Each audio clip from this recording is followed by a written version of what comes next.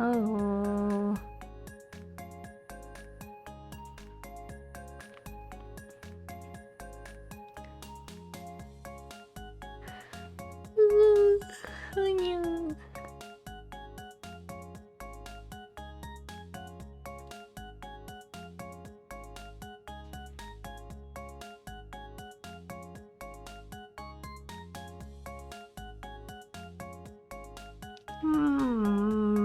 Welcome back.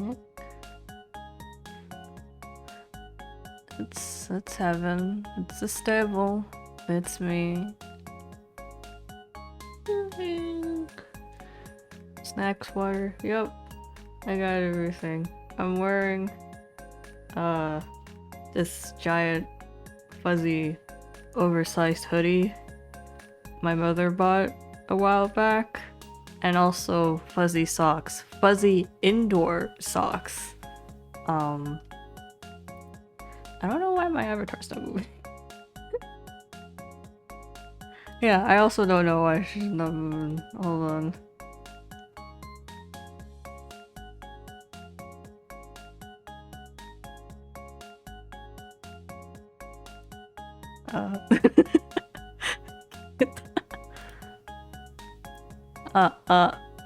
Oh, it's because, there we go. It's because I was, she moves based on if I'm in a Discord call or not. I'm in a call with myself. So if I'm muted, she won't move. If I'm muted on Discord, she won't move, I mean. And the last time I was in Discord, I was muted.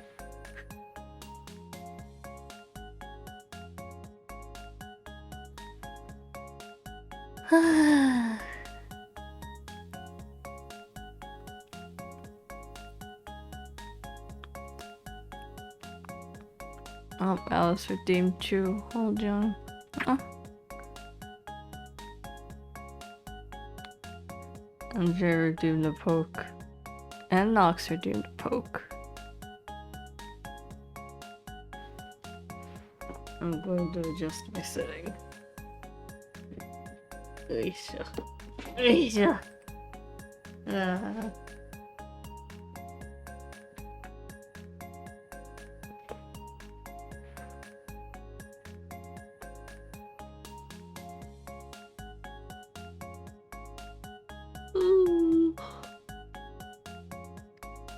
But the cold kept me awake, dude.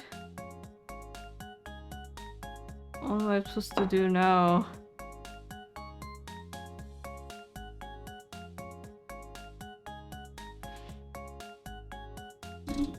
I'm trying to adjust my mic, but it's rolling against my second monitor.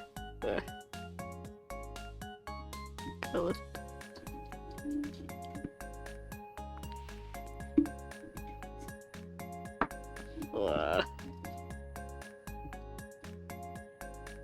I guess that's good enough. You can hear me from there.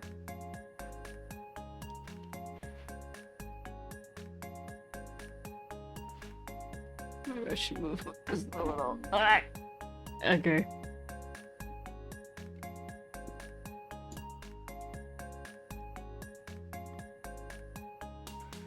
What are we doing today?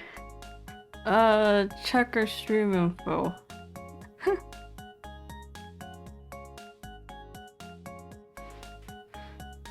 We're drawing.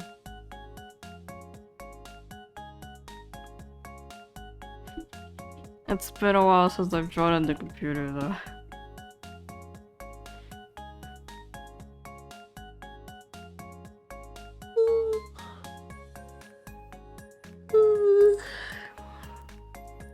What are we drawing? No idea.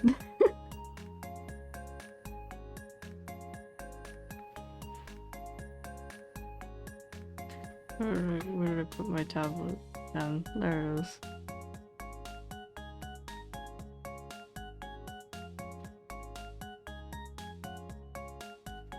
Genshin fits? Why do I need to do that? I've never seen a Genshin character in my life.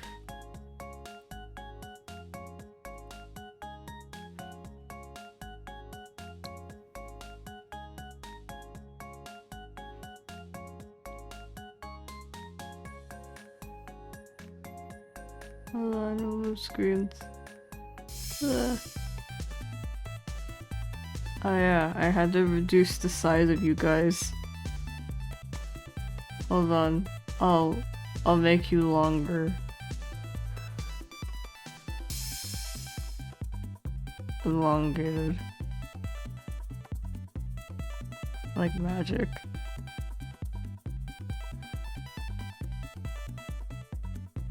I had to make you short for Sherlock.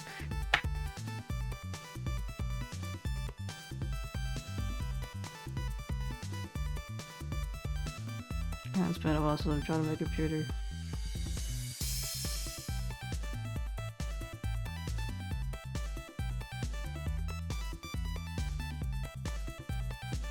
Whoa.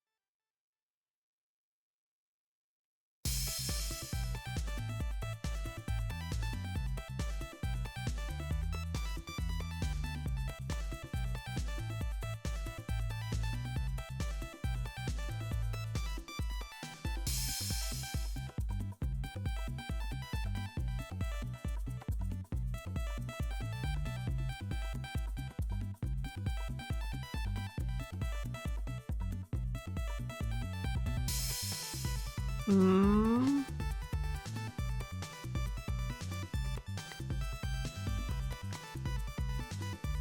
Does Cheka have a beast form?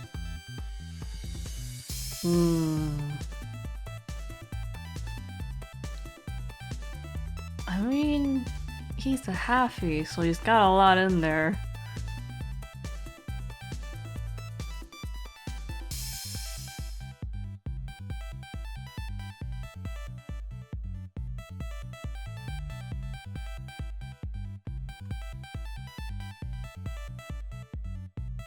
Oh, hello, welcome.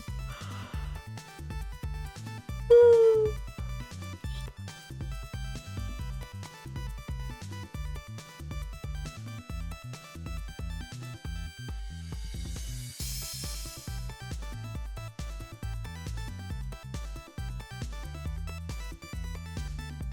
I think, yeah, he does. I think I remember saying that he had a beast form. But on account of being half human, yeah, he's not as big as Leona.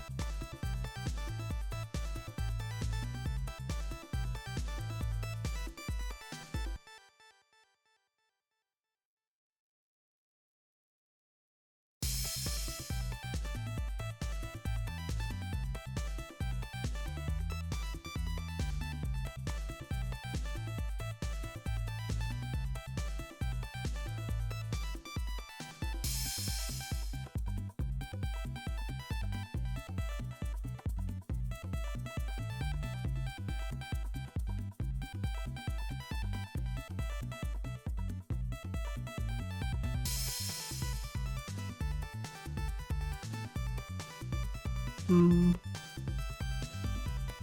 Hmm.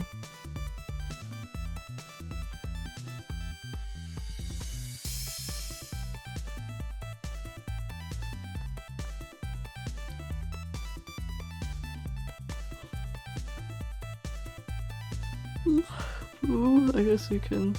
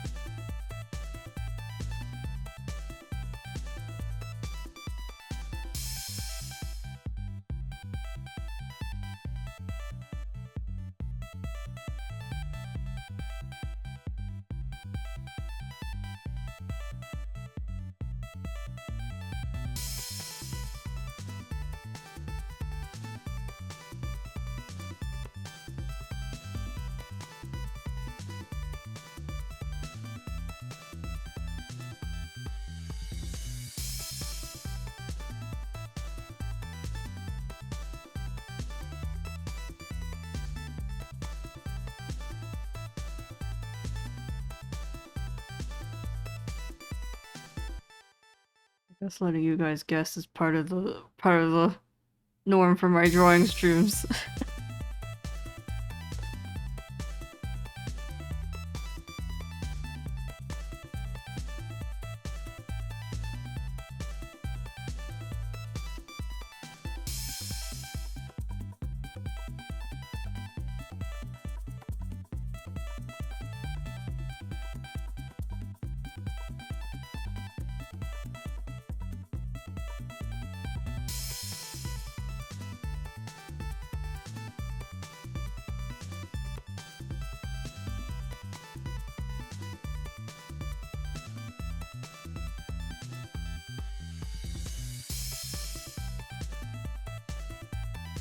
And if I merged you all into one, I would make you a cute anime girl.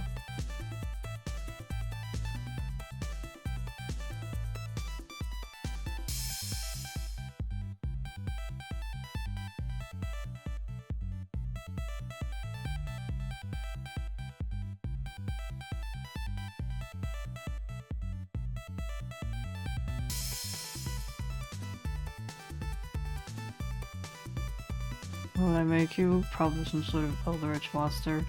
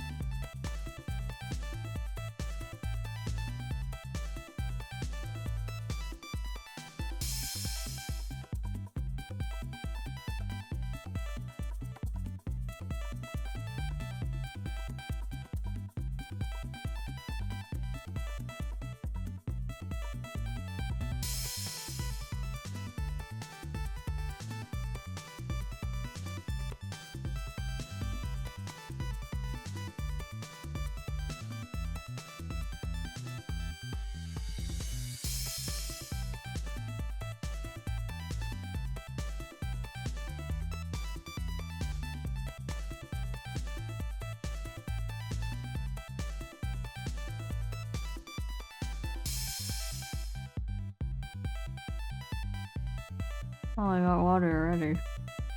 Haven't even talked.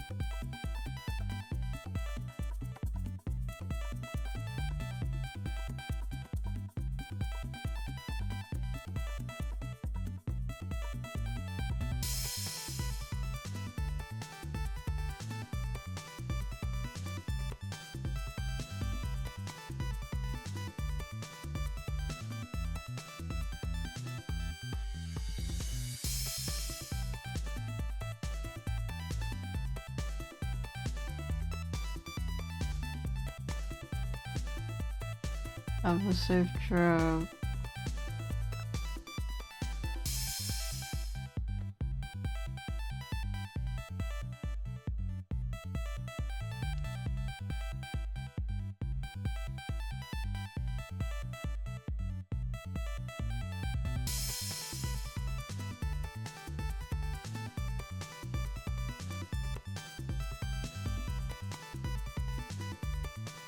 Do I drink tea or coffee? I drink neither.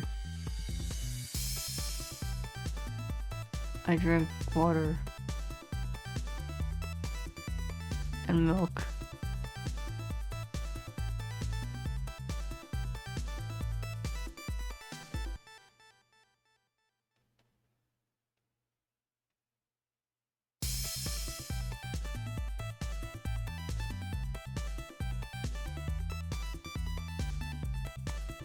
I just had milk cold.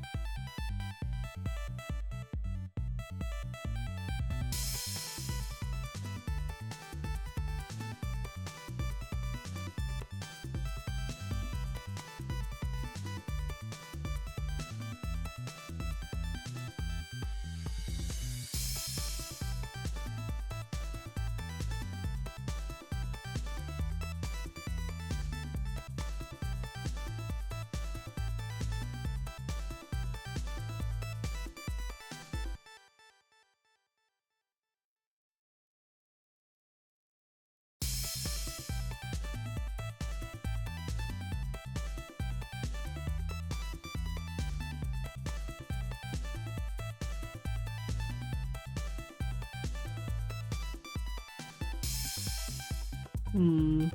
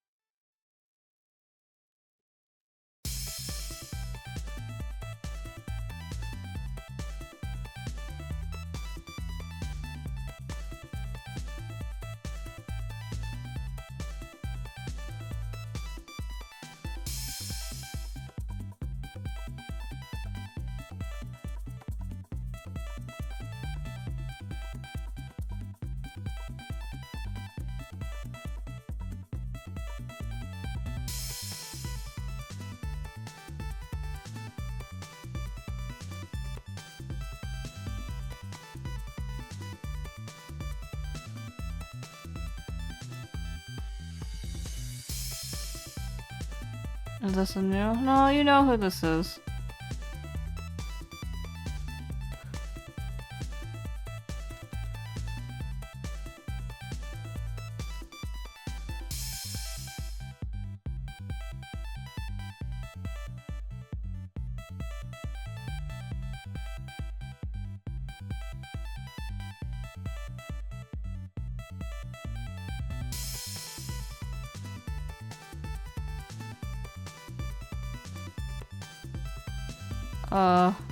I didn't got it, it's Haruka.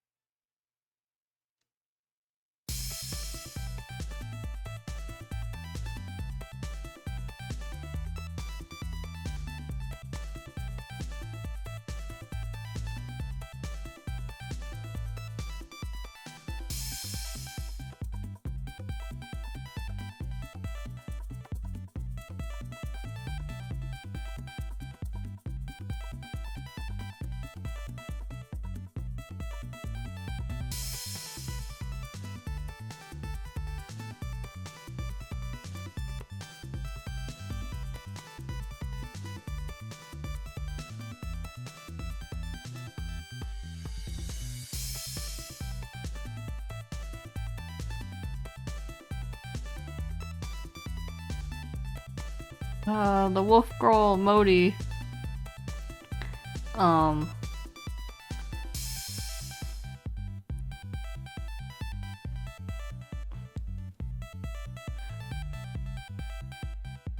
This looks similar.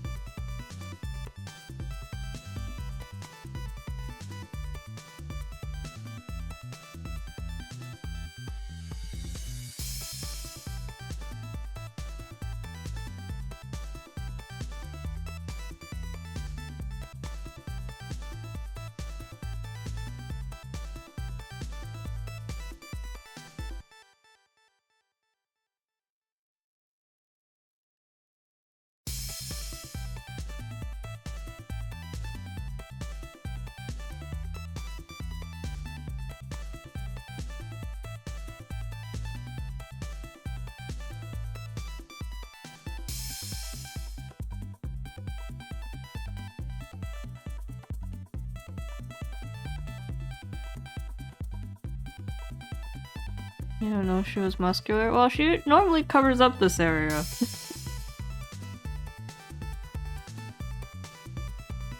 She doesn't really wear much anything skimpy.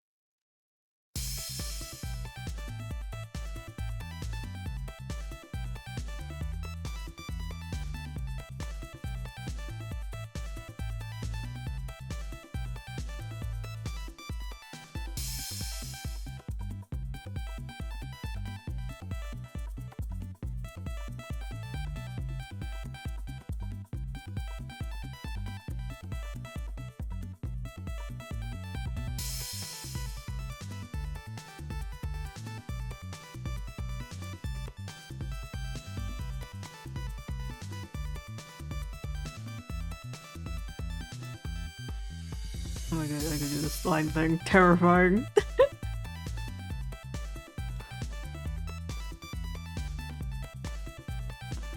I don't know. Ooh, an outline in this day and age. Look at that. Wow.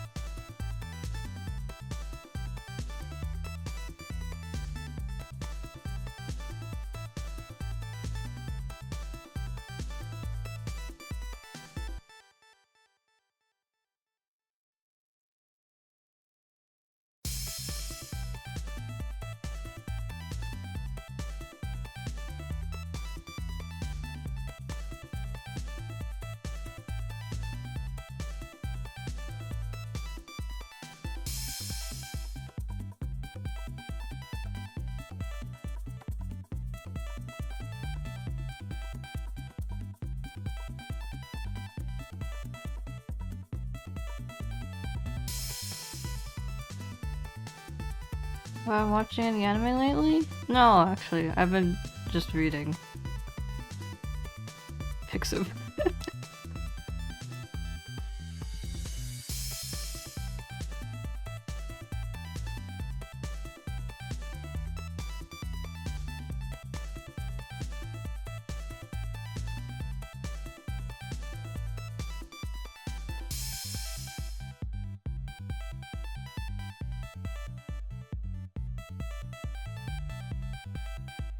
What's the weirdest plot I've seen on Pixiv lately?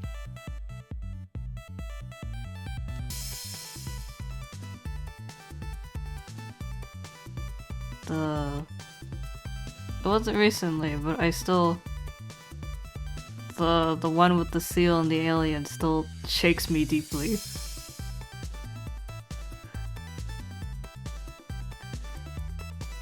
It was incredibly tragic. You know, if you see it, the seal, the octopus looks like, I forgot. It's like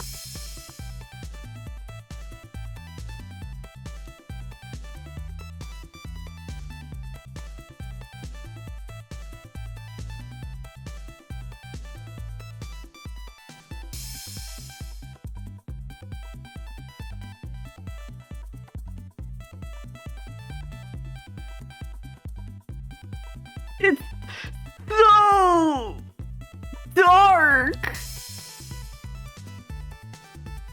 It's so tragic. It's not, I guess it's not that dark, but it's tragic. Like the entire time it just makes you go, oh. As the developments keep coming. So it's I do not have it saved on my Pixiv because I do not want to look at it again.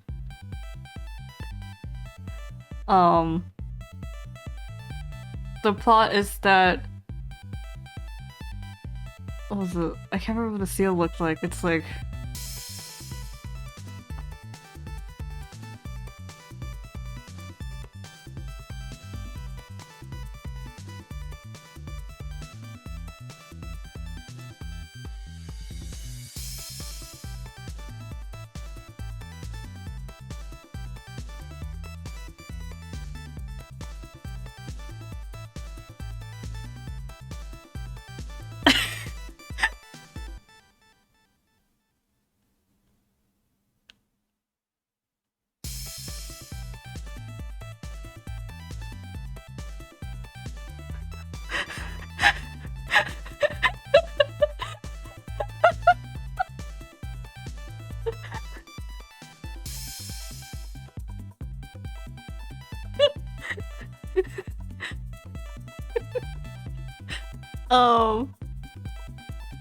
so basically, I think there's another part, but I didn't read the other part. I just kind of like stumbled on the last bit of it, which is a terrible thing to happen, but that's just what happens. You just stumble on the last part first sometimes.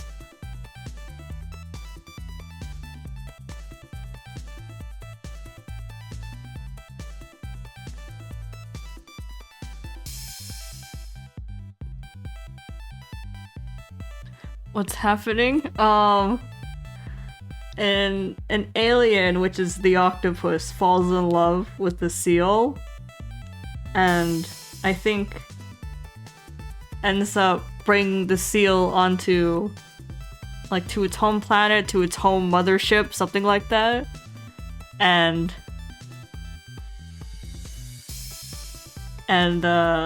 for a while, the seal starves because they don't know what the octopus doesn't know what to feed the seal. So, realizing that the seal is wasting away, it studies intently and figures out how to make earth food. And when preparing the earth food, octopus accidentally cuts off a bit of his tentacle.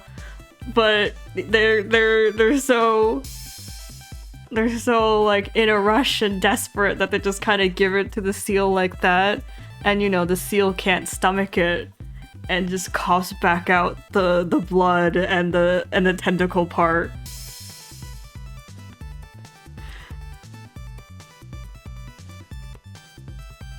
And the octopus realizes this can't go on like this. So the octopus, trying to communicate in pictures, tries to tell the seal that it's going to send the seal back home. But to do that, the octopus has gotta get him into one of the escape pods, but they're not meant for, you know, the specimens they've captured. They're meant for the octopuses and for emergency, so the octopus kind of starts like I don't remember if he like wheeled the, no, he did wheel. He wheelchaired the seal and he started running for the escape pods, and they start getting attacked by the other octopuses because he's going against protocol, and the octopus has to fight and kill his brethren. And during the scuffle, the seal falls out of the chair, and they're so close to the escape pod, and the octopus bleeding out, manages to open the escape pod and put the seal in, and the seal tugs at his tentacle, asking him to come with, but the octopus just rubs the seal's head, closes the pod, and sends it off, and then I guess he just dies. And then the comic ends with the escape pod lost in space.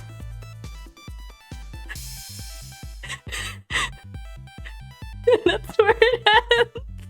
Yeah, it ends on like a really desolate, like, hold on.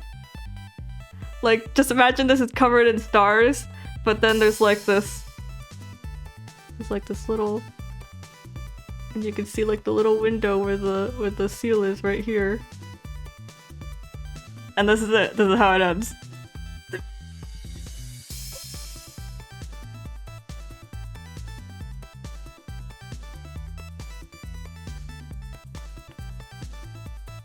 So yeah, that has remained with me since I read it.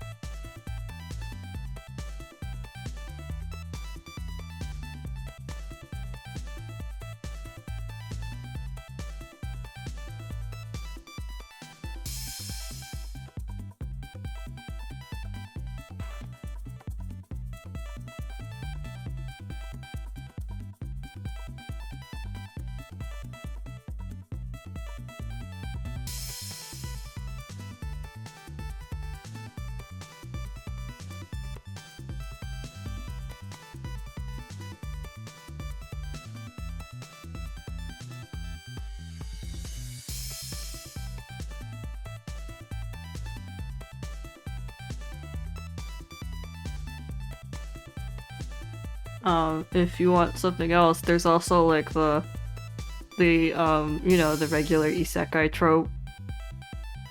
But it's one of those otome ones. Like, you know, you get isekai into an otome game setting. But it's not a villainous one, it's just a regular I got isekai as the heroine kind of thing. But it's an it's an Ojimon. Like specifically the kind of ugly old man trope that gets put as the heroine. But it's like the old man like he sees that his body has become that of the heroine, so he starts... No, that's another one. You're thinking of a different one. No, this is not it. The old man otaku one, if the one where he's a father, then that's he becomes the villainous. This one's he becomes the heroine. And it was not a manga. It was just a crappy casual doodle.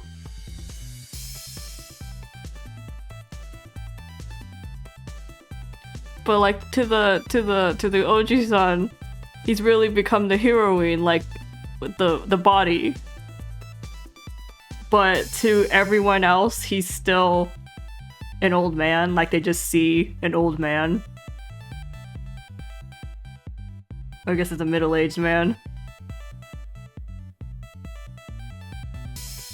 So, because he thinks he's in the body of the heroine, he's acting all like, you know, cutesy like a high school girl.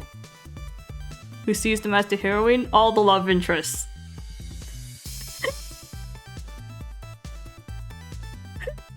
All the otome game targets.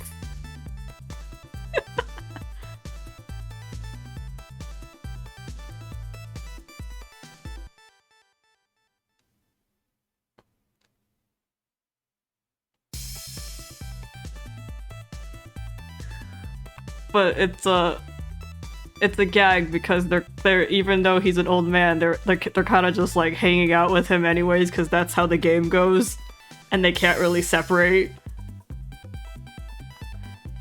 Do they fall in love? They do.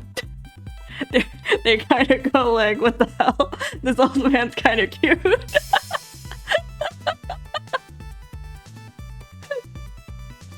It didn't continue after that initial doodle, but I thought it was funny.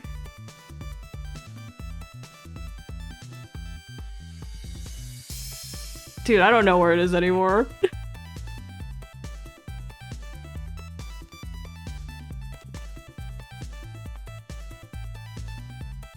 I don't know what they named it either. People have very mysterious naming senses. Or tagging senses, I don't know.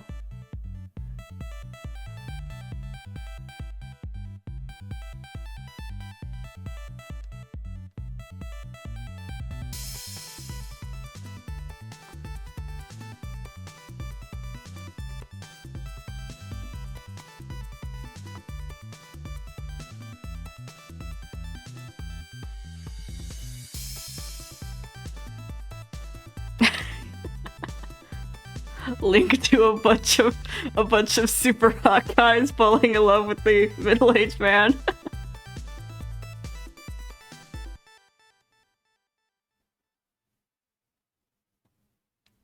If I knew where it was, I'd tell you. Actually, I wouldn't, but I don't know where it is anymore, dude. I read that like ages ago.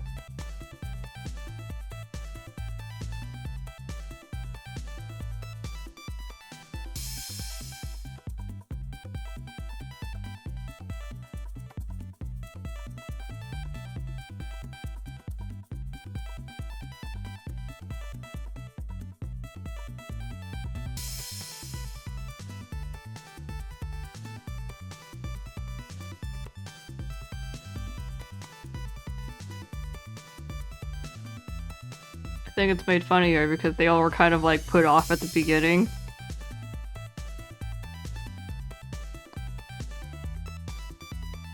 But they still have to do their otome lines.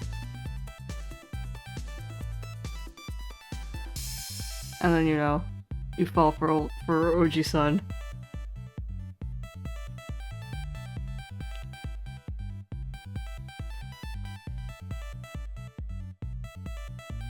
Even if you're the ugly bastard old man tag, I'll still love you.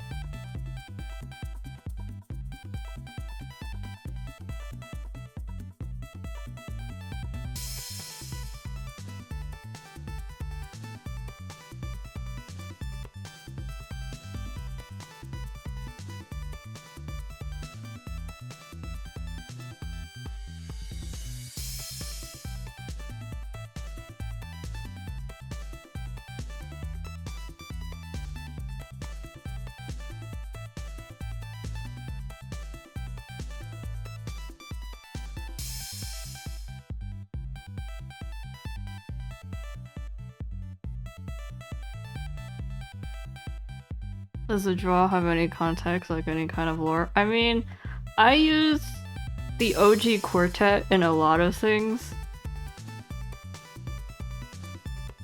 Like,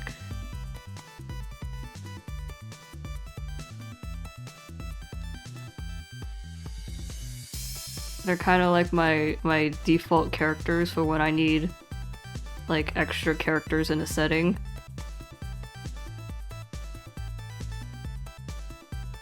So they've been to a lot of places.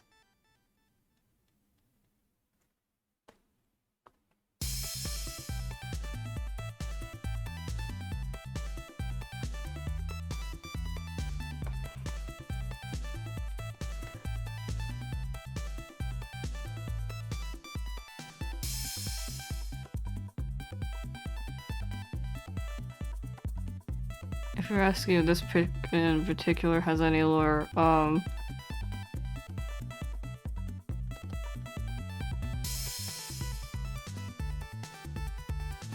I just wanted to put Arca in a bunny suit. So she does not wearing bunny ears or a bunny tail. It's still wolf. It's bunny suit, but still your regular wolf girl.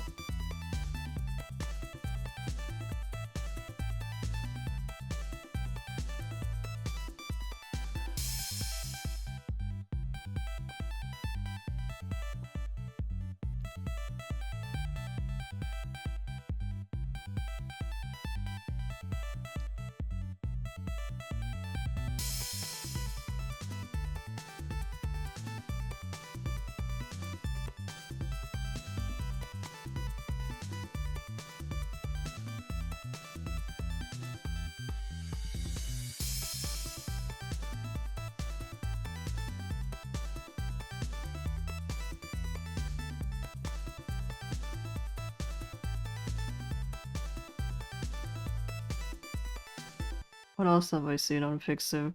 I mean, I got a lot of my yandere content over there, but let's see, what else? Have I ever seen anything else with like Oji-sans? I've seen one where it's not like Oji-san, but it's like the gross otaku kind of setup.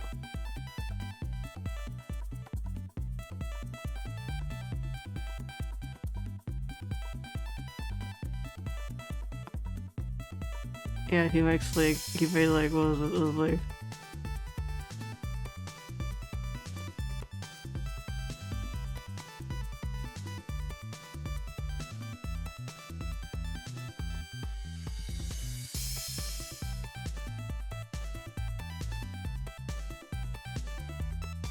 the tongue kind of frantically moves around.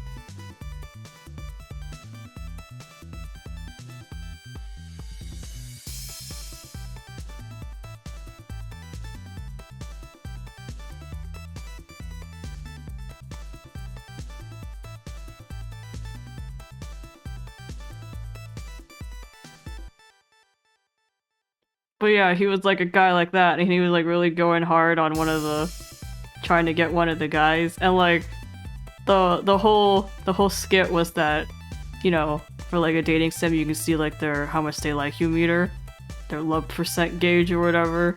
It's a percentage bar.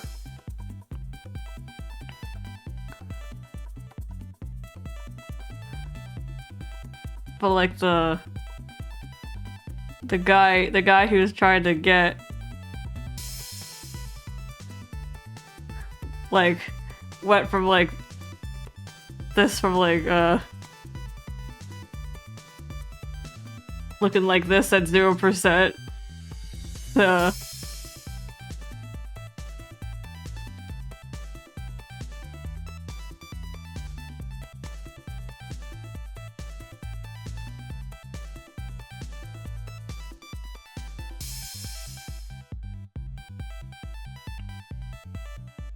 like 82. like his facial expression got worse and worse. The higher love percentage it went, the more disgusted he looked. And then like the ending scene was the gross otaku guy doing the like this thing, all upset walking home, and then the love interest guy was kind of watching him from the classroom, and he was kind of like, hold on, I'm trying to.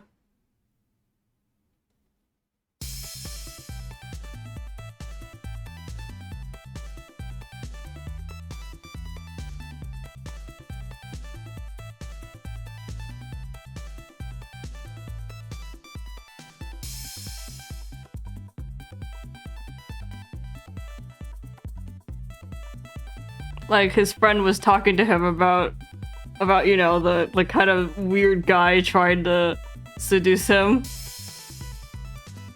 and like how he just tell him off already.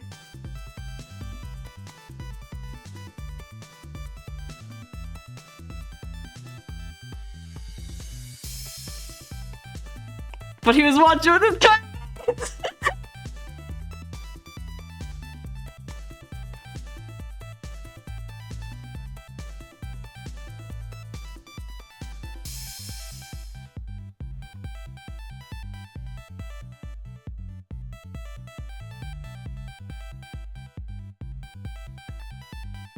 Asleep.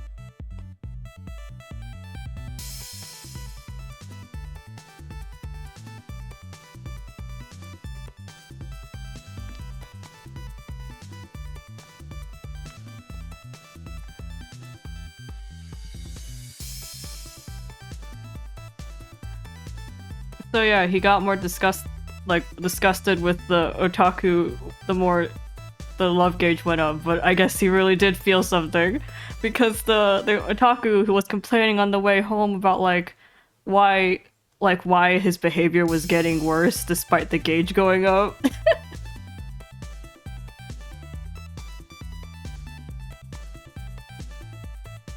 You have to look closer, otaku man.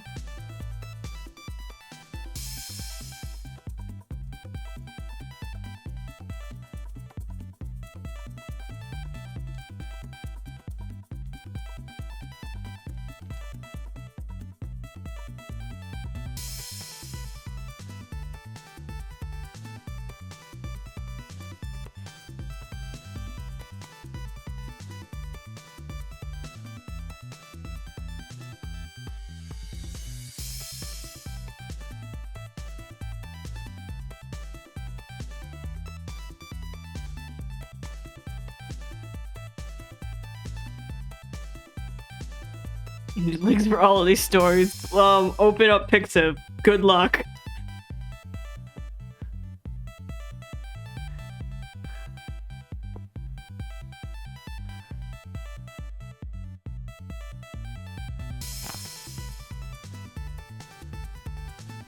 Except for the teal one.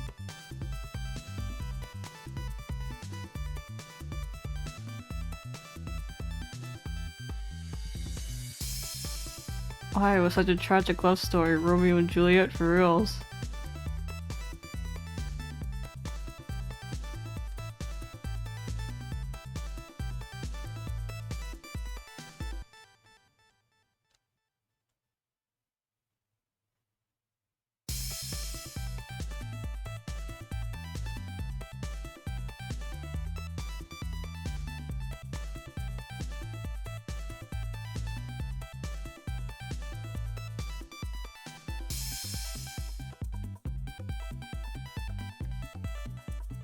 Oh, before I continue about weird stuff I've read, or just stuff I read on Pixiv in general, I have a story to tell you all about my sis. My big sister. The moment she told me, I told her I was going to tell this on stream. There's this DS game. DS specifically, like really old game. Not really super old, but you know. It was a DS game, just a regular DS, no 3DS or whatever, XL, something. Is she cool with it? Yeah, she's always cool with me telling those stories. She finds it humorous about the kind of cryptid I've painted her out to be.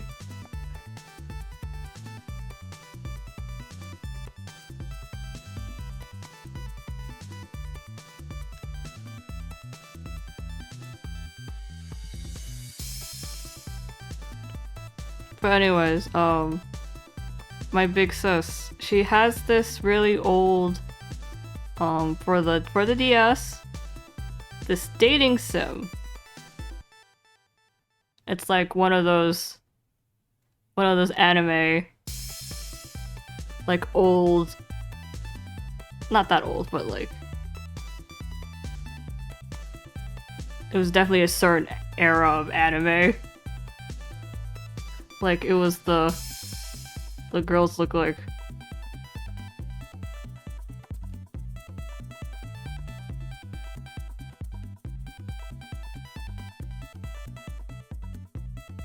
Like this era of anime. And it's definitely like it felt like it was for kids.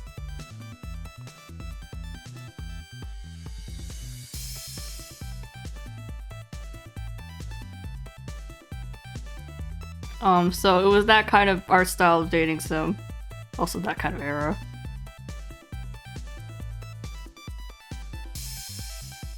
But the important part was that she's had this game for a very long time, and you know, there's a bunch of boys, and she wanted to fully complete it, so that means getting all the boys.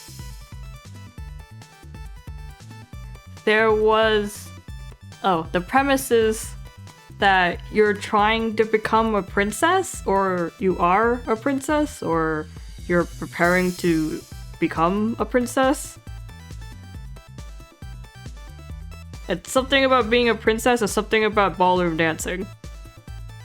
Is it that dancing one? I think it's, yeah, princess debut.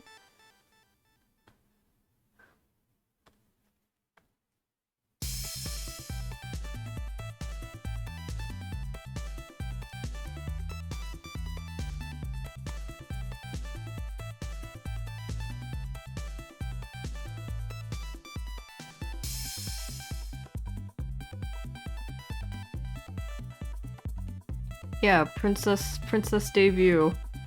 I could probably Google it. I didn't even notice my music stopped. Hold on.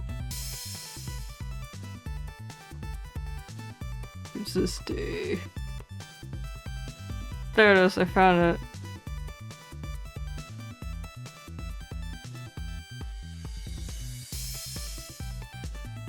Hold on. I'll try and open it on stream. It looks like this.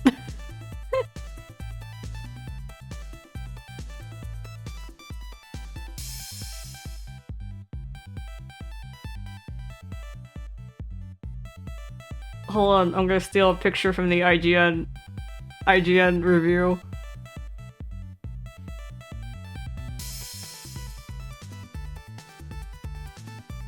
So it was a game about ballroom dancing. It was just a rhythm game. It was a cheapo soup.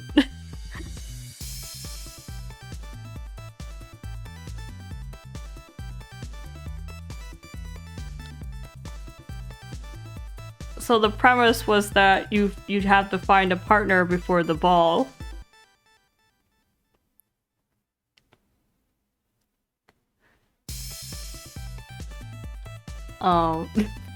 Cut back to tits and abs.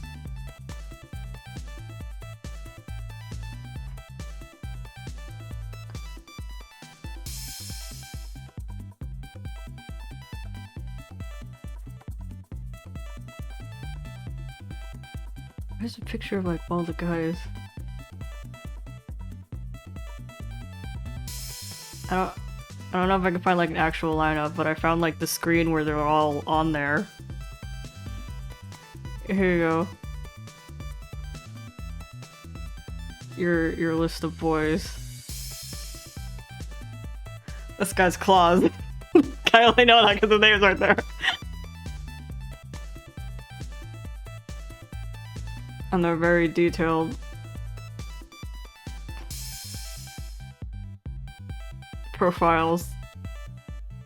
Claus Rosencrantz.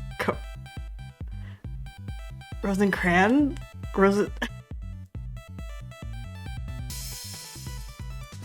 Whatever.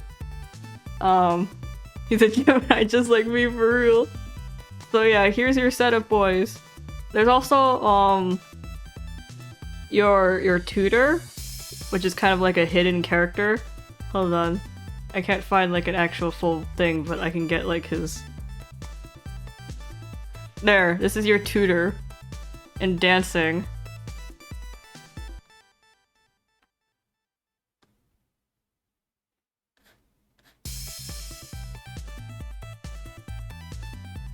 Bugs Bunny.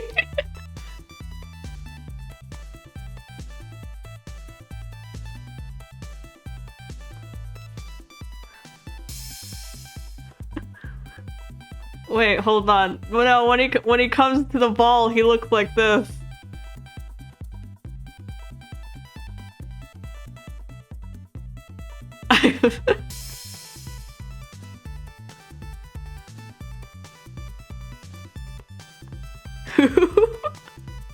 It's your tutor.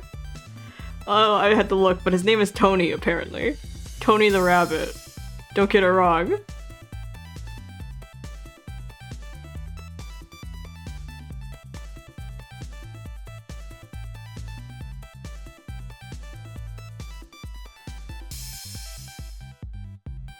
Oh, and someone's got the full lineup in incredibly shitty quality. There we go. There we go. Liam!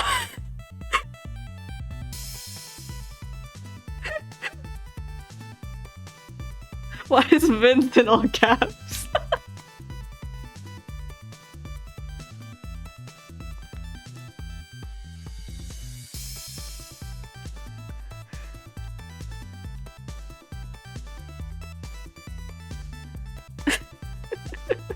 You got the yellow blue. Anyway, so here's the full lineup. You have the young one, the nice one. I guess this is the prince type. This is the glasses. This is the flirt. This is the edgy one.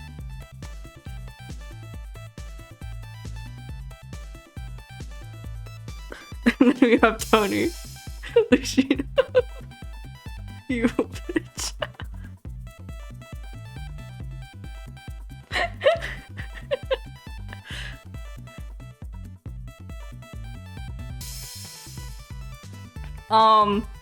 So... Oh, Yuna's leaving,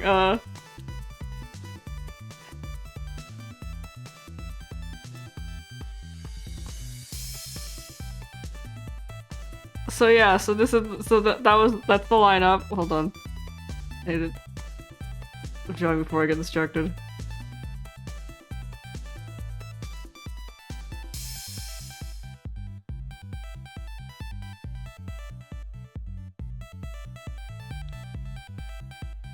Built dog. Get your dog girls.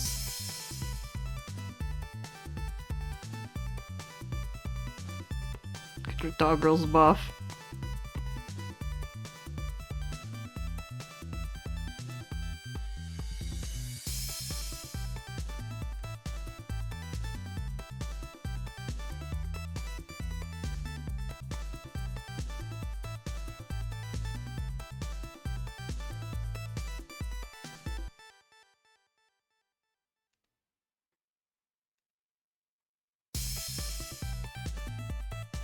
Healthy and buff dog girls.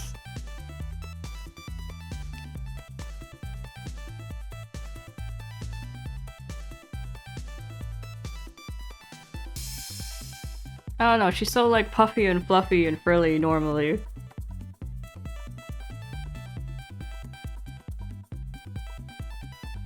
All you have to do is stand in front of them. That's true. Bye, Alice. Thanks for coming. Oh, Alice would even be true. That's true, but I guess like the difficulty of my character's dating sim would be to manage them. Like they're already in love with you. Like that's not the hard part. That's not the part you gotta worry about. What you gotta worry about is managing them.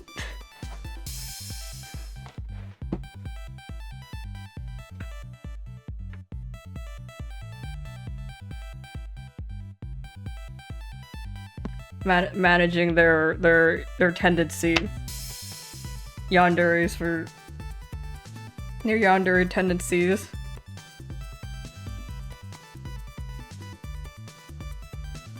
It's so frilly and soft, no one knew he would draw until you got to the hair.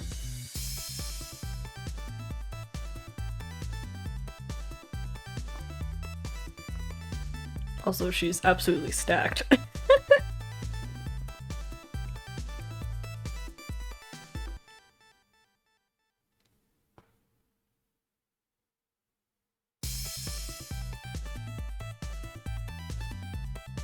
She's got boobs, she's got abs, she's got ass.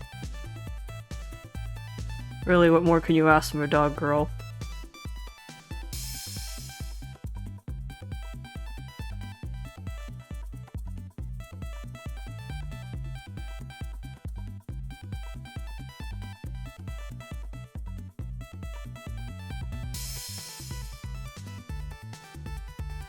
And she's a good girl.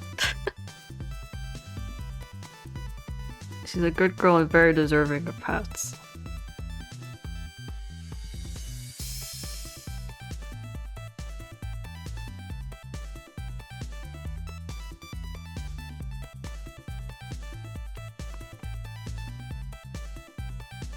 High fives? I guess it'd be like...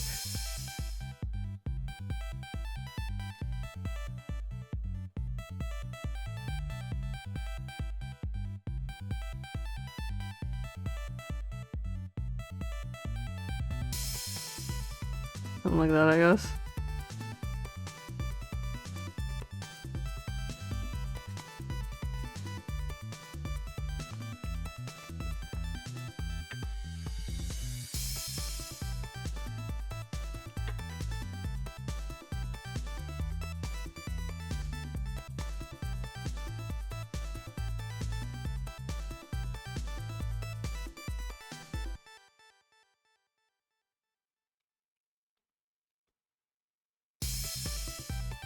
She's pretty toned. That's probably why she, like, dog form, better for cuddles.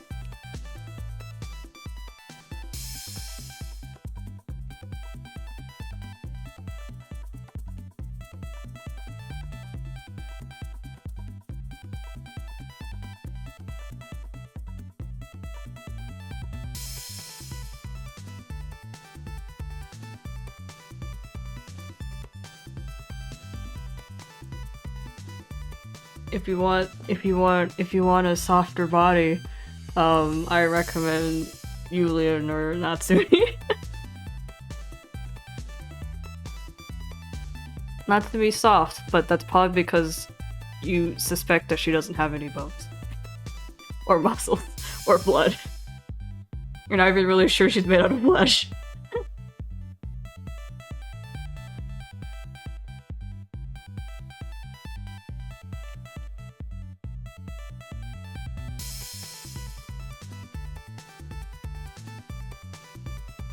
Yulian's kind of, I think he's more bony, but he's soft.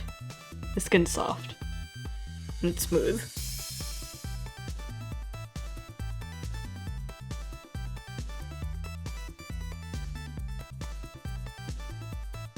Natsumi could actually melt. And not in an emotional way.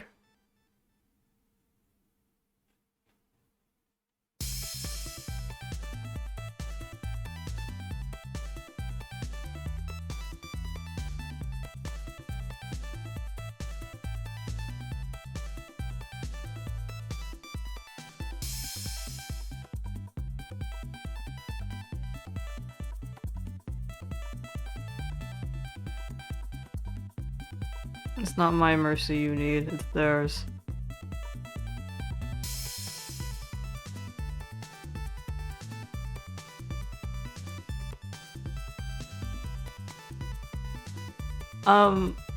No, I just drew them out real quick, her size.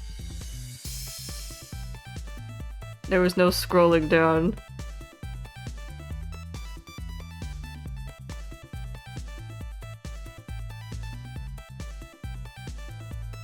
Hold on, let's see if I can draw them again.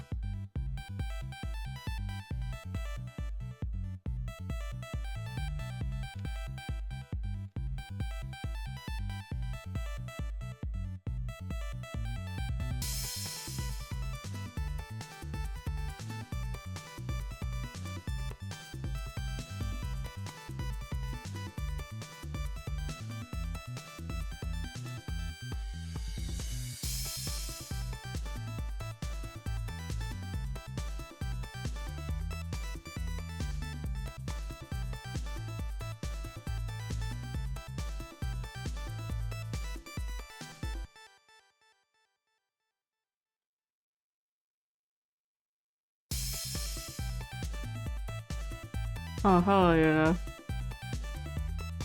What were we talking about earlier?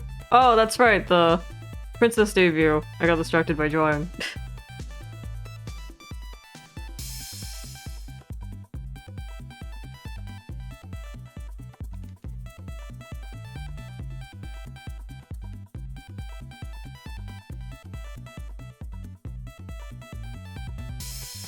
Anyways, oh, you never need to poke.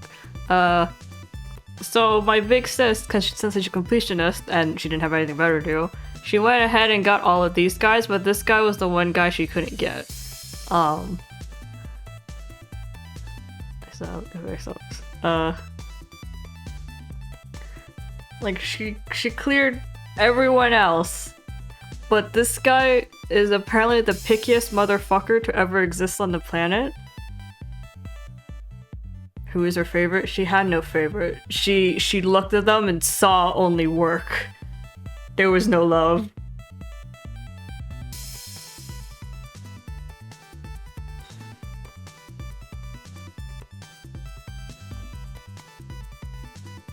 But I think Lucino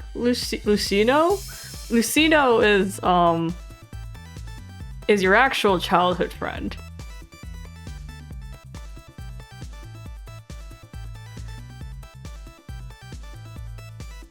And that's why he's the most difficult. Who's the least annoying? I don't know. I never played this game.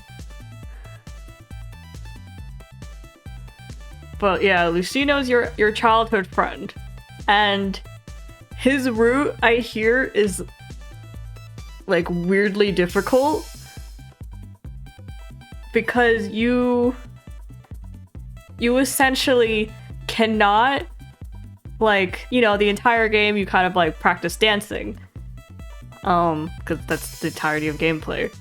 Besides like talking to the guys and picking options, I guess. Dialogue choices. Like, besides from that, the only other thing you can do is dance. Which you have to do to practice for the ball. What happens is that typically the other love interests will one way or another, you will end up practicing with them. If you accept their invitations. Lucino requires that you never dance with another man.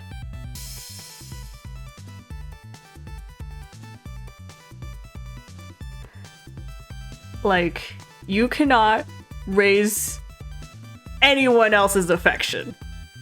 You cannot dance with any other man except your tutor, because your tutor's the default.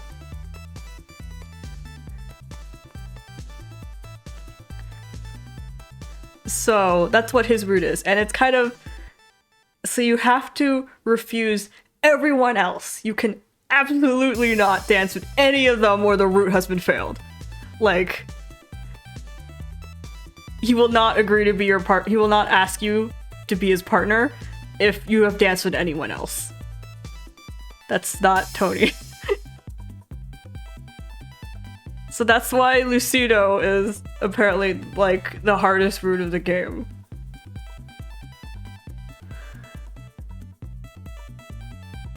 Hello, Crumbs. We're discussing my sister's terrible Otome game.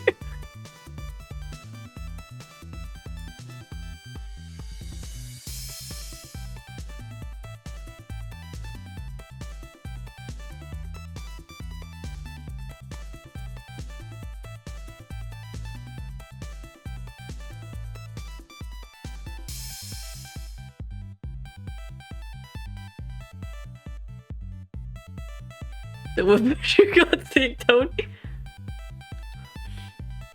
The squirrel for this content is also a love interest. I mean, go for the squirrel, honestly. I wasn't really into any of the brothers. The squirrel's the way to go. He cares about you. He's always been there for you. He's a real pal.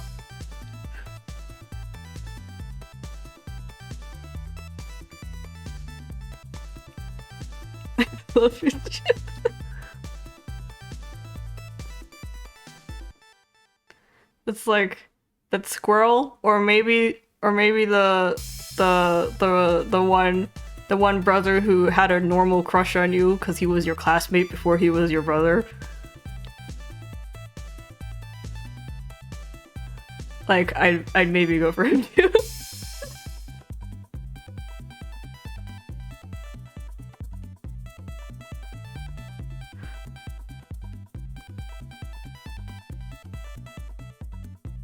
Also, I kind of like bumbling delinquent types.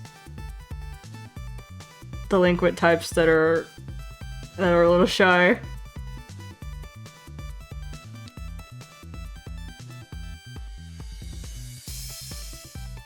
They're cute.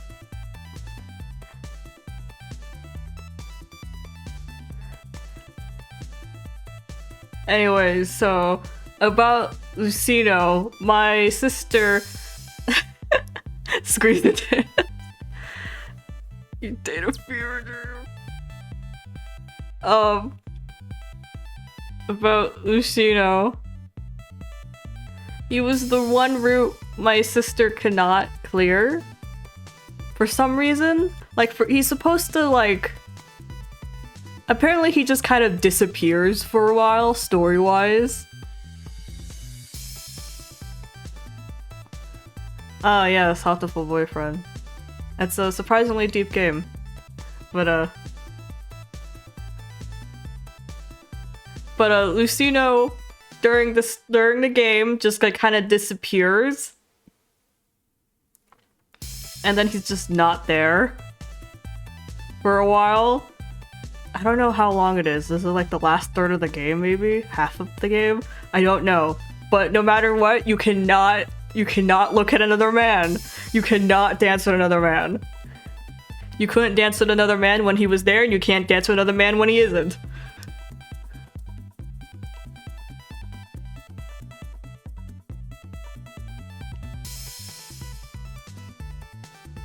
But he's supposed to, like, show up at the end during the ball to ask you. Like, kind of last minute. I think. I'm not really sure. I didn't play this game. But I think he's supposed to come up at like the very end when the ball's happening and you're on your lonesome, and he just kind of shows up at the greenhouse or something. And he's like, "Okay, let's dance."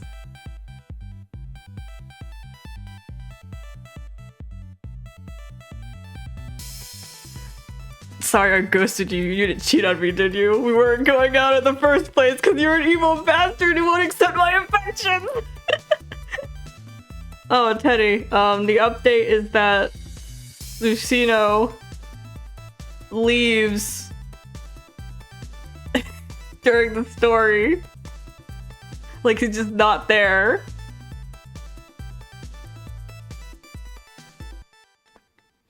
And he's gone for a while. Like, I don't know how long it is. He's halfway through the game, a third of the game. But like he's like there for like the beginning, and then he just kind of disappears.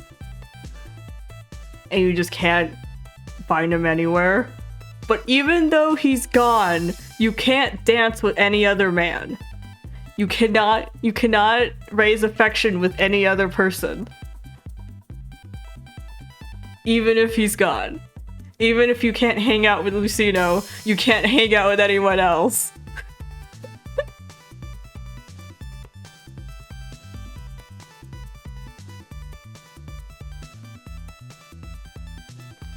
And then when the ball happens, that's when he reappears in like the greenhouse, and then you kind of meet him there because you're fucking alone because you couldn't make any fucking friends.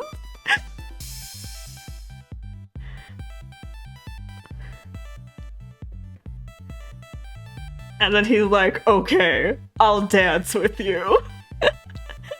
If you've got no one else, I guess I'll do it." Like, he isn't the one who forced you to be alone.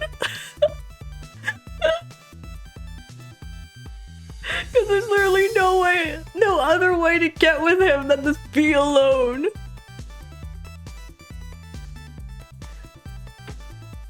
Get a better friend. Yeah, this asshole's your childhood friend. I guess he has to be your childhood friend, otherwise there'd be no way to get, like, get close to him. Have him fall in love with you. Tony instead of Lucino.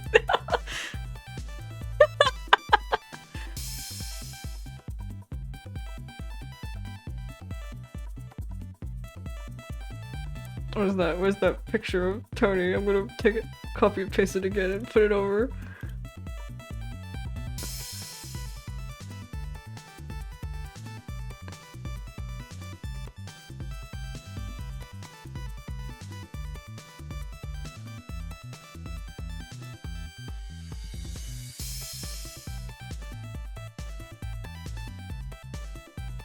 I gotta cut off like half of this, hold on.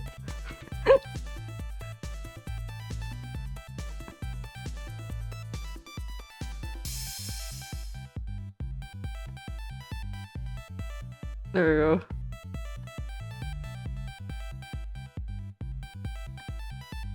Okay.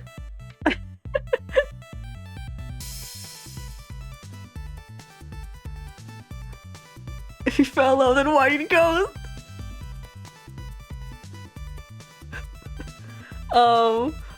But the thing is, if you don't manage to get anyone, I think it does end up defaulting to Tony.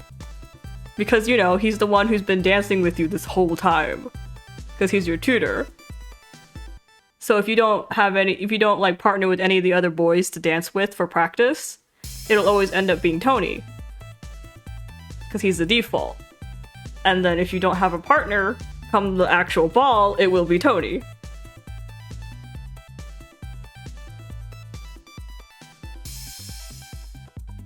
Tony's got your back.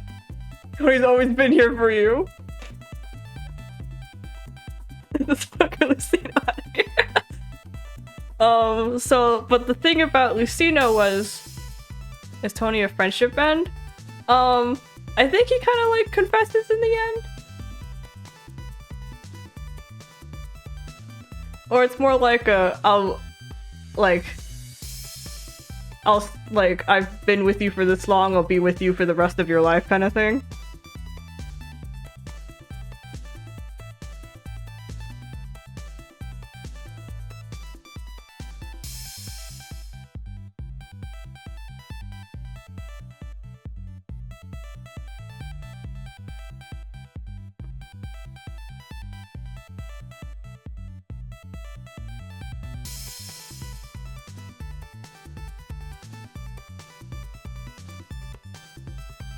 Wait, the wiki. Wait, hold on. I have to. Okay. But, oh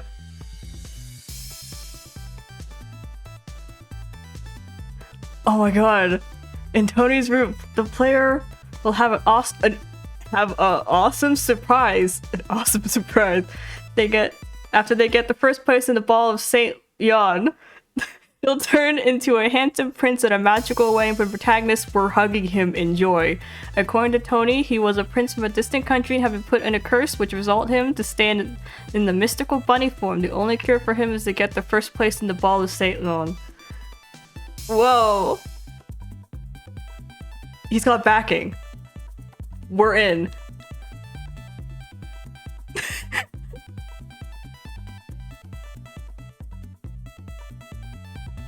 We'll unite our kingdoms. It's a win-win.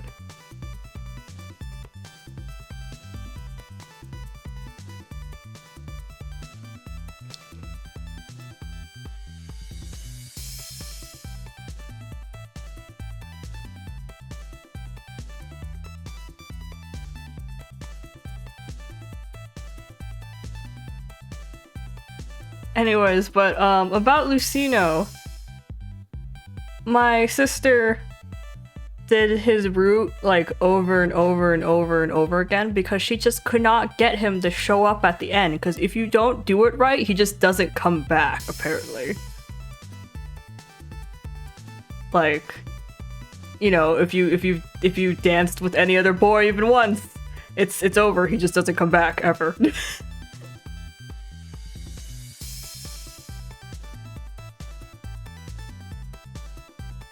He only comes back when he's heard that you've been miserable. Alone and miserable.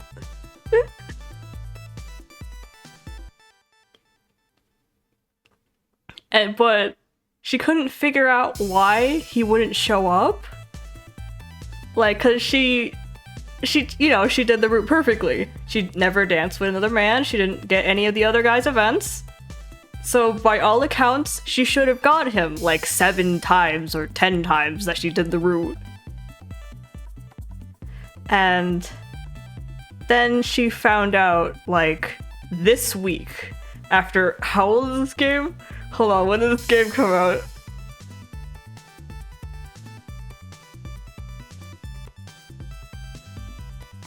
It came out in 2008.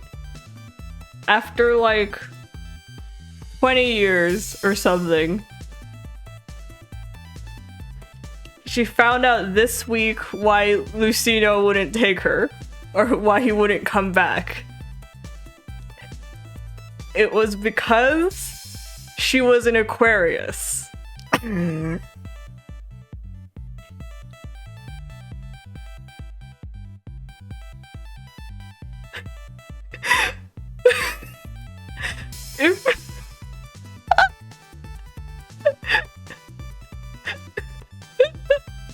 Because if you look, they have star signs. So I guess every character has like 2 star signs they just cannot. And Luciano's star sign was like, what was it? I think it was Gemini and Aquarius. My big sis is an Aquarius. And, you know, when you play the game, you don't really think anything of it when the game asks you in the beginning what your star sign is. So, Aquarius was okay for every other guy, except Luciano.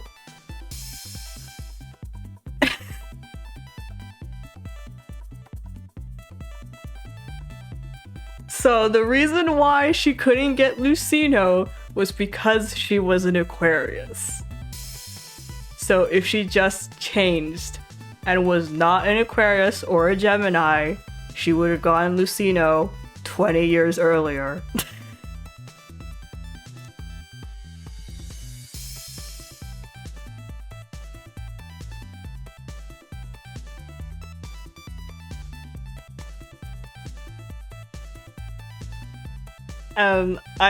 When I heard that, I was like, oh my fucking god.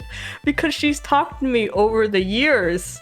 Like, over the 20 years, I guess, that she's had this game about why the fuck she can't get Luciano.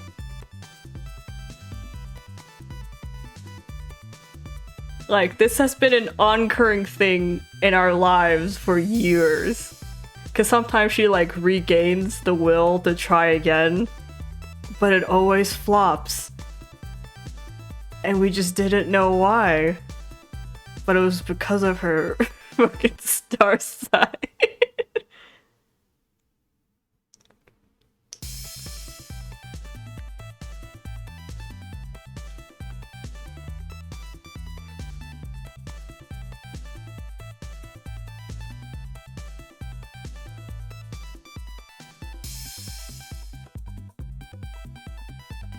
Mystery Luciano's root.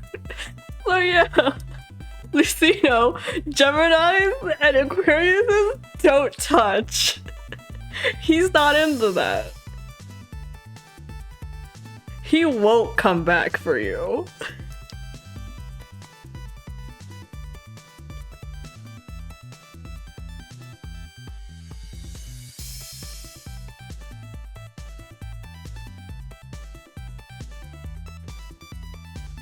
Not interact.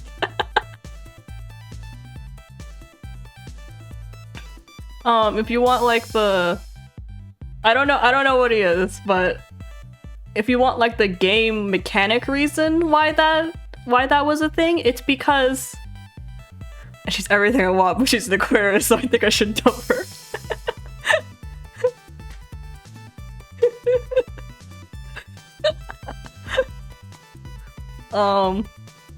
If you want the reason, like the video game mechanic reason why these star signs matter, it's because if it's a, you know, if it's a star sign they're okay with, you actually get bonuses, like bonus affection points.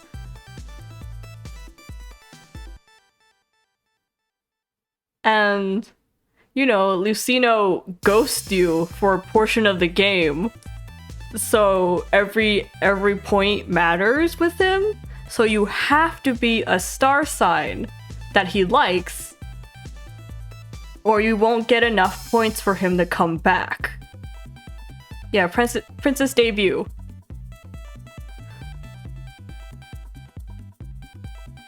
So he just won't come back if you're not the star sign, because you won't earn enough points if you're a Gemini or an Aquarius. You just can't. You won't.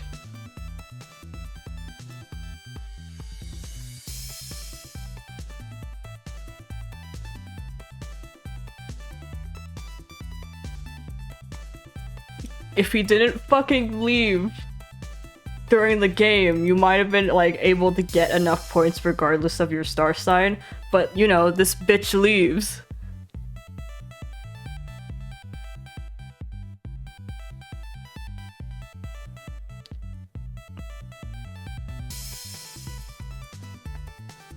So you can't get enough points if you're not like at his heels. Like, you don't touch any other man, and you, I don't know, you devote your heart and soul to him. You need every goddamn point for Lucino.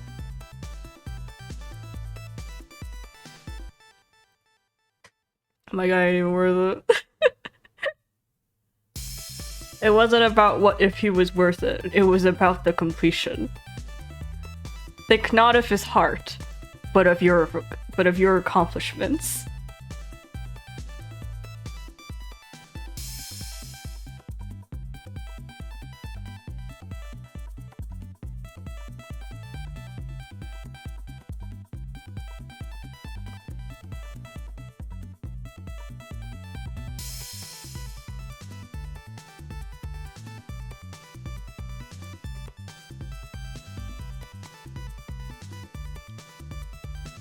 He's a bad sense of direction. Oh my god, I do remember that.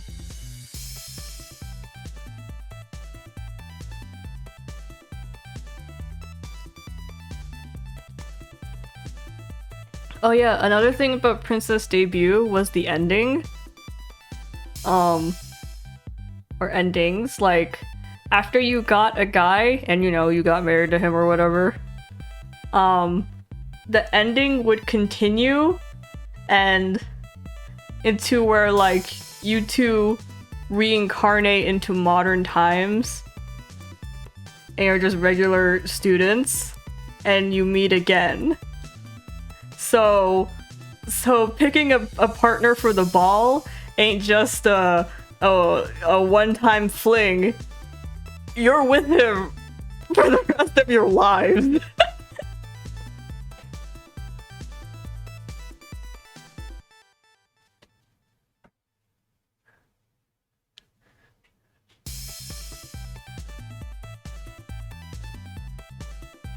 What's even the point to include that? I don't know! I have no idea why they do that in the endings.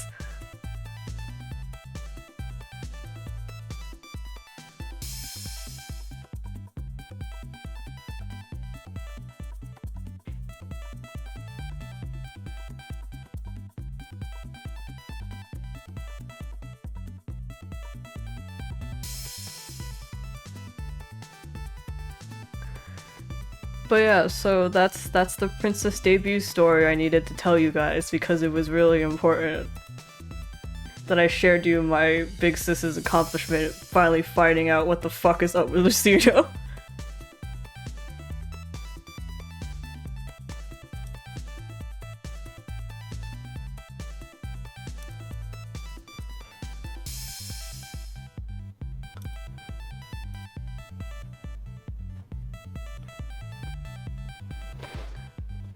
Going for Doug's Bunny.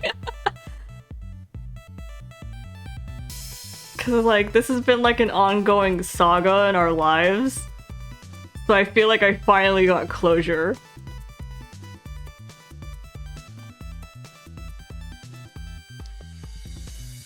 An ongoing saga of why the fuck Lucino wouldn't date her.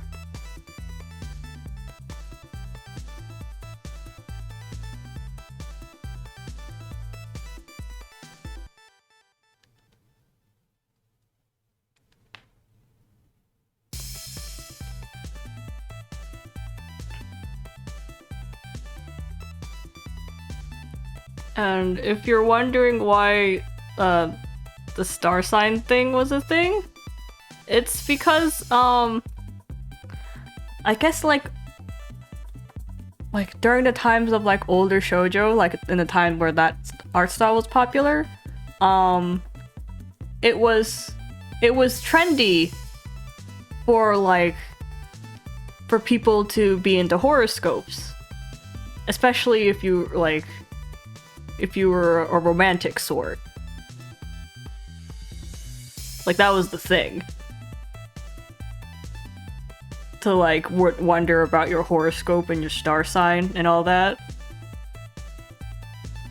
It was very common.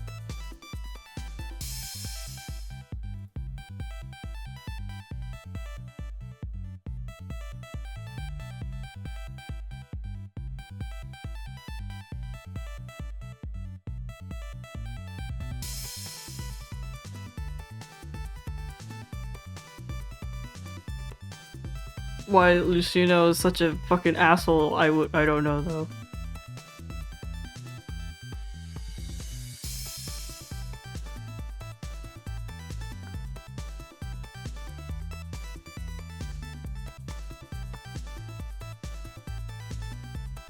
She's everything I want, but she's an Aquarius, so I'm gonna tell her.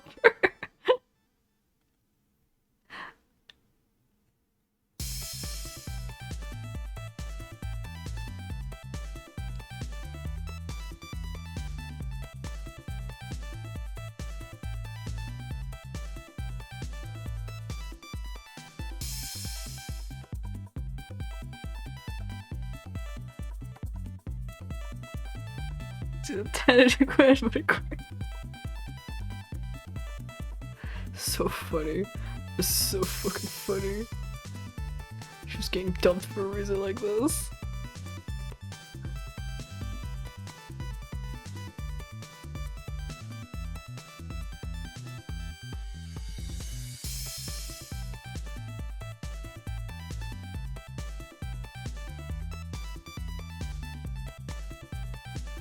She's like, she had to have repeated his route like 20 plus times at that point. Probably 30, maybe 40, maybe 50. I don't know. It was a ridiculous amount of times.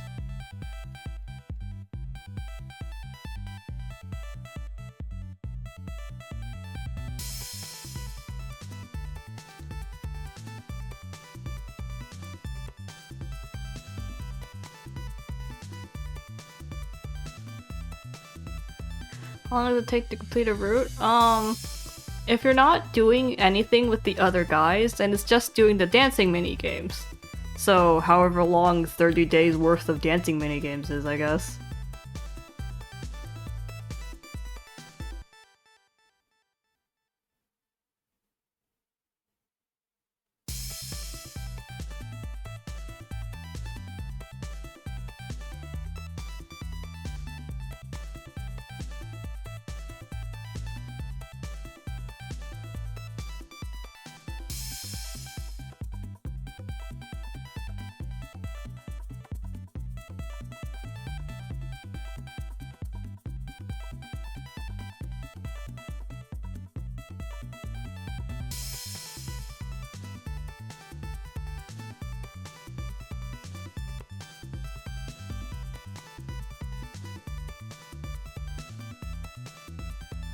I don't know, did you remember Lucino?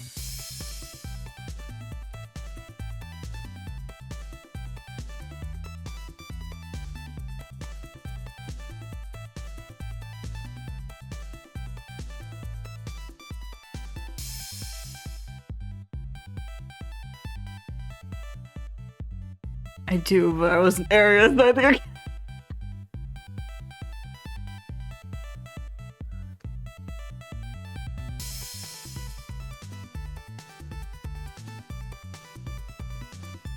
It's great. Good for you. Never will you know my sister's suffering.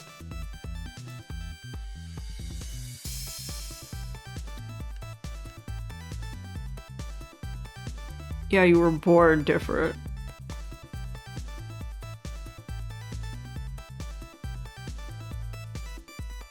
Who is your Lucino?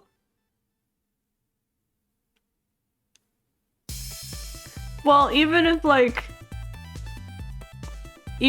the other guys didn't like a star sign, they were available the whole game. So I think you could make up the points. Even if they weren't, if you weren't their star sign. Lucino just leaves near the end, so it's difficult to build up points with him. And you need every extra point for this fucking asshole.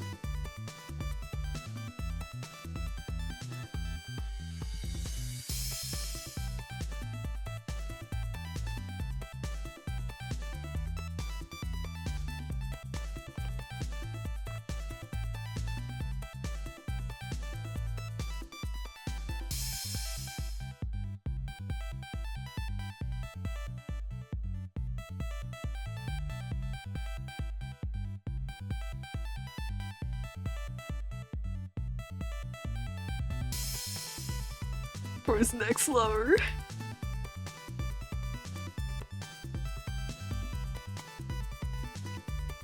You grew up to her, you knew she was alone at the time of the ball, but you're like, no, she's an Aquarius, I'm out of here.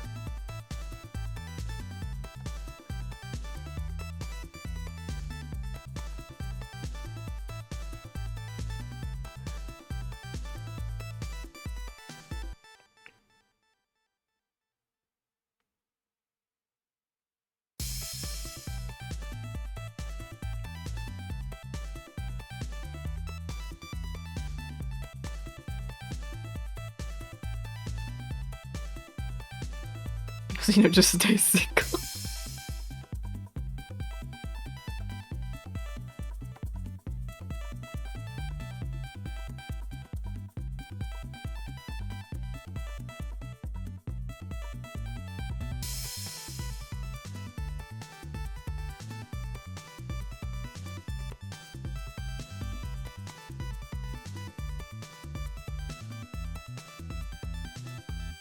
So funny. So fucking funny. It was only because she was an Aquarius. It was the only thing stopping her.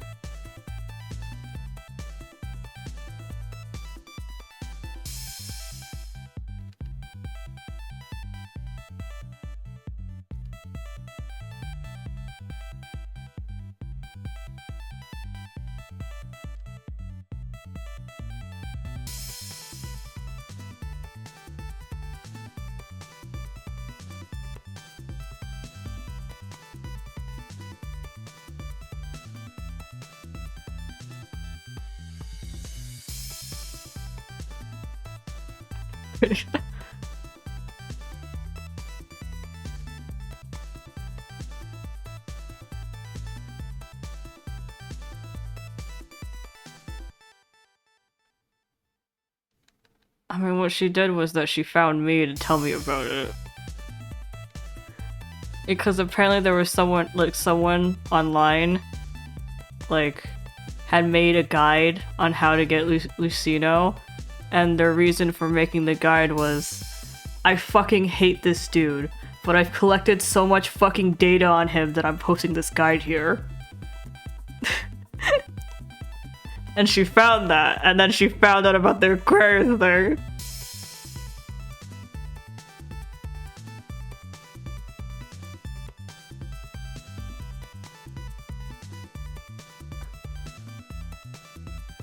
That person was probably an Aquarius or a Gemini.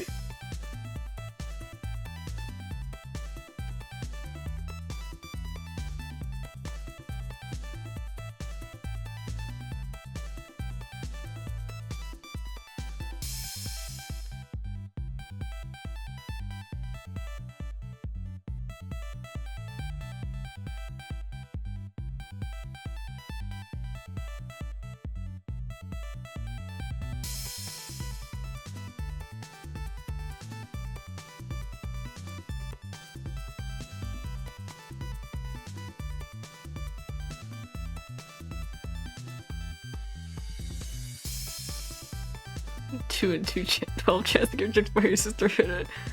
That's true. That in itself is pretty amazing.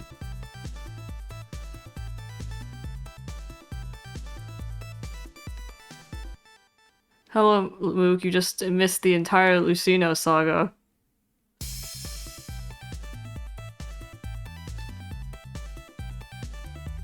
Like, we just finished up talking about it. It was very dramatic, and we've all unified in our hatred for him.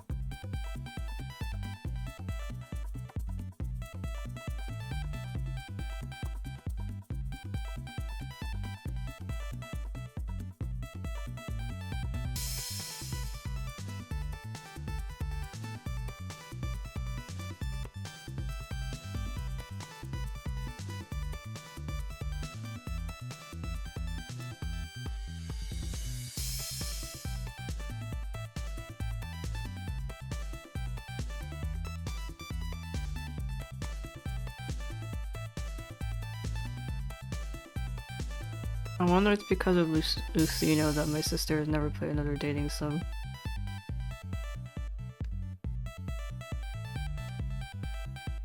I think that might have been like her first like dating sim, like proper dating sim.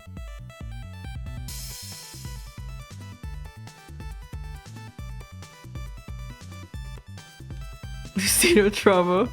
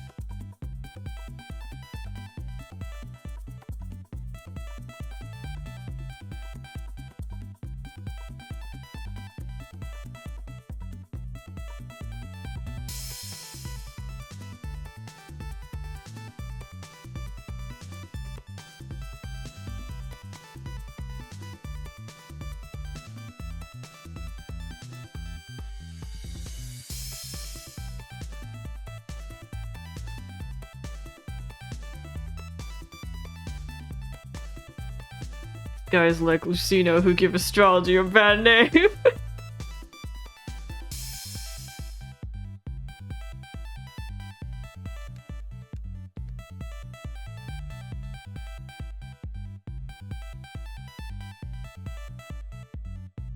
I ever play Hot Double Boyfriend on stream? I don't know. It's true that I haven't like actually played through the rest of it. I've only played through one route and then I got so sad about my one route that I just never picked up another route again.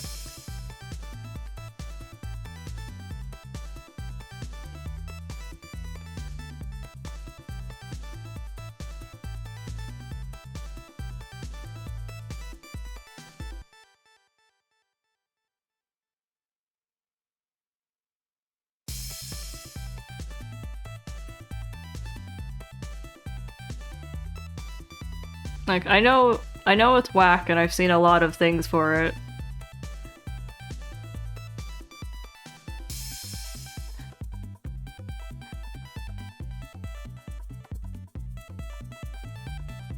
Well, I guess it's just, I'm not interested. Did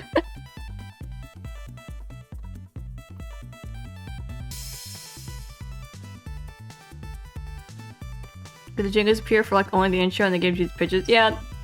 It's only for the intros, and then the rest is just pigeon.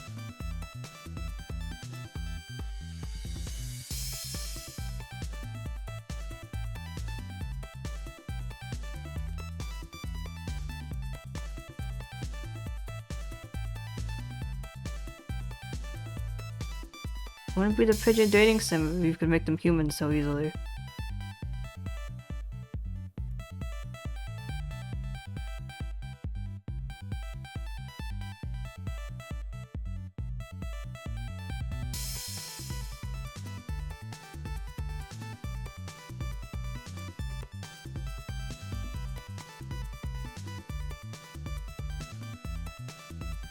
Human sodas.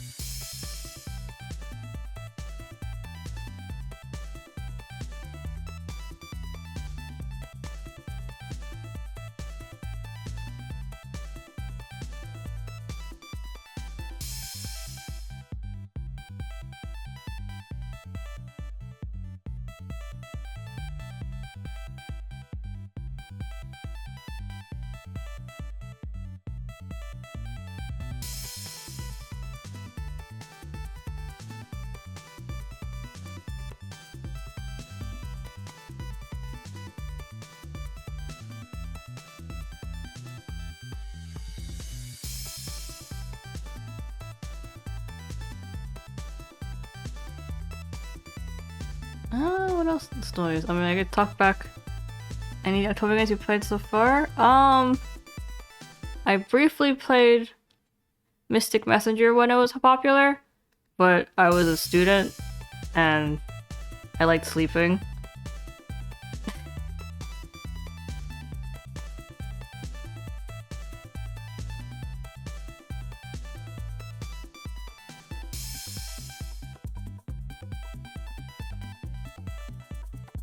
So I dropped it pretty quick.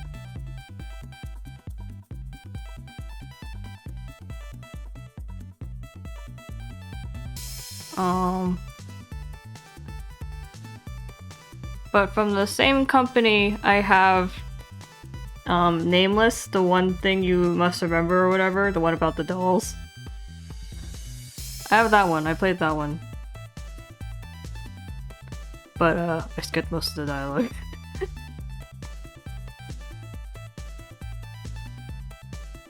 Cause like I really wanted to see what the secret ending was. So I was, and none of the boys really clicked with me.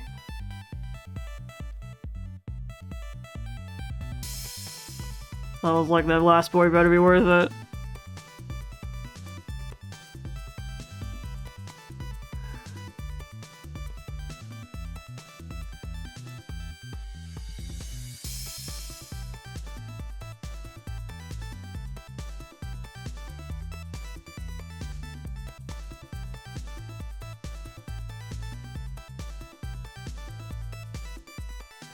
Amigami no Sobi? I've only seen the anime.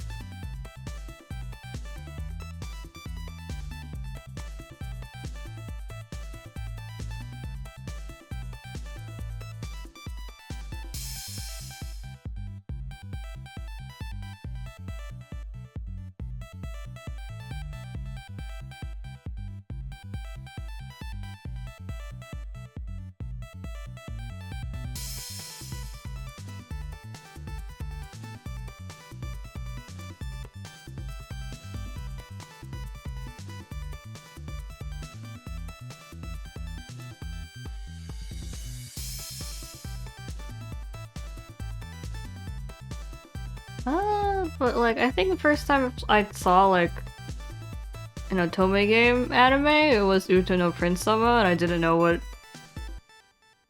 an Otome game was at that point, so I just thought it was an anime. And I was like, wow, that's a lot of guys.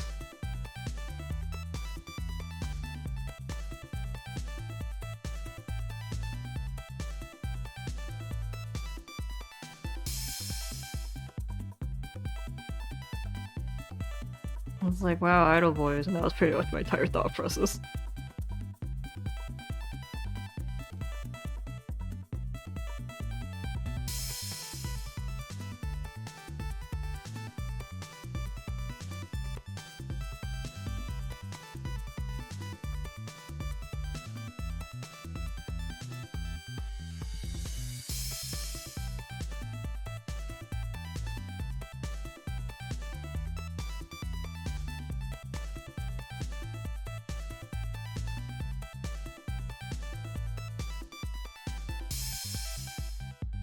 I think the first one I actually like knew there was a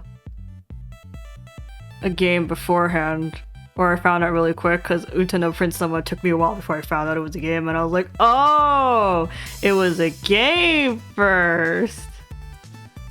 I remember being like really surprised, but the first one I knew it was a dating sim. That was Amnesia.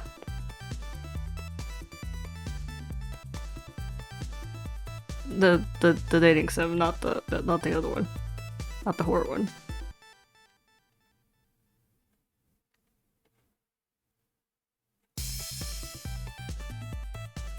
I like the opening song. I watched that one too. Had a yonder in it. Good enough for me.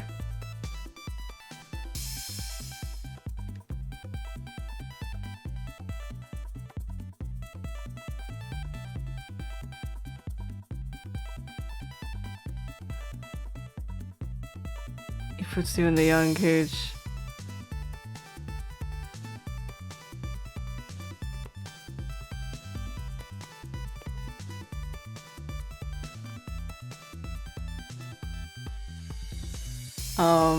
Yeah.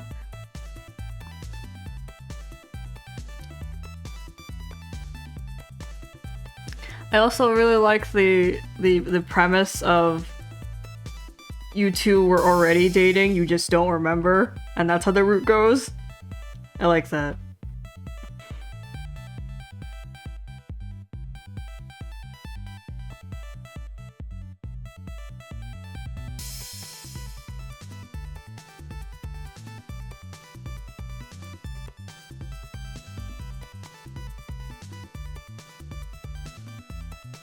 The premise... Yeah, the premise... I guess some people don't know who Amnesia is. And the premise of the dating sim Amnesia is that... Was that him just bluffing? I mean, I think one of the guys you were actually dating him. The premise is that your homegirl, heroine, gets amnesia for one reason or another, and every route you're like hanging out with one of the love interests who is your supposed lover. He's either like your lover or you're like real damn close to being lovers. Or like you were just about to confess before you, whatever accident you lost your memory from. So the anime kind of details the heroine like going through every guy, and then she just kind of like wakes up in a new place. Wakes up in a new world line, I guess. New timeline. Where she's with a different guy.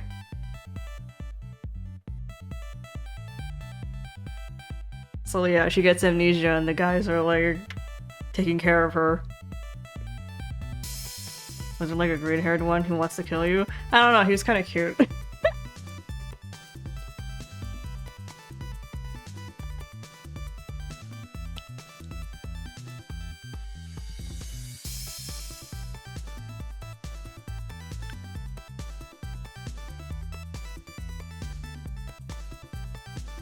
so I did like the idea.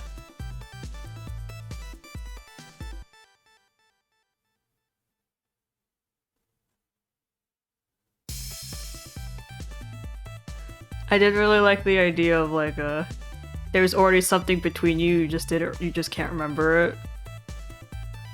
And that's how the route goes. And like, cause like, you know, the guy having an attachment, like having all of the investment of already having done his route, but you're the one who doesn't remember.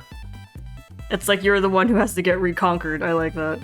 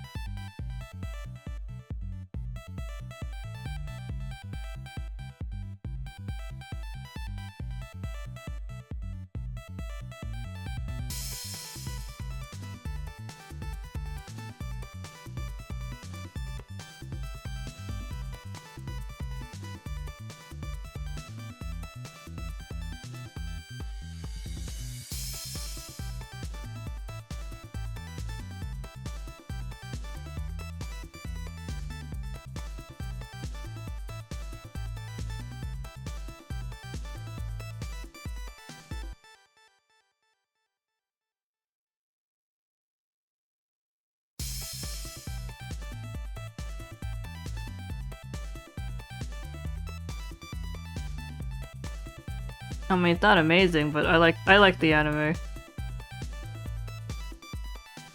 I thought the anime was fun to watch.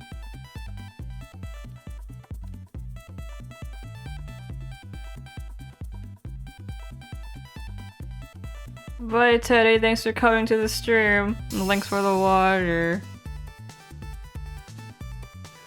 Maybe I should watch the anime again. It's been like years.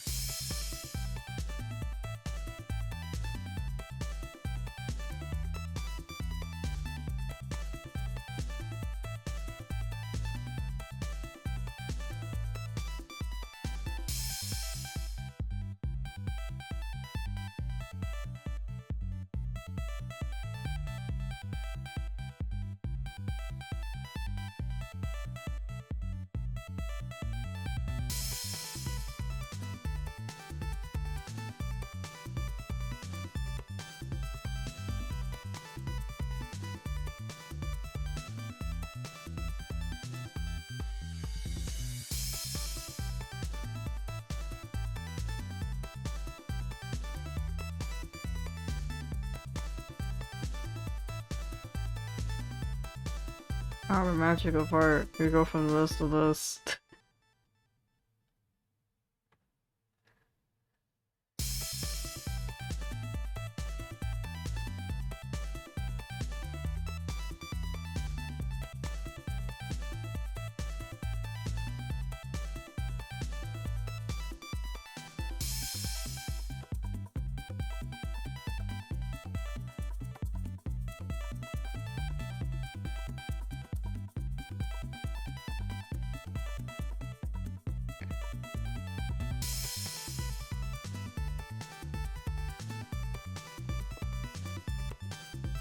Alright, I need to do her fishnets. They don't have to be fishnets for bunny suits, but I like fishnets, so fuck you.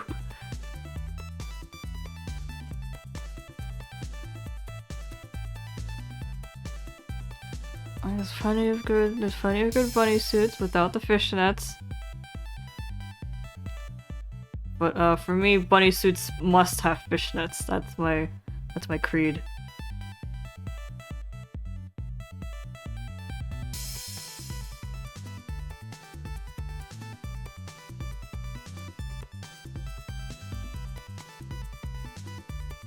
I don't know, there's like...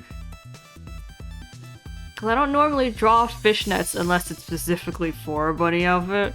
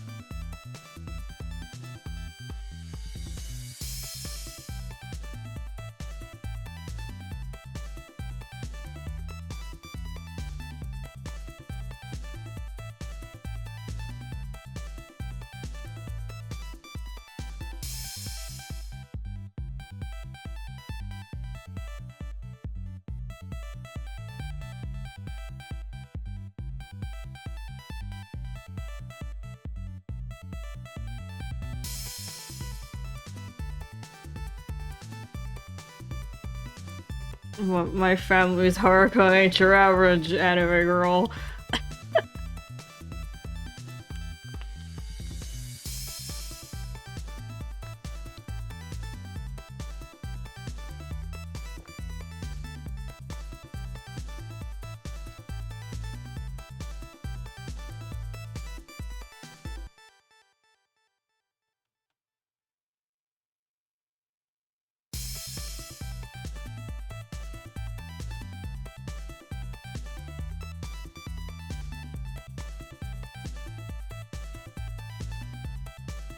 What happened? We're finished with line art.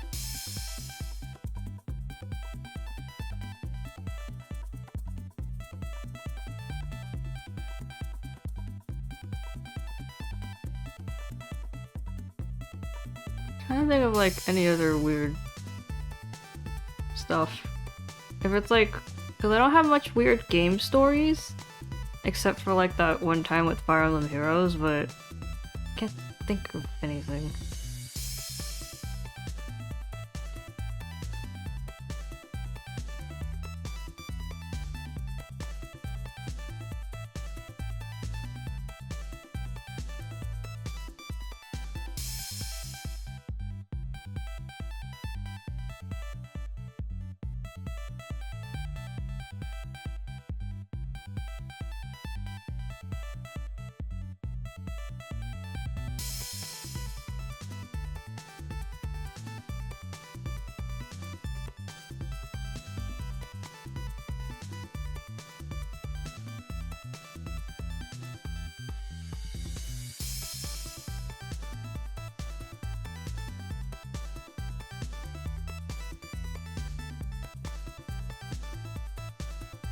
It's also very important that boobs move.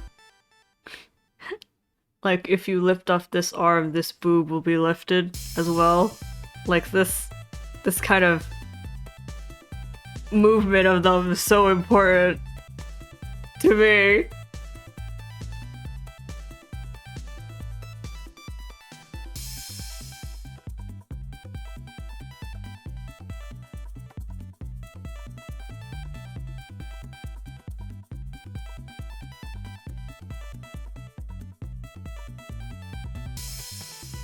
Right, anatomy. I was thinking of anatomy, yes.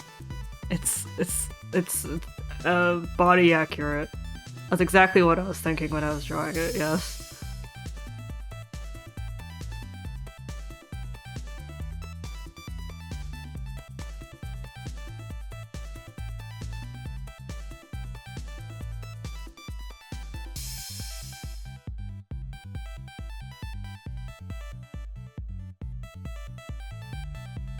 I'm sure we collectively, as a group, were thinking about making sure the body was accurate when I was at that section.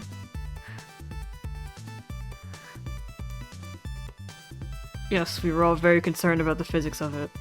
Yes, yes, yes, yes, yes. That's why we had to take a lot of time, ponder over it, give it a good look.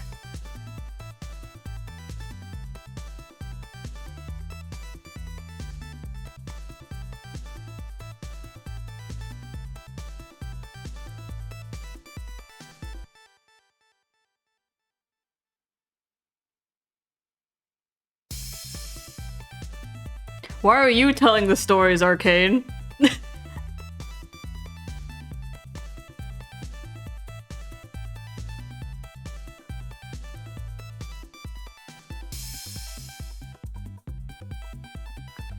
This isn't the place to tell me your stories, Arcane. That's a server thing. You're buffoon.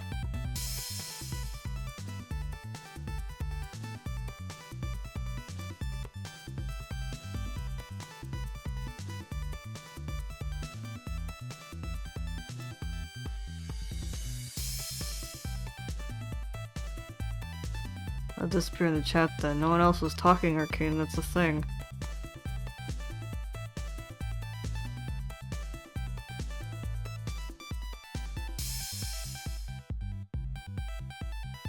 Get him, boys.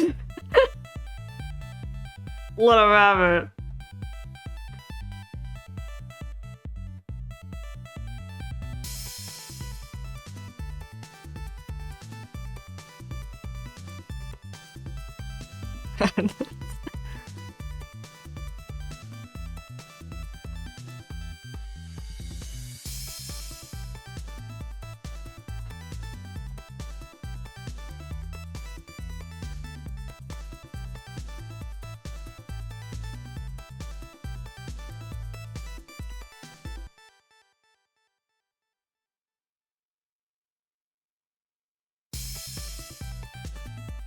Haruka, I don't know, she usually like... she dresses really fluffy. She dresses really puffy. Like with her usual outfit, like it's really... Like she has big oversized sleeves, it's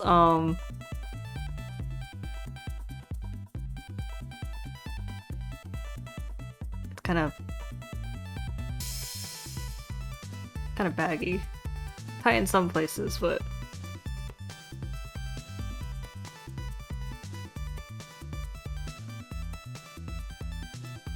when I drew her in like casual wear, it was a surprisingly fluffy shirt.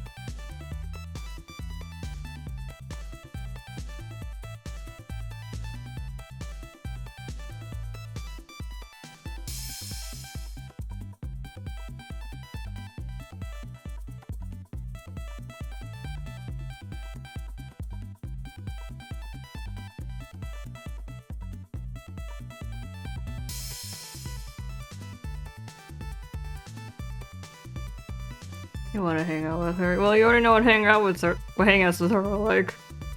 It's walking her dog.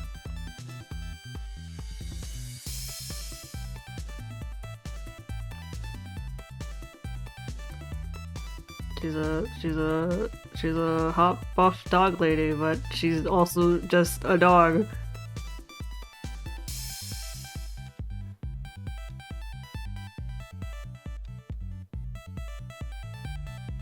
She's a stacked dog lady.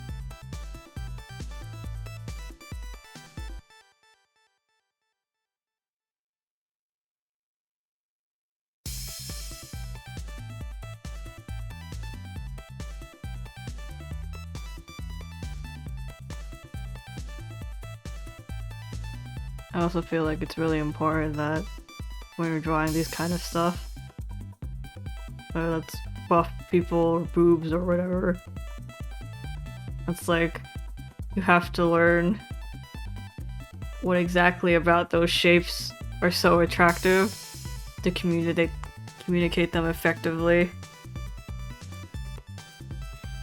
when you draw them yourselves. Like, why is it attractive to you? And then being able to communicate that through your art. Like, how I personally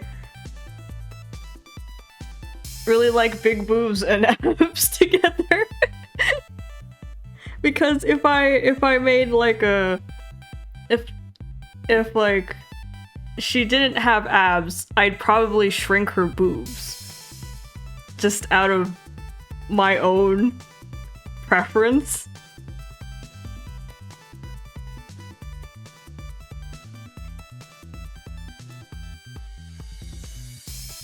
That's what I did with Natsumi. Natsumi has a smaller bust size, but she doesn't have abs. That's probably because she's not a creature, but she's not a creature that can have abs.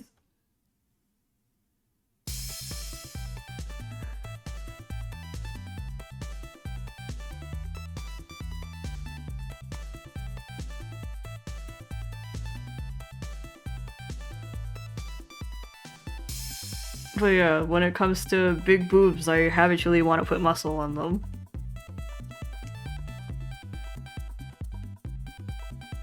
I don't know, just something about that hits me right.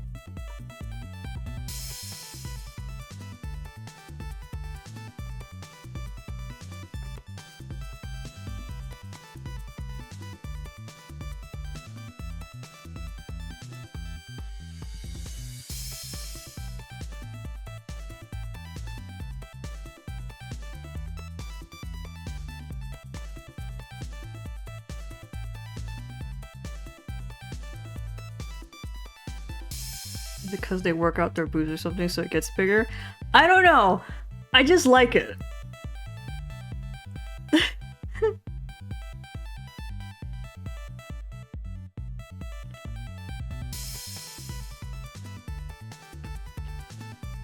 It just looks right to me. It feels right to me.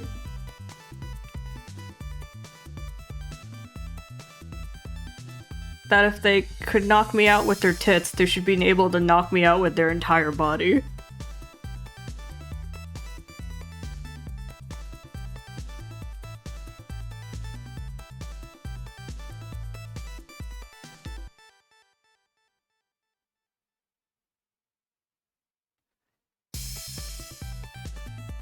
You say it proudly.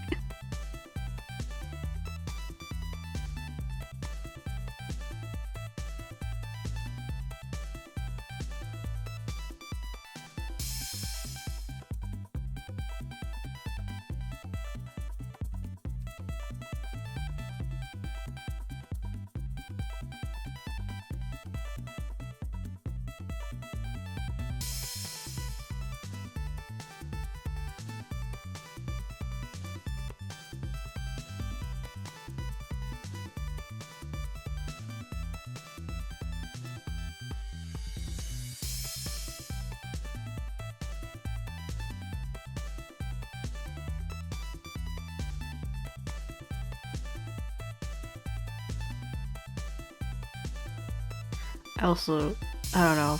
Haruka is really cool in my head, even though we talk about her being a dog all the time. She's really cool to me.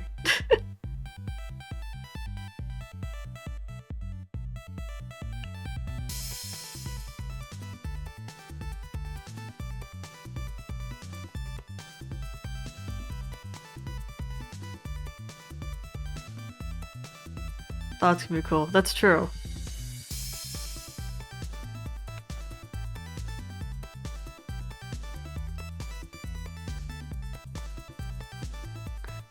I guess we just talk about her being silly more times than we do about her doing anything serious.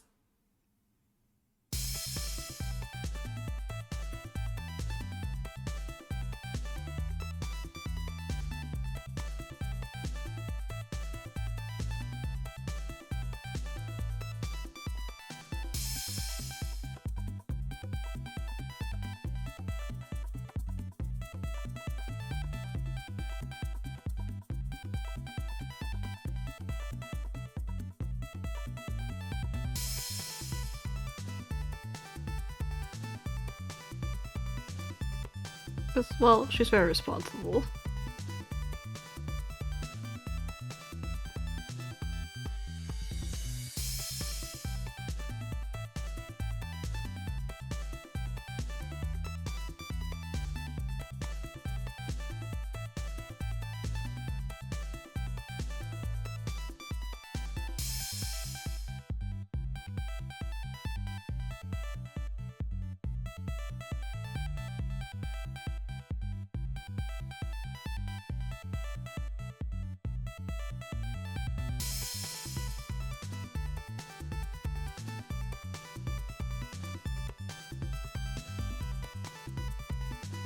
I guess the only time you really get to see her being a serious kind of cool is the whole Akira fiasco.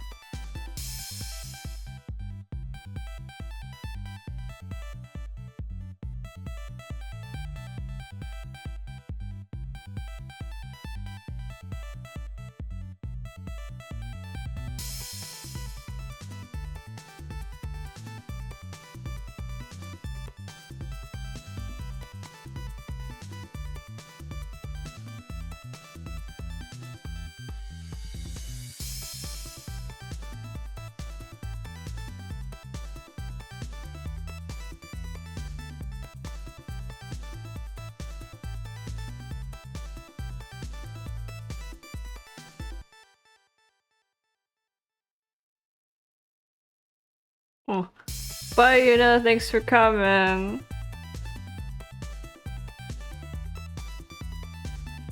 Oh, Doom True. Huh?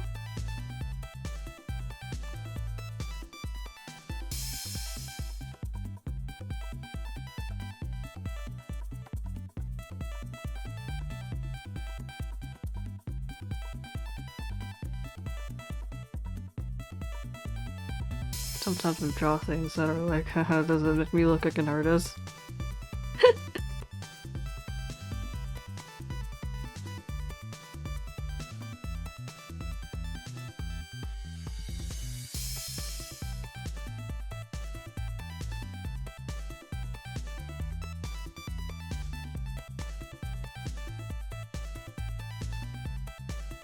Yeah, welcome back to the can I put this on my portfolio? To where I don't know, but just to have one, I guess.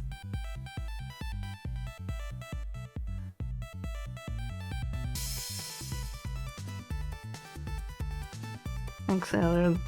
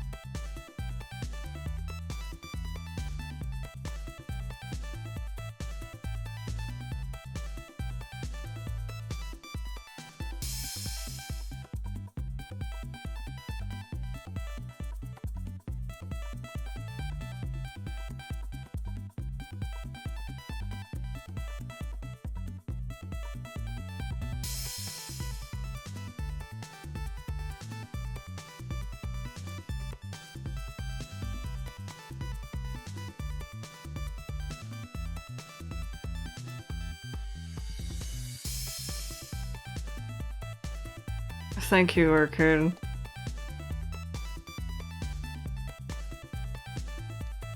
Your wit is as sharp as always.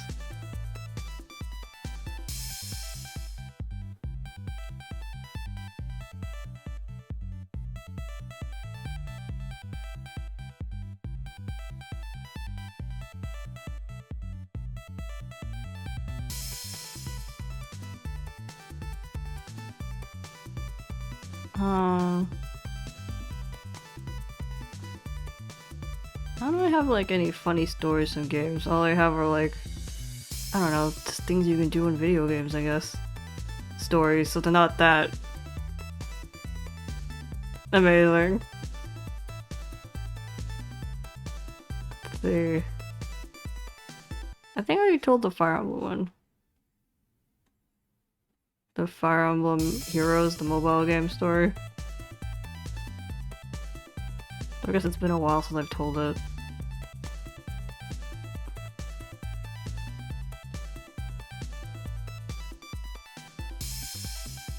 If I have, it's definitely been a long while since I said it.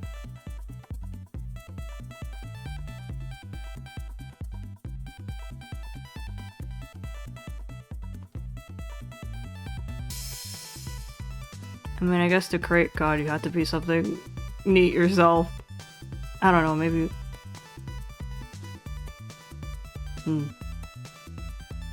No, I've just read a lot of stories where gods are created by normal people, never mind.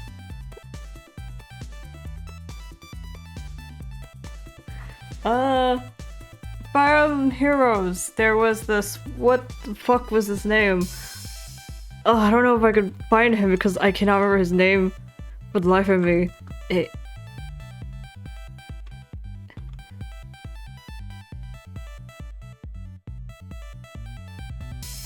Oh my god, I don't remember what game he was from.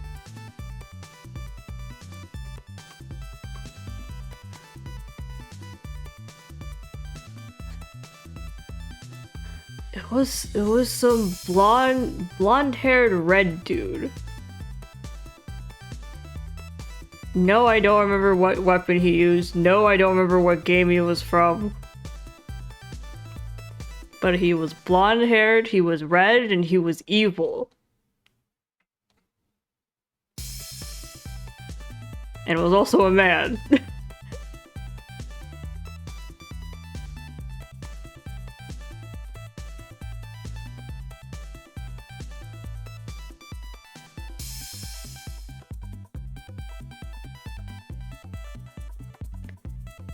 I think I remember his enemy though, like the good guy.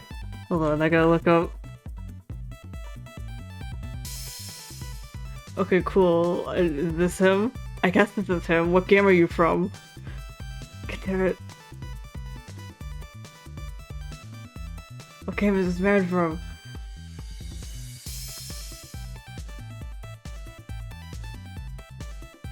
Or is it not this man? I don't know. They were just on the banner at the same time. Your standard blue boy, and then the other guy who was red.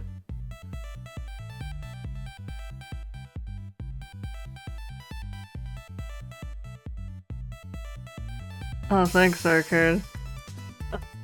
God, I'm struggling to remember.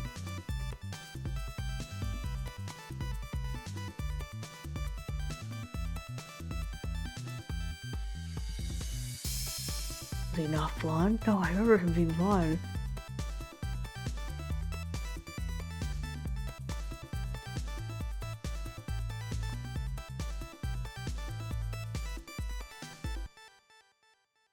Was it you?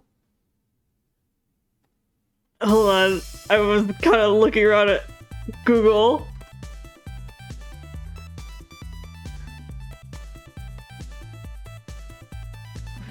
Who is your banner with? You must have had a banner with someone.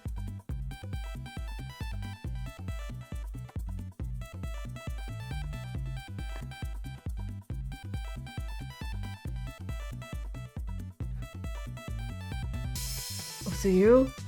Was this the banner? Was this the thing? Cause I remember your name was an E. I remembered you were blonde. I remember you were red. I remember you were evil, and you were on the banner with your blue-haired, white-colored rival.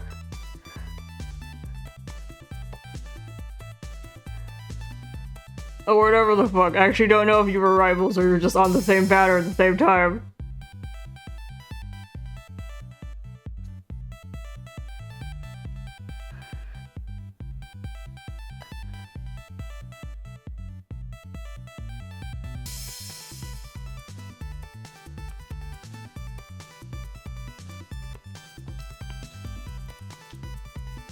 Okay, I think it was this man?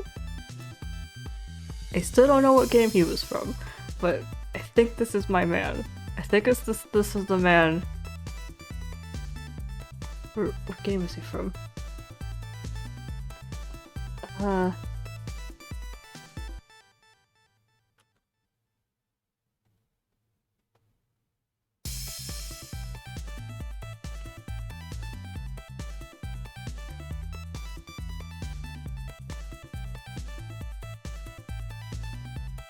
Or is it your dad? Do you have a dad? Were you one of those characters that had a dad, or are you a dad? Which one was it? I knew someone had a dad.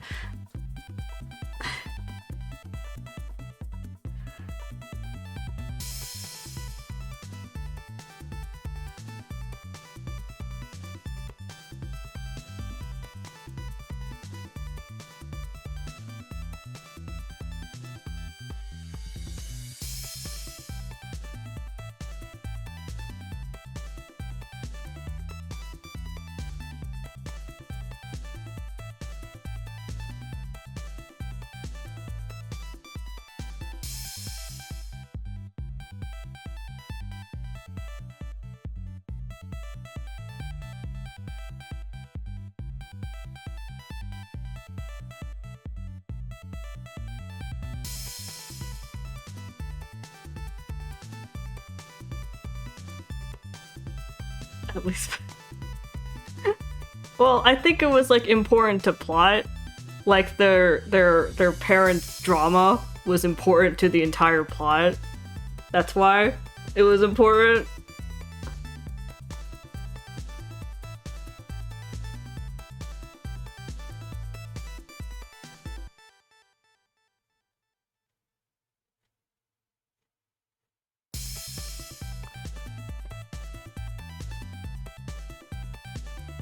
One of his banner. One of his fucking banner.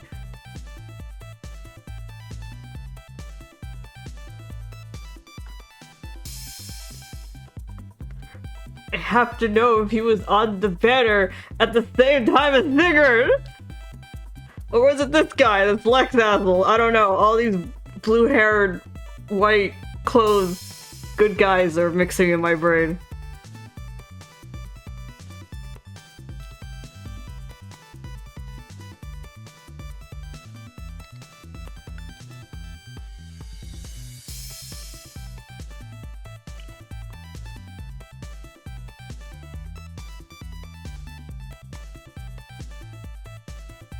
I feel like this was him. When he come out? When was his banner?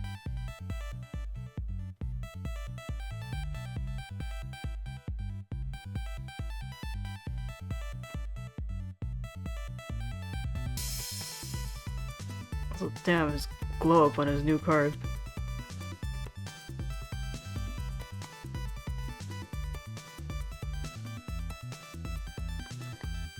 I feel like it was him. I feel like his name was annoying.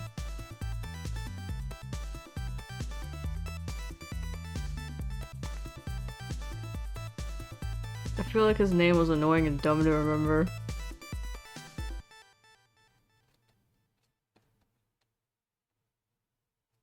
Don't tell me what banner he came out on though.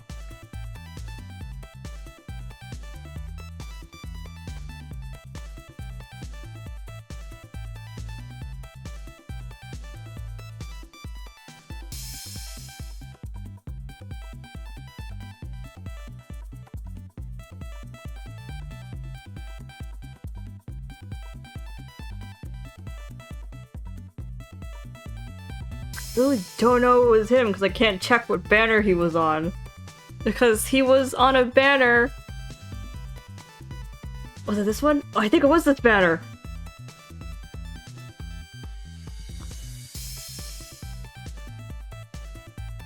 Oh god, I think I found the banner he was on. It's blurry as hell. But I think this confirmed that this was the guy I'm looking for. Here's the banner. It's this guy in the back.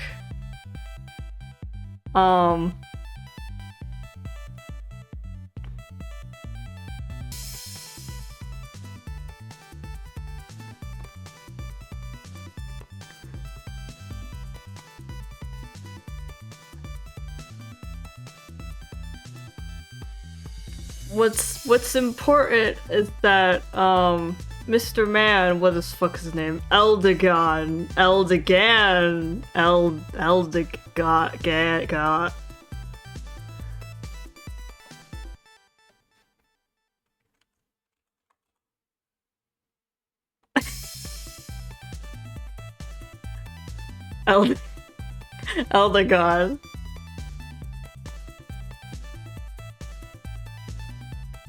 Is he one of those horse riding fuckers? It looks like he's riding a horse in this, yeah.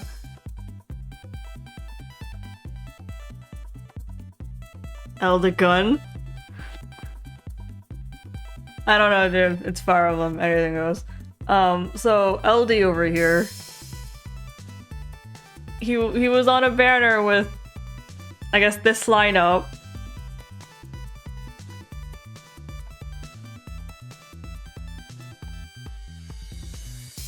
And I rolled on it. I think I was aiming for her. Like, if possible, I wanted all three of them, but you know, gotcha. So I was aiming for her. I was aiming for her, or I was aiming for Sigurd, I think. I definitely wasn't aiming for him. What ended up happening was, so in Fire Emblem Heroes you could Fire Crumbs. In Fire Emblem Heroes you could have about a team of 4 to send out to battle. And I rolled the gacha for the other guys, you know.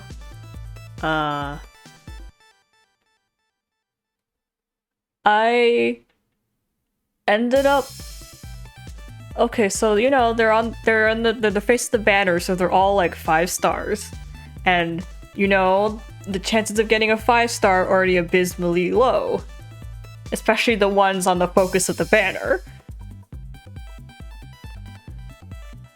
Even if they tell you there's a pickup rate, it's a lie.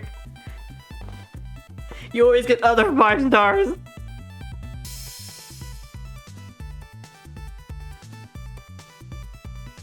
Cause that's just how gacha is. You never get the 5 stars at the banner, even if they tell you that the rate is up.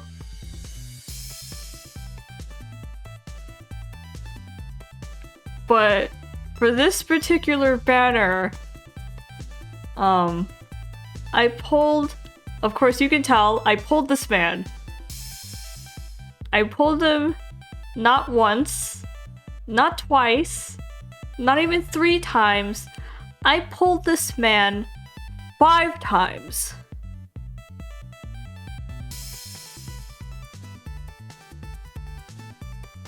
I pulled this man 5 times, and I never got another 5-star from that banner. It was only him.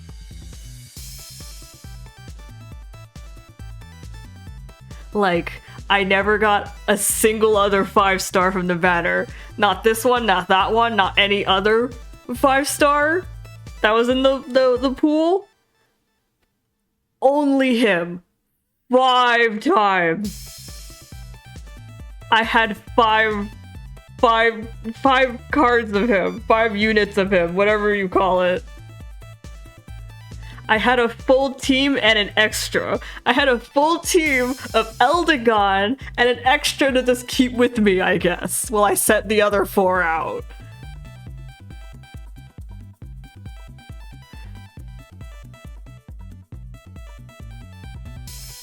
And I'll never forget that, because it was my most astounding gacha pull in my life ever.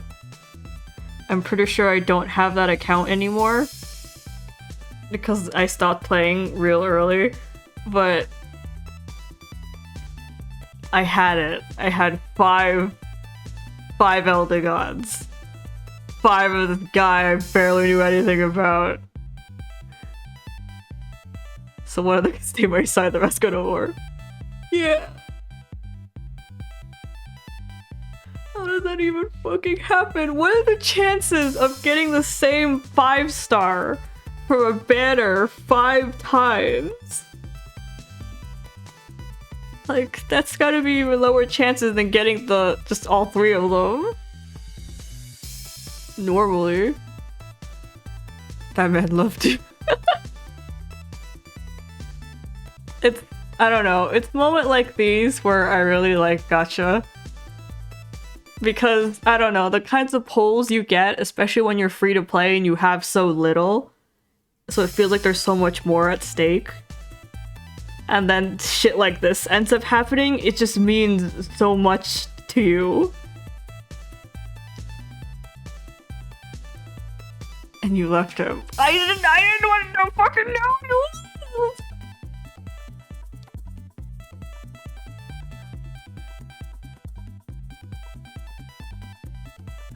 I wanted the pretty lady because, like, if I don't know their personalities, at least I could go for, like, how pretty she was, and, like, I wanted to see her full outfit.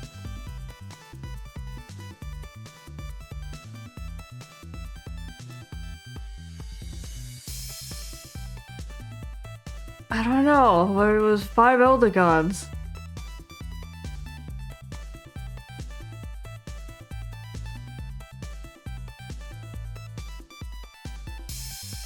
It was 5 Eldegons.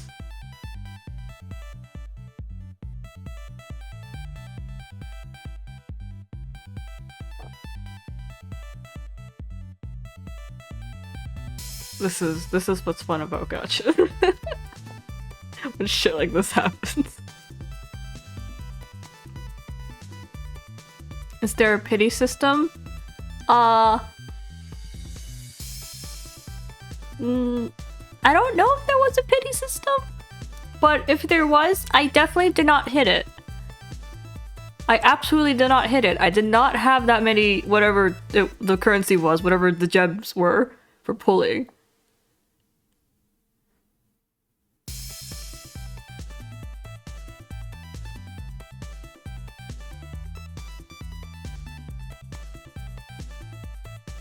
So I think he like, so if there was a pity, and let's say it's like at 100 or something, then I got 5 of him before I hit 100 kind of feeling.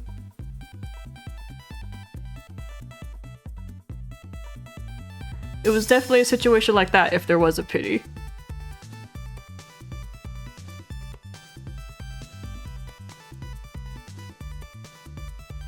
Cause like, it was, I remember it being like absurdly easy on how many I got of him.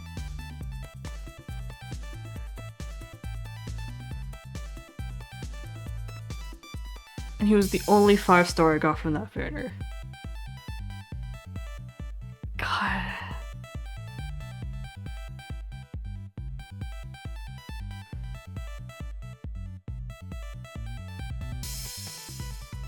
Why did I get 5 of him?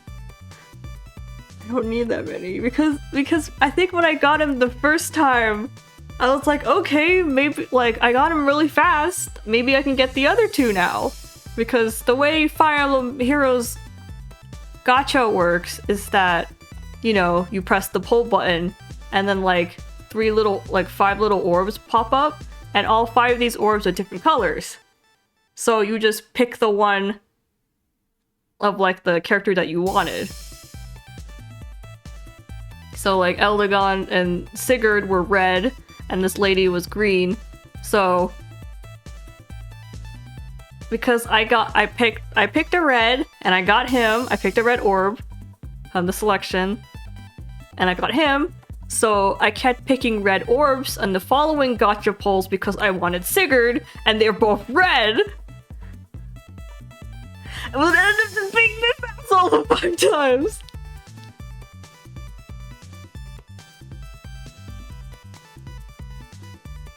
He never let me pull the other man.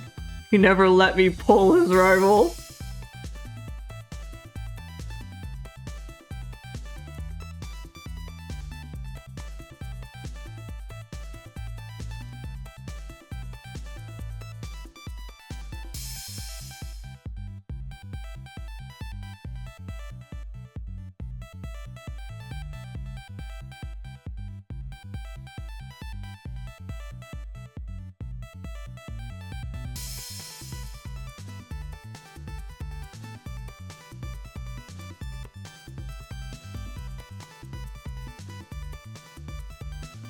Luciano.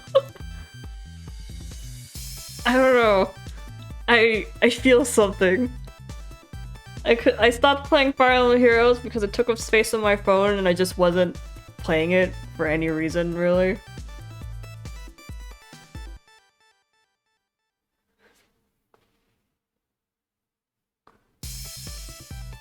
But I still remember this man. He's probably like the only thing I remember about Fire Emblem Heroes at this point.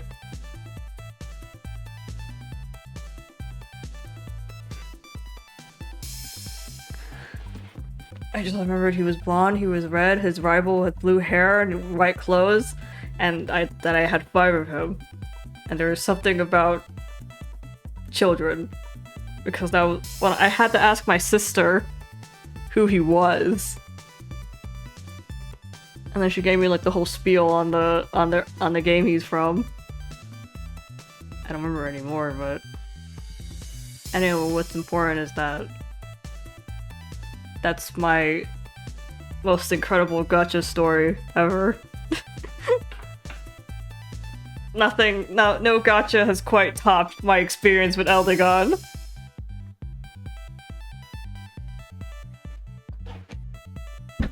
Every fucking red orb was this bitch.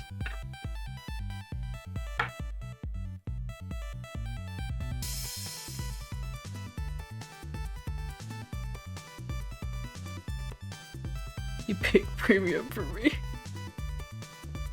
Bye, Arcane, thanks for coming.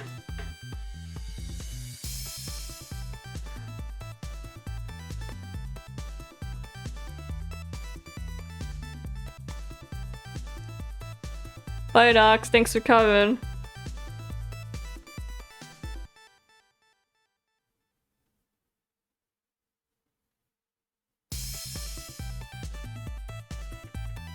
They both were doing pokes. Yeah.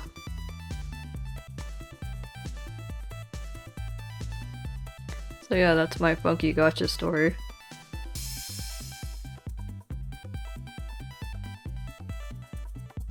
The only other kind of interesting story or kind of funny story I have would be Final Fantasy 15.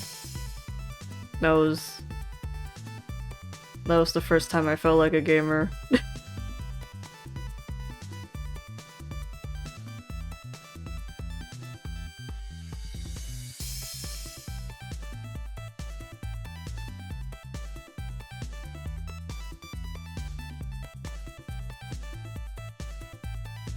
We was doomed to poke.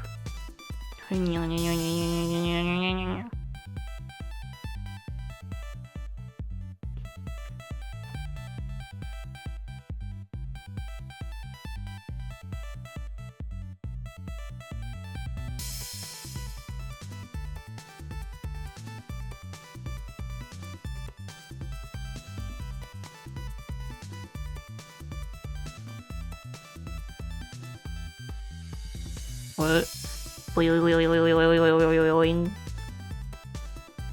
Jay paid for that voice line, by the way.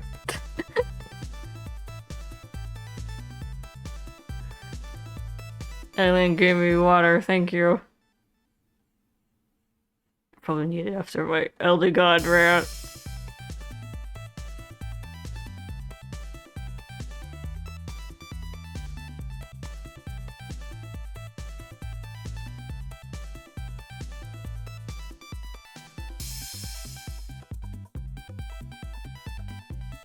But, oh, Luke has redeemed a weird laugh.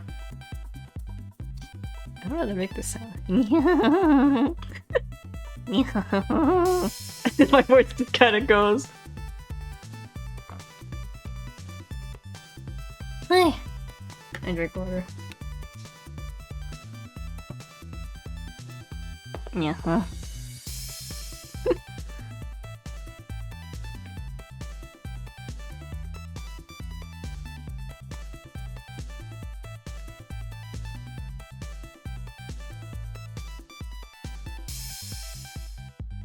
What noise did I say? Oh, like the yeah.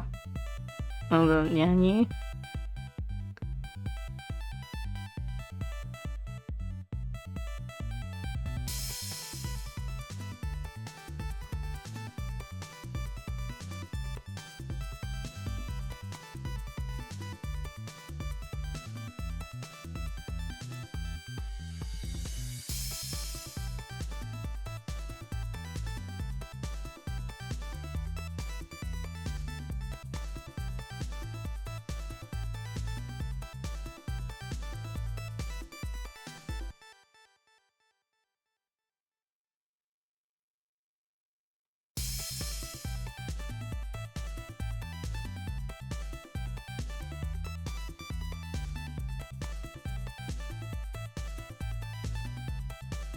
Oh, Final Fantasy 15. Final Fantasy 15 doesn't let you change the difficulty rating. So I think that was the first time I ever played a game like without being babied, I guess.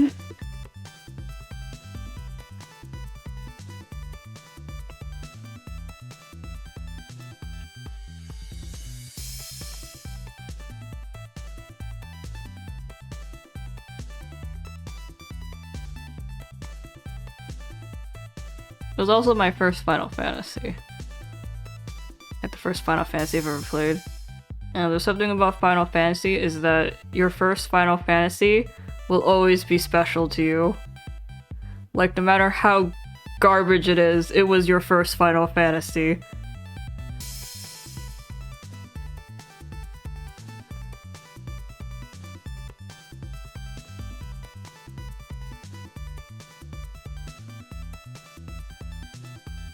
So even if your Final Fantasy's plot is absolute garbage, I think a lot of people still feel really fond for their first Final Fantasy.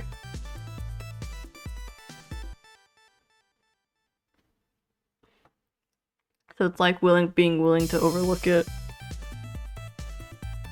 But you'll absolutely trash on every other Final Fantasy.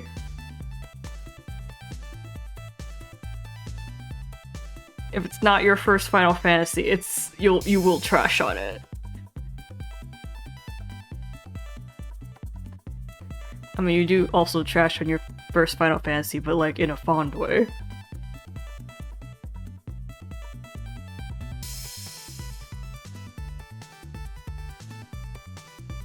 I think that's just how the Final Fantasy experience goes.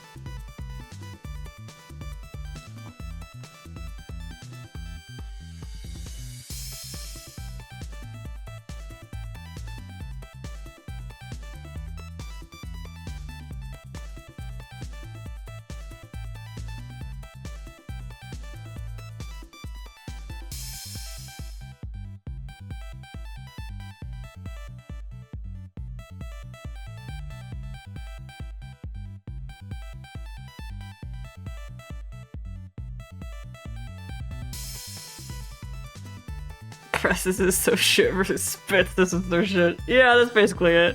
That's how the Final Fantasy experience goes, I think.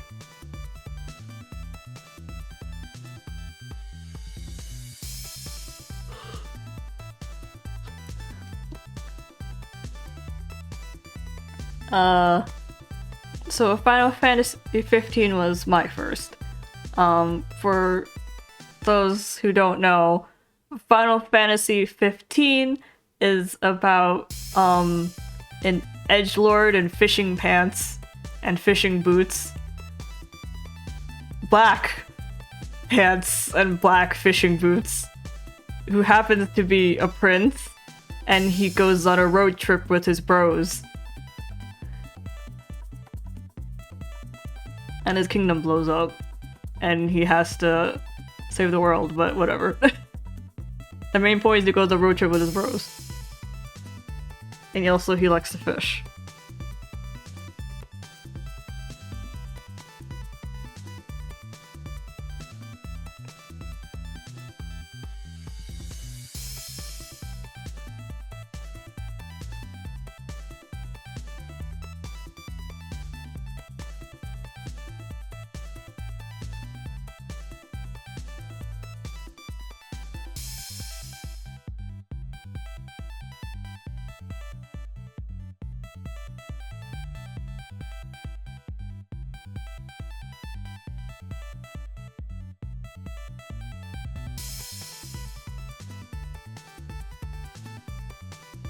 His name is Noctis Lucius Callum.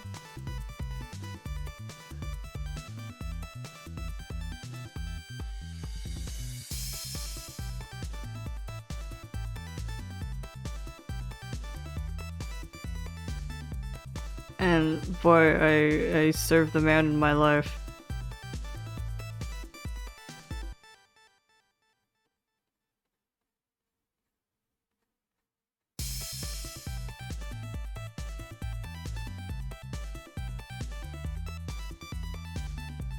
I really enjoyed the Final Fantasy 15 because it's open world, even though there was jack shit to see.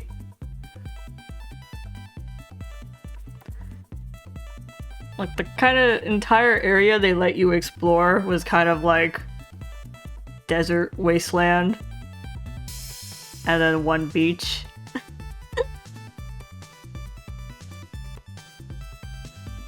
And then you climb a couple, maybe a volcano once. And then a bunch of really dark, damp dungeons.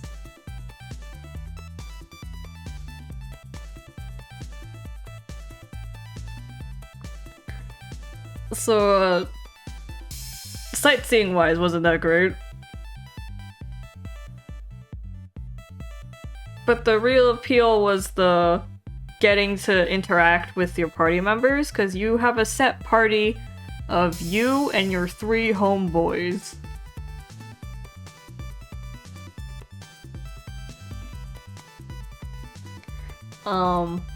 One is your Chamberlain, who's basically your butler, the token glasses character, has an accent, can cook, mom friend,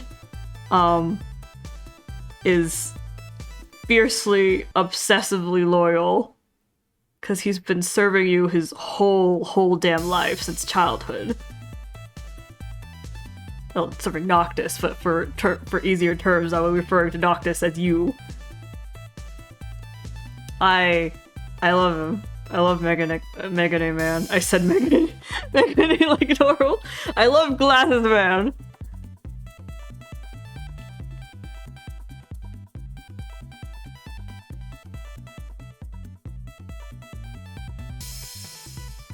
Talk? No, I'm talking about my Final Fantasy game. 15. I love 15.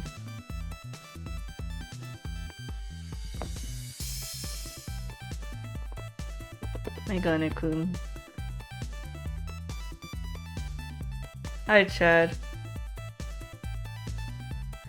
Tell you about Glasses? Okay, Glasses is, a couple years older than you. Well, he kind of has to be because he was looking after you. He's been with you since you were a child, when he was a child himself, because his family works as advisors for the royal family. So when he came to meet you for the first time as a child, and you were a child also, it was to introduce himself as your future advisor. What ended up happening was that he is still your advisor, but apparently he was so fucking won over by the way Protag Man Noctis, Kid Boy, like, smiled and grasped his hands at that moment, that instead of just being your advisor, he decides to become your Chamberlain as well. Like, he's not only going to tell you how to do things, he's also going to cook for you, clean for you, manage your schedule, wake you up on time, drive you places. He learns how to fucking bake for you.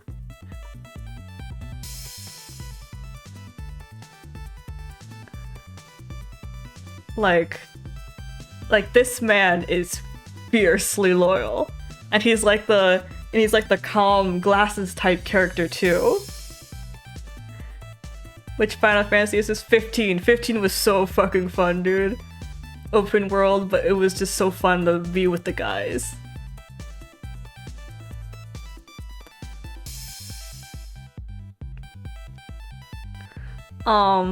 Cause there's something I really also like about Glasses. His name is Ignis, by the way. You call him Iggy. There's something really great about Iggy's AI too, because the battle system in 15 is just open battle system, so there's no like turn-based, or there's no like hit this button to run. You just kind of run into an enemy, and then you can decide whether or not to fight it, or just fucking book it.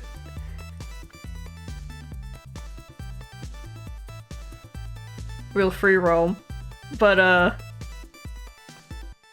yeah, you call him Biggie.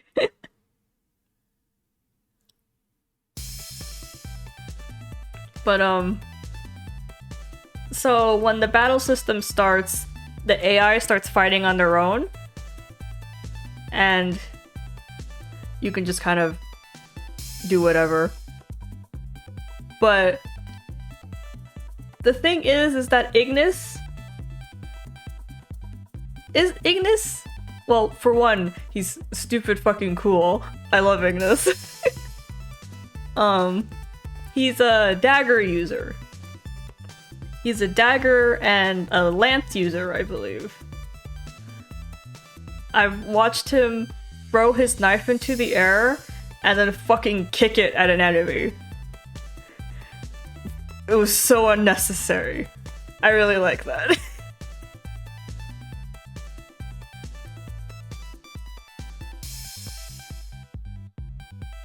You all got married? No, but I wish you did. You almost get married to someone else.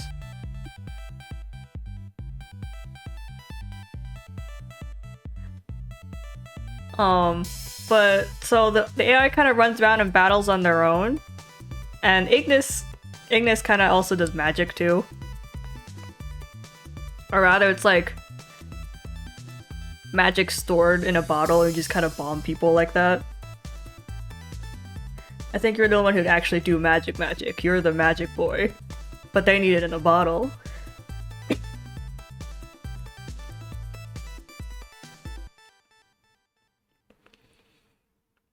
I have so much to say about 15. I love 15, man.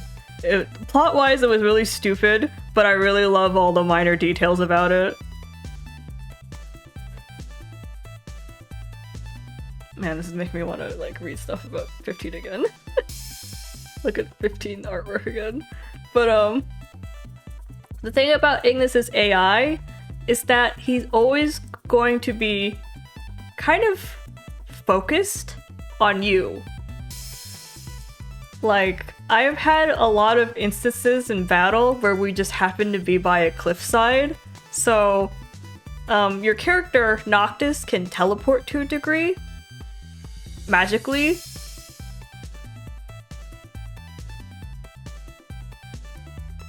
It's like, he can't teleport far, and it has to be somewhere in sight. But he can kind of teleport to high places and then, you know, do the slam or something. So if there's like a cliff edge nearby, you can dangle by the cliff by your sword, you stab your sword into the cliff edge and you just kind of dangle there. So I do that a lot because that leaves the AI to fumble and fight for me. Because I'm technically still in the battle, I'm just 50 feet above it. And the AI can't follow you when you teleport, when you're just dangling like that. Because they can't teleport. But the thing about Ignis's AI is that he really has a heavy focus on you. So while the other two boys are like fucking dying in the battle, Ignis is kind of circling where I'm dangling by the cliff edge. It's like, hold on. It's like...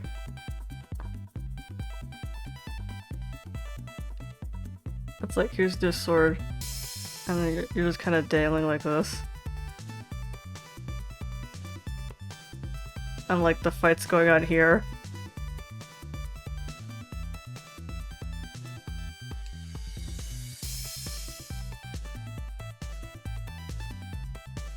And then Ignis is just kind of...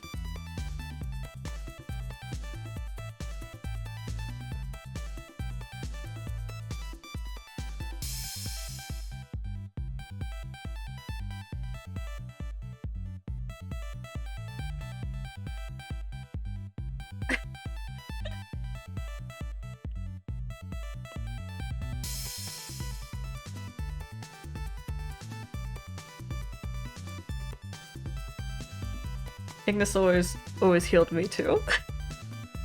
It's spelled Ignis. We can call him Iggy. That's what you usually call him. So like, the other two guys are getting like the shit beat out of them, but Ignis's AI is kind of fixed on you. Or at least it was for me. So they're dying out there and Ignis is like... He's too focused on trying, like, what I'm doing to go join the fight. Or go over there and heal them or something. Or do anything.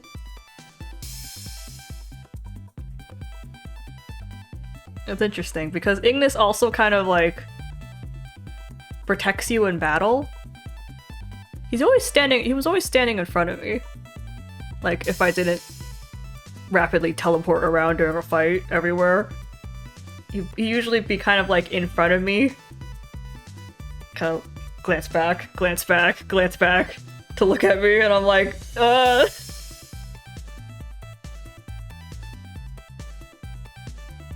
So this game had a lot of like little things like that made it really fun.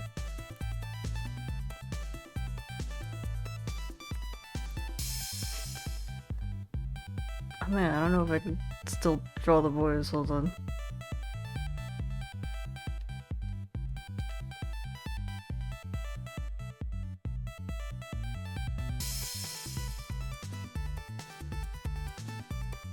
I was like, there's this guy.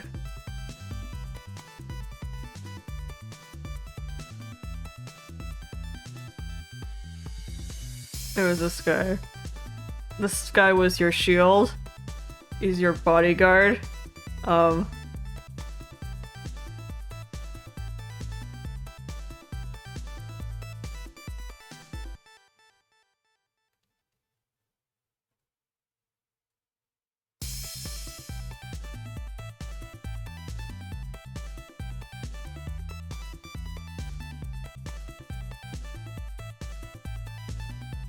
And this is Ignis. Ignis who fucking came out to my road trip with suspenders on.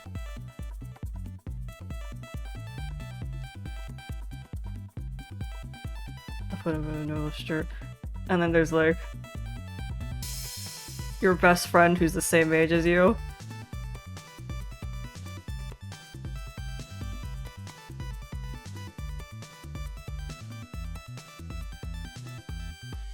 This blonde boy.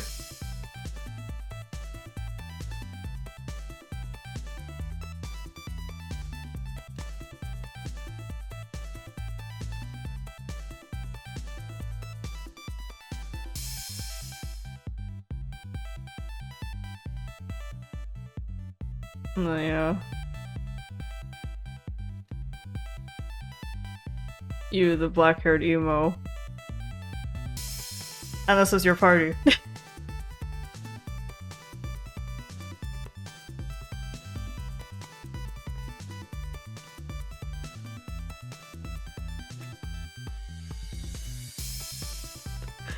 You know the IQ. But yeah, so your party was, Iggy, your Chamberlain, who fucking put way more work on himself because he wanted to serve you better. He wanted a job that would put him with you, put him closer to you. He didn't want to be just an advisor.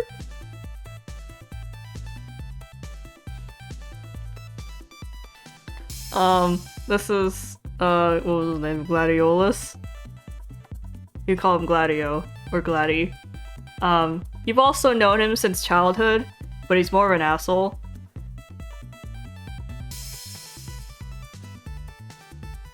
He's like that buff aggressive guy. He uses a claymore and a shield, like a giant shield, because he's supposed to protect you with his life and his body and his body.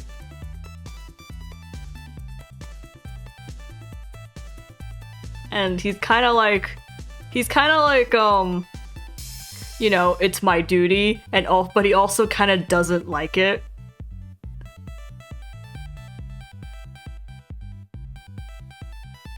He kind of gives off the vibes that you want to be something more than just your shield. And then you have Iggy here, who is like, I cannot be just your advisor. I have to be your every kind of servant.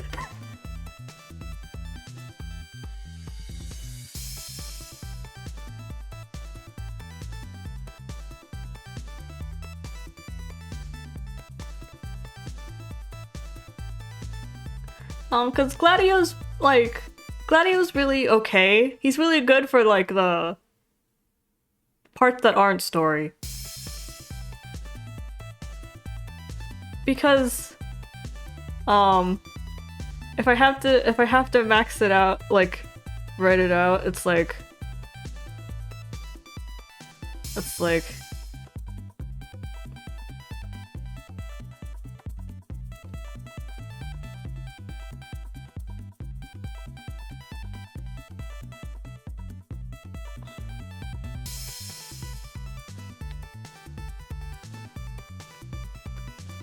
please do your prince duty meter. This is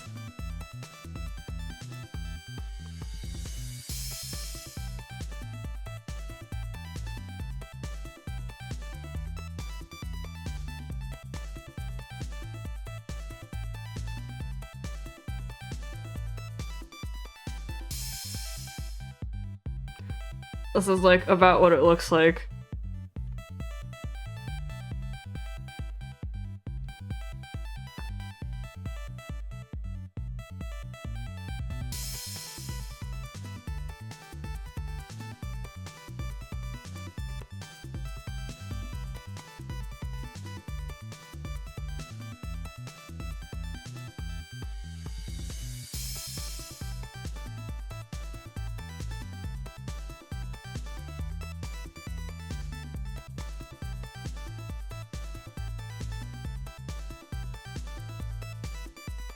And this kind of goes back and forth, and then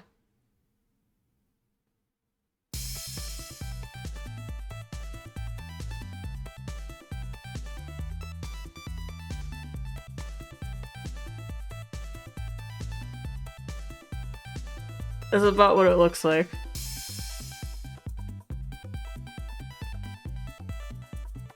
And then the further story goes, the further like Gladdy goes down this meter, like he keeps going this way.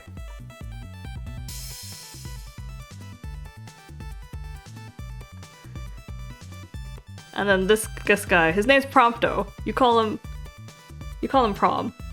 This is Prompto. Blondie, he looks like a chocobo. He's a photographer and he takes constant pictures of everyone.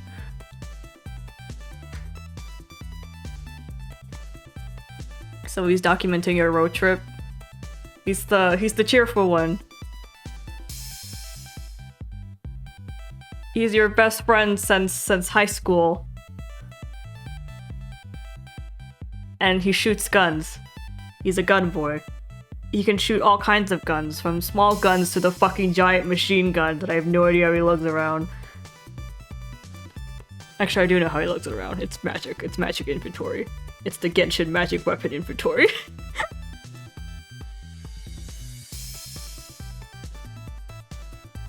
I toss my sword away and it just disappears into particles. At least they actually explain it here, but... So yeah. He's really cheerful, but he's also kind of like an anxious mess type.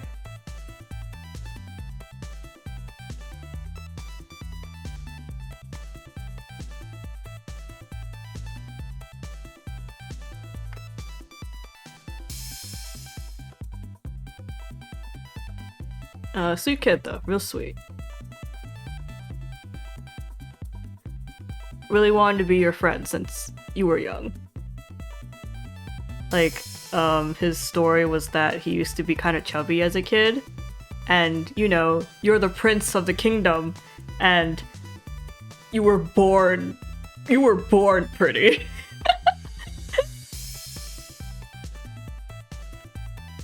You were born with high specs. So, like, he really wanted to be your friend, but he didn't feel up to snuff, so he worked out like hell. And then finally got the courage to talk to you in, like, high school, and then you turned to look at him and you're like, oh, you were in my elementary school. And he was like, oh, I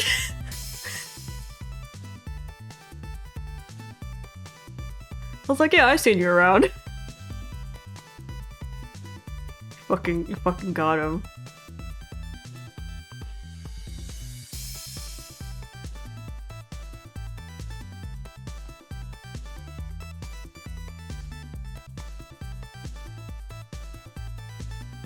And then you became best friends.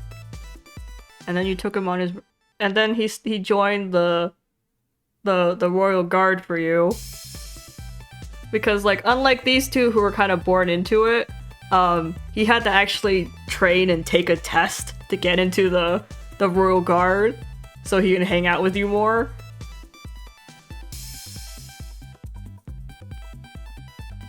And, you know, he made it with gunpowder.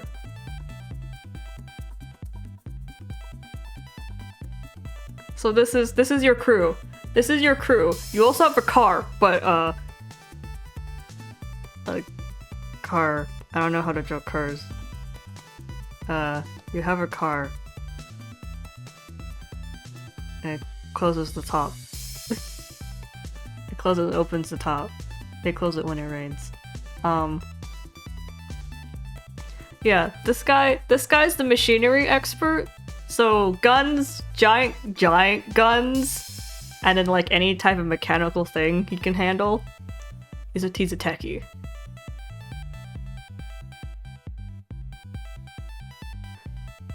Ignis is more magical, and this is just pure physical right here.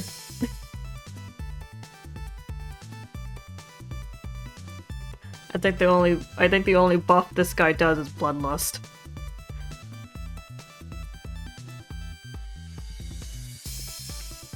So... I don't know. I really like these guys.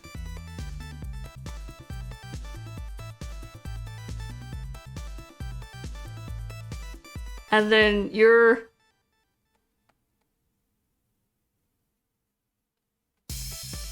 just some cat boy.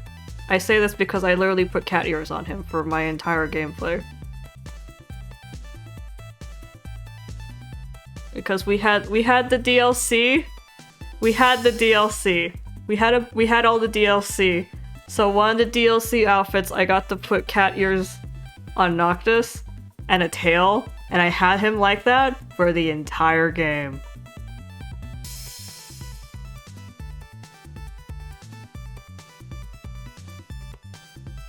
I never fucking took off his cat ears and tail.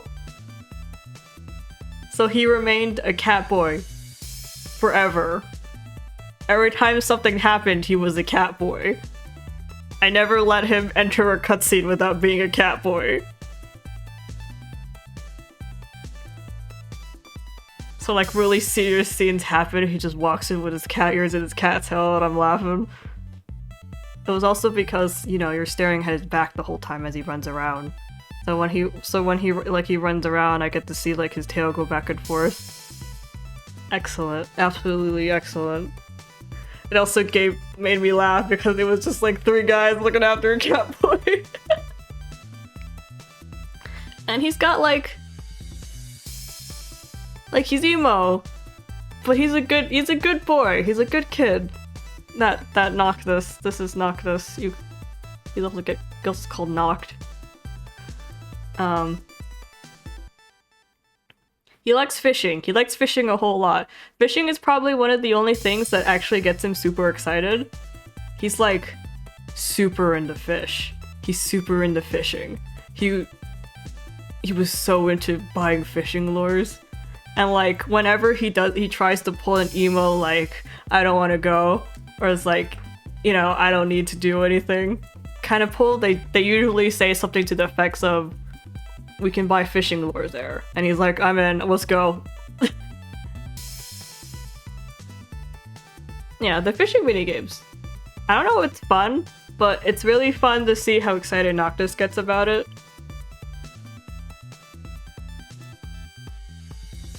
Like, this is his thing. He loves fishing.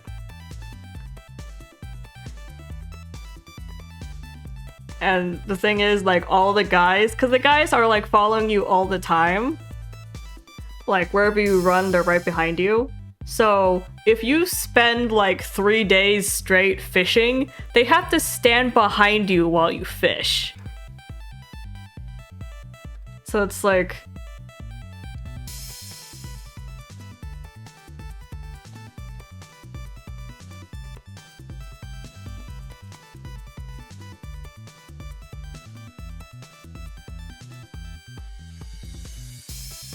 Minigame fishing. Well, yeah, let's talk about how the fact this guy likes fishing. So they put a minigame.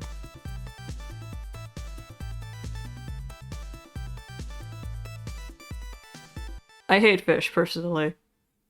If you're not eating them, I don't want to see them.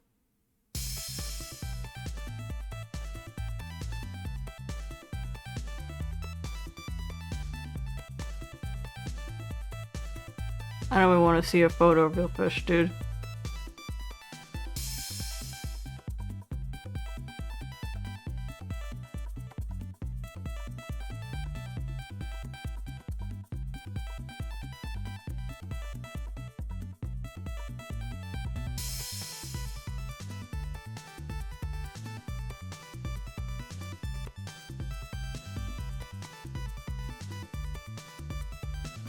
So yeah, it's just this scene for like 3 days straight.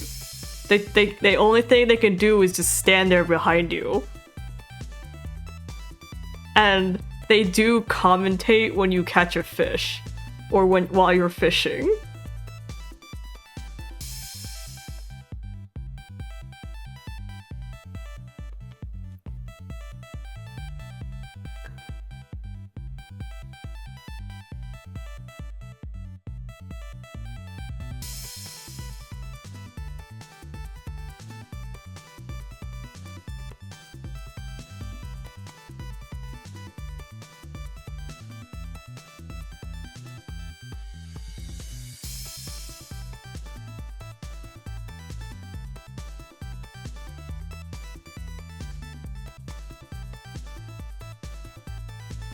Another gang. They also commentate on the size of the fish you got. They make fun of you if it's small. And then when the fish is way too fucking big, they all jump into the water because they have to pick up the fish.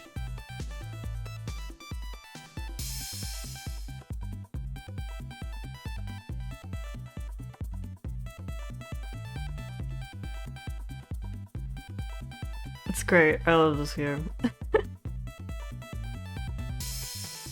Another great thing about this game was the incredible show of personality Ignis does in his DLC, because this game has DLC for all three of these guys, and also like the main antagonist, but whatever. So it's like during the game, each of these guys kind of like leaves the party for their own reasons, or something happens and they just kind of gone from the party for a while. And during those periods is when you get their DLC cases.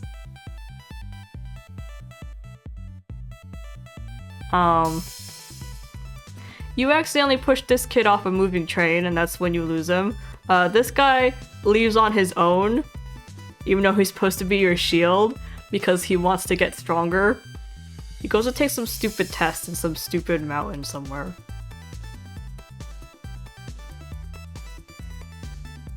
And, you know, leaves you vulnerable. You accidentally pushed him off a train.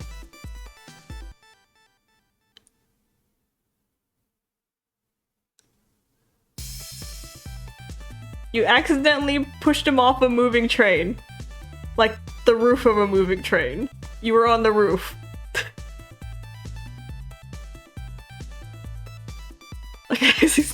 What happened was, the main villain used illusion powers and made you think that this guy right here was the main villain. They veiled his face into the main villains.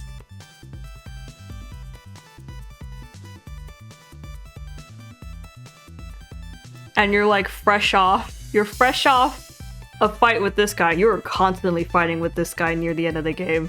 This guy is so pushy about you doing your fucking job. And he's also like super aggressive and he yells at you. So you're fresh off a bad experience with the villain, and also fresh off an argument with this guy, and then the villain pops up, even though it's secretly this guy, and you're like, I gotta fucking do something. So you go and attack him, and you accidentally push him off in a fight.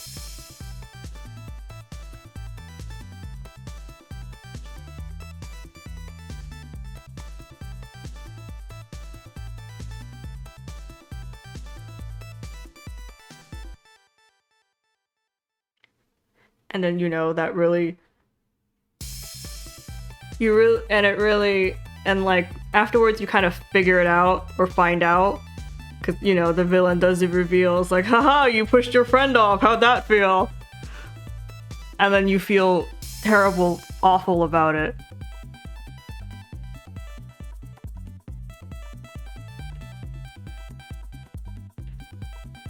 And that does a lot more damage to your mental state. Like near the end of the game, your mental state keeps taking like huge fucking hits. Like one after another.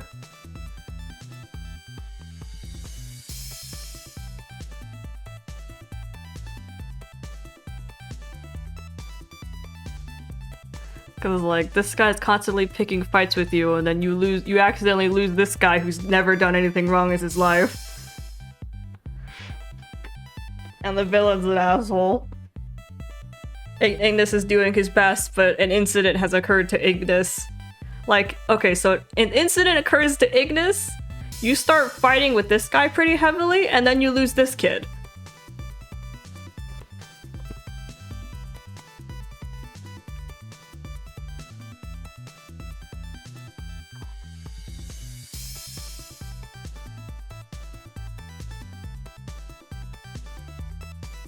So like, everything's going wrong.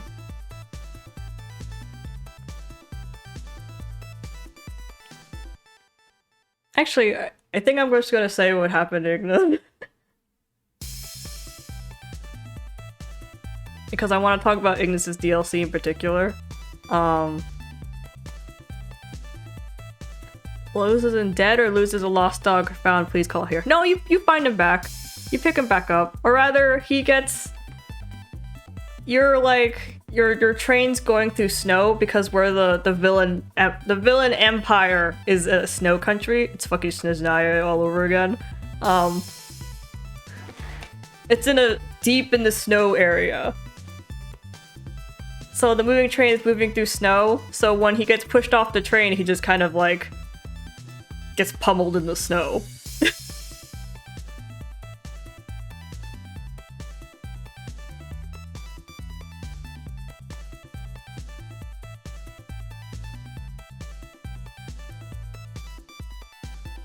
And then he fights a giant mechanical worm, but that's neither here nor there.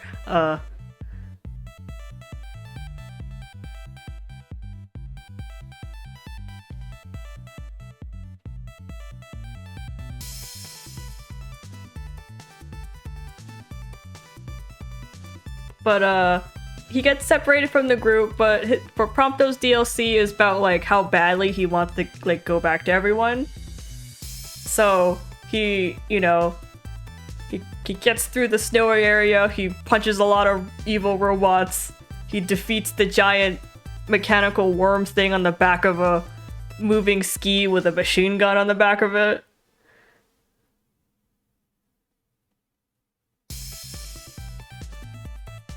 And then he comes home to the group. Yay!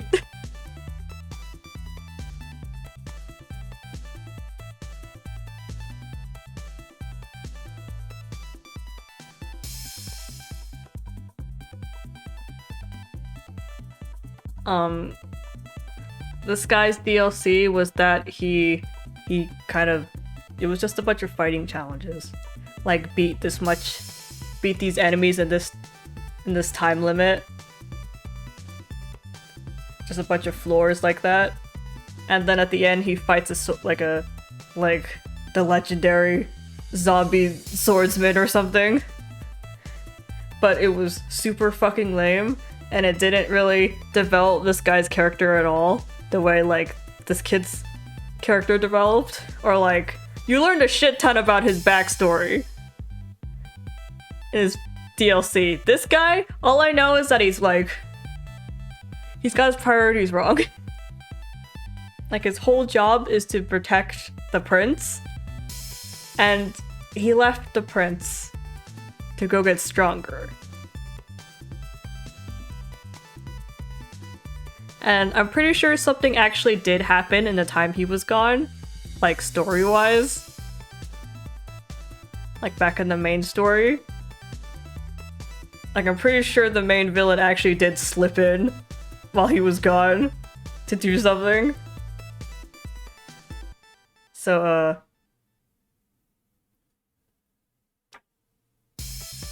I don't know, story did this guy dirty. Cause he's really chill. He's really chill normally, like out of story.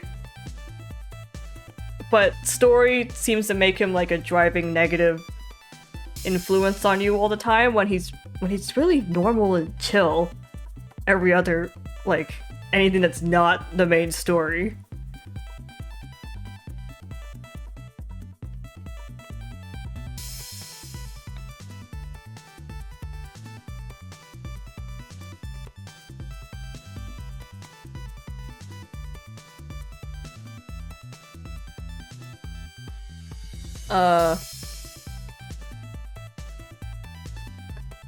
And then we get back to Ignis. Ignis's DLC. That was fun. That was good. I think Ignis's DLC was the most fun out of the group because, I don't know, it was like Assassin's Creed.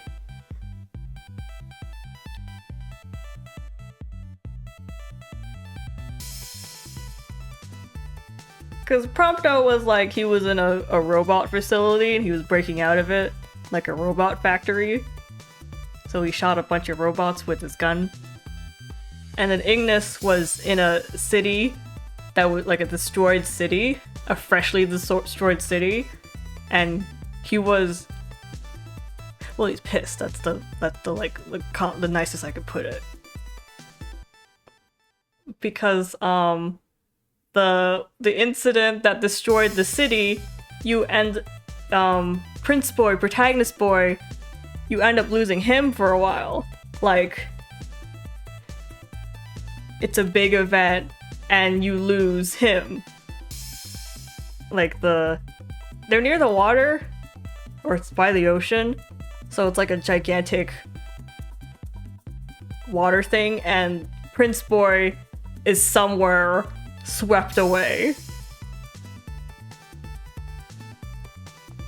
So Ignis kind of like during the progression of his DLC is continually losing his shit. Like it just gets worse and worse and worse as worse the further into the DLC you get, until he snaps at the end.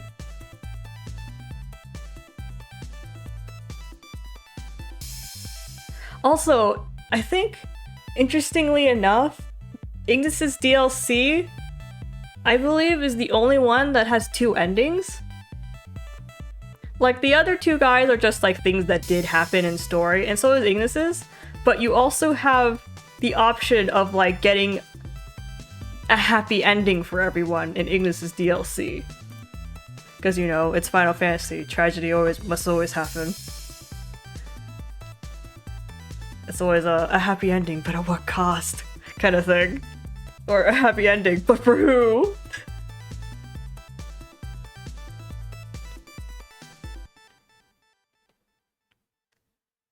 But Ignis's ending, I don't know. You get to save people. And it's just because, I don't know, he fucking loves Noctis that much, I guess.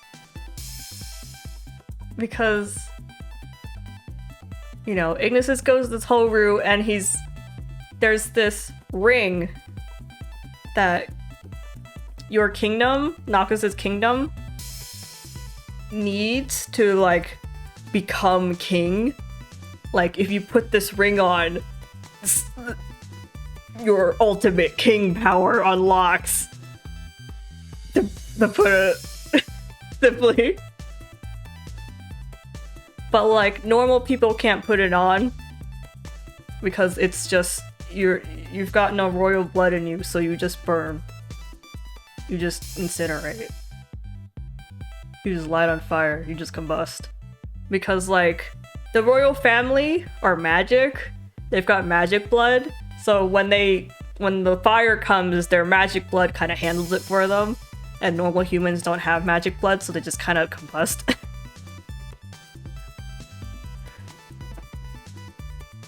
So it's this really special ring. So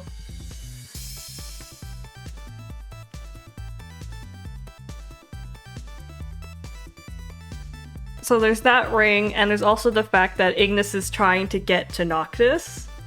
Like, Noctis has been lost somewhere in the disaster. Like, he's fucking out cold. And he's trying to get Noctis. Trying to pick up Noctis. And, like, all the fucking rubble. And he has to fight a bunch of people. He also has this, like, debate with the enemy empire's commander about Noctis' duty as king or whatever, because the enemy commander's like, that fucking emo boy can't do jack shit. And then Ignis is like, it's like, no, he could do it. Because it's his duty or whatever.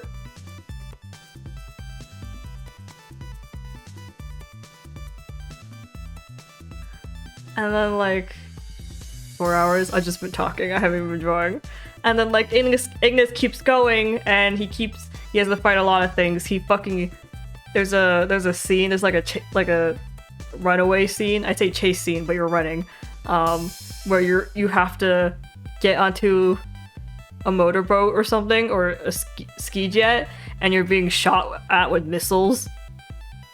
And Ignis just has to fucking dodge everything. So there's that, and then all the parkour Ignis does, like it's Assassin's Creed. Like he's jumping on the light post, onto broken buildings.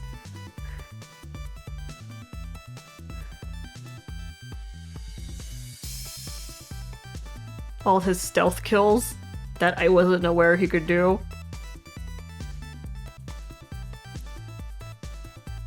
But he's a dagger man, so I guess that explains it.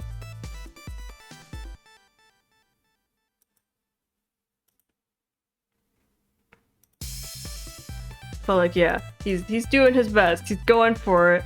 I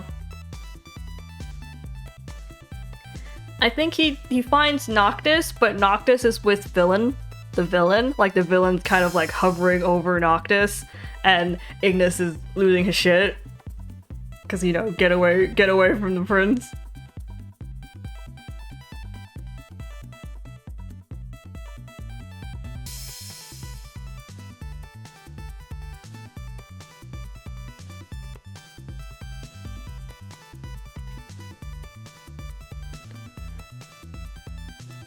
Oh my god. I'm like, it's been so long since I've talked about Final Fantasy, I'm trying to remember exactly what happened. Because, I don't know. Because this is the scene where you see where Ignis first meets Noctis. Because Ignis has a flashback to meeting Noctis for the first time, and it's actually in the cutscene where Noctis kind of like was hiding behind his dad, the king, and then like kind of comes out from behind his dad and like grabs Ignis's hands and smiles at him. And I'm like, ah! And I'm like, what is this, child and sweethearts?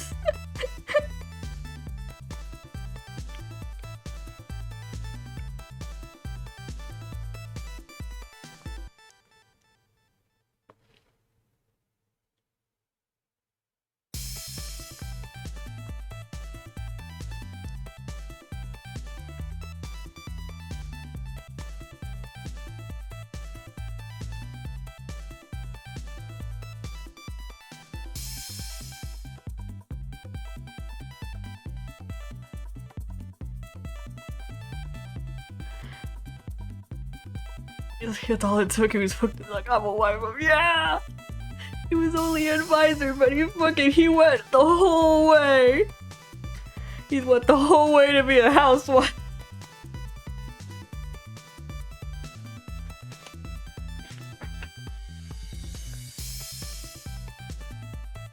Cause like, Ignis has a specialty, like there's, I don't know what it is, I think it's some sort of tart or something, that he bakes. It's a sweet. He only learned how to bake it because Noctis had it once when they traveled to a different kingdom, and Noctis ate it there. And when they came home, Noctis wanted to eat it again, so Ignis fucking piled for it to learn how to make it.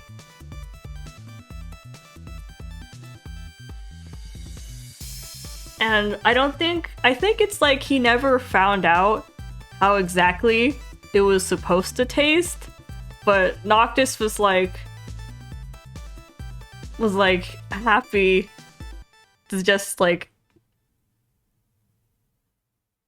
I think Noctis was happier to just have Ignis's tarts in general.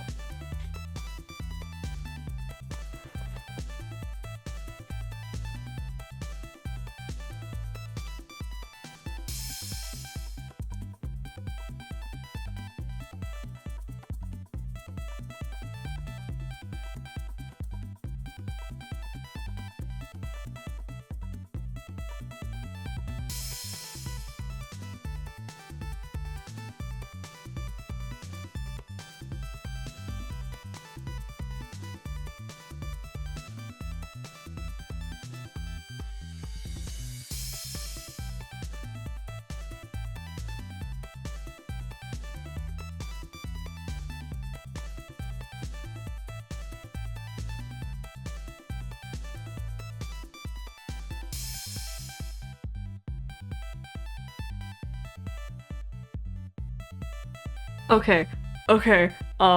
I read up to make sure I knew what the ending difference was. I understand now. So the first ending you get is what actually happens in canon, and then the second ending you only get after you do the first ending. So what happens is that the evil villain is hovering over Noctis. Ignis Ignis and the commander dude fight him, and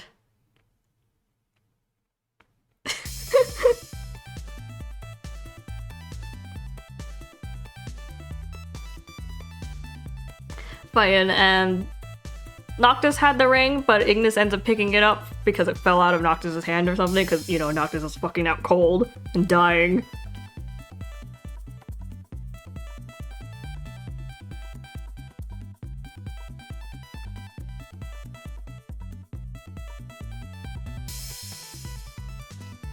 And so Ignis has the ring at this point, and at this point, after you, like, I think you do a little fight with the villain asks Ignis to either join him or die.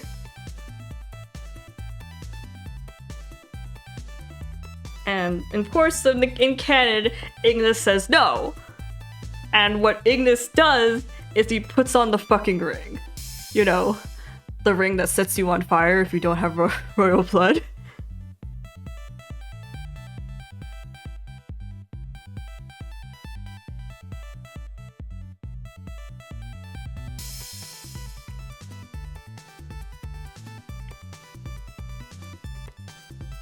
Because what's in the ring is like the souls of all the other kings of the bloodline. So what happens when you put it on is that all of their fucking armored ghosts come out and they look down at you and they judge the fuck out of you.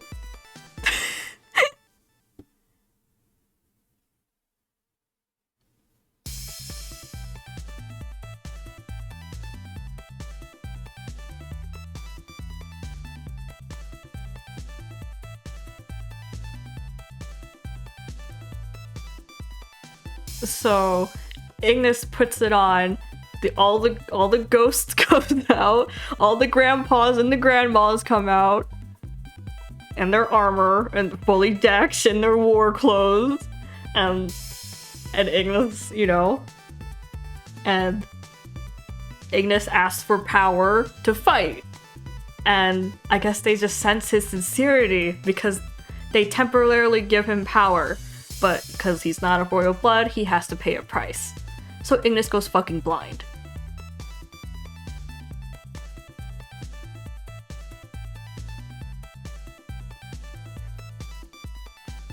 But he does win the fight. He drives away the evil villain for a while.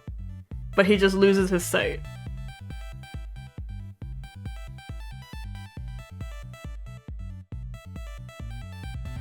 And he actually learns a little earlier before this fight, but Ignis does learn at this point that the only way to save the world, and this is spoilers, but this is spoilers of Final Fantasy 15. The only way to save the world, because he wasn't aware of it either. None of them were aware of it, in fact. None of the party. Not even you.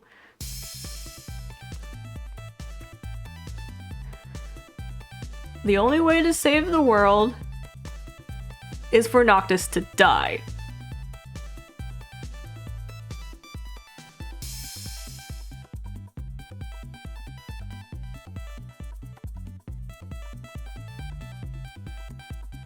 Noctis has been sent on a Noctis has been prophesized since birth to be the one, like, to end the villain. So he was raised to die, essentially. So Noctis was sent on a road trip with his buds as like his final his funeral march, essentially. His final joyride trip. And to become worthy of the ring. Because the ring was lost when the kingdom fell. And it was entrusted to you know, his childhood friend, the princess, because she's a holy lady. She's like in a normal RPG setting, she'd be like the saintess, I guess. Blondie in white clothes. To contrast our black hair, black clothes boy. But so she has the ring, so they're on a road trip to pick the ring up from her and also make Noctis worthy and for Noctis to get his last joyride.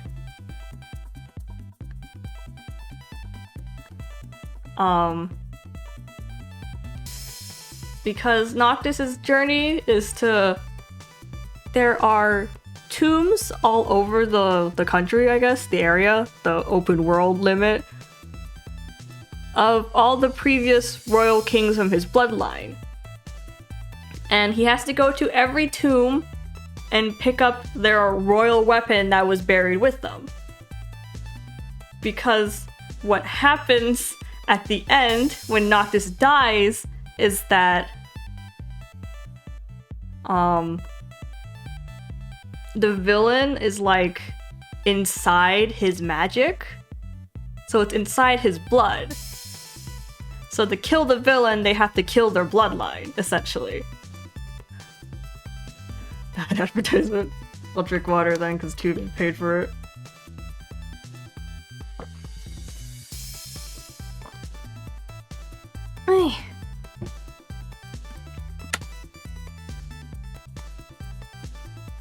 Of the little dude at the front? Do you mean Prompto? This one? He's also here.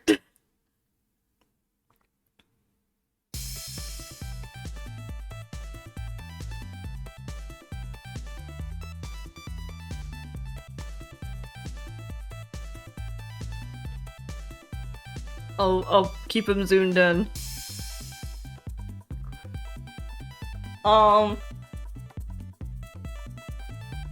He's pretty scrawny, but he's fucking strong, that kid.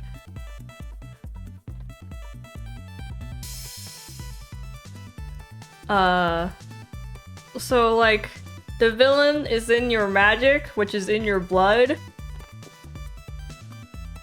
So to end the villain for good, you have to kill your bloodline. And to kill your magic bloodline, Noctis needs to collect every weapon of the royal family because he's going to get stabbed by every weapon of the royal family. Like, at the time of his death, all of his ancestors have to come and beat the shit out of him with their weapons. And that's why he has to collect them.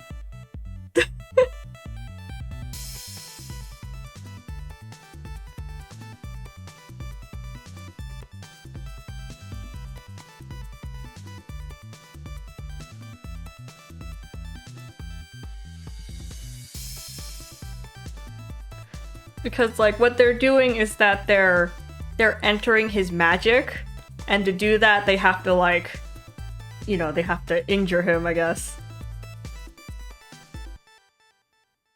So they can enter him. So they can enter the magic where the villain is and fight him there. And Noctis also has to kind of die to enter that magic bloodline world, I guess, inside of him. To kill the villain. So, yeah, life is Noctis sucks, or death is Noctis sucks. So that's Noctis's fate. Noctis has to fucking die to save the world. And Ignis only finds this out now.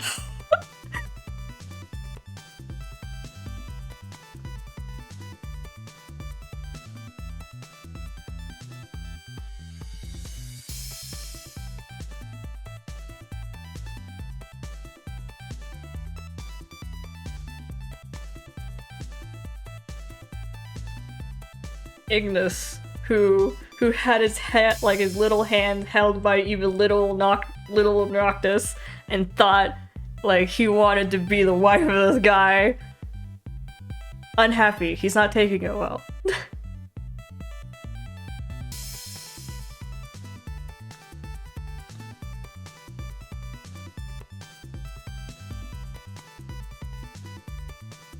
Um, and yes, Noctis does die in the ending. It's very aesthetic because, you know, the entire kingdom has crumbled and has been destroyed by the enemy empire, and Noctis ends up getting, like,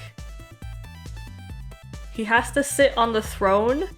So in the ruined kingdom, he has to sit on the throne, and when they find his body, there's a sword through his chest, and he's basically skewered onto the throne, and that's how he died.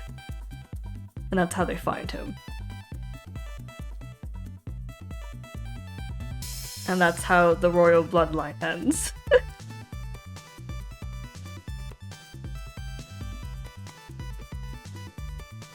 That is pretty metal.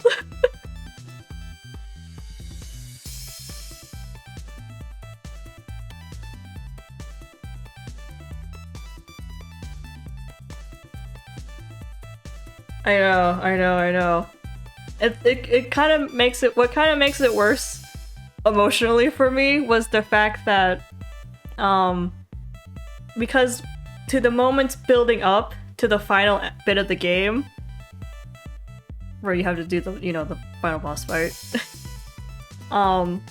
Noctis continually takes a lot of mental damage from the events that keep happening. That, like, I don't know, you kind of feel it. That he doesn't really want to be around anymore. And, you know, the whole world is counting on him to die.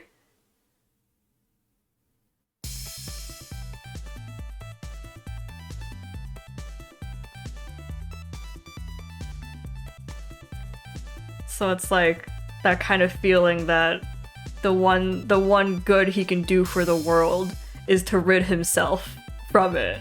And it's just like, ah, you're right.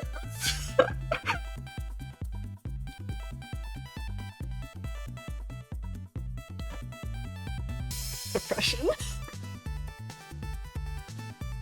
Just so you know, I cried a lot. I was so attached. I'm still attached.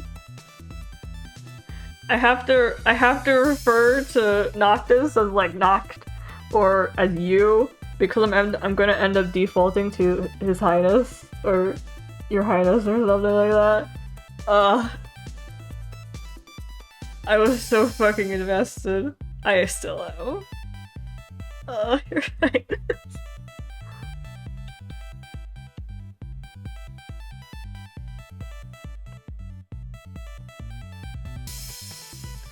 It's like the whole world is calling for him to die, and like his best friends in the world are also calling for him to die. And that by not dying, he's like troubling the world. He's letting it fester. By not wanting to die, he's making the problem worse. He's letting it happen.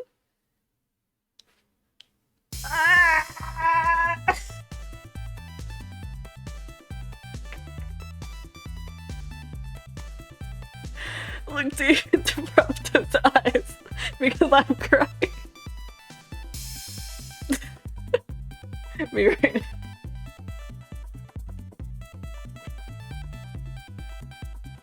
Actually, we'll put them on Ignis instead because Ignis cares.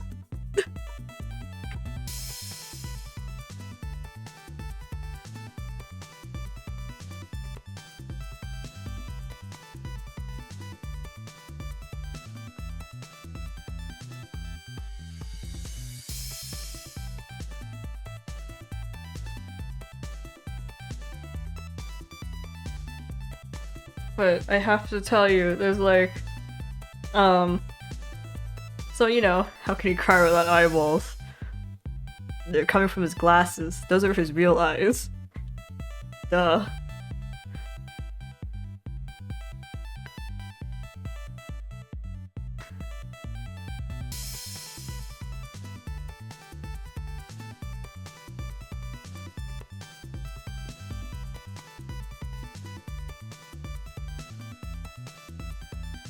But you know, Ignis goes blind, and he does actually manage to recover Noctis, and Noctis wakes up in a nice bed at one of the intact hotels, and Ignis is right there at his bedside.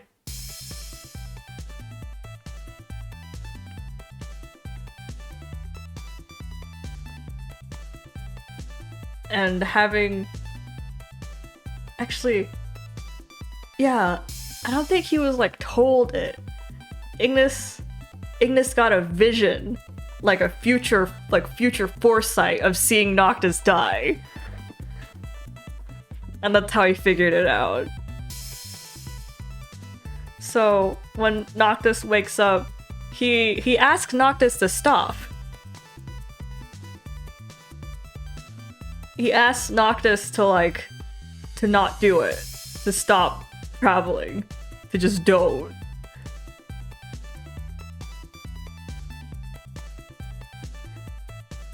And Noctis, being peer pressured by every living creature on the planet, alive and dead, actually. Because a lot of people have died up to this point. Like his entire kingdom. We just beat you up right now.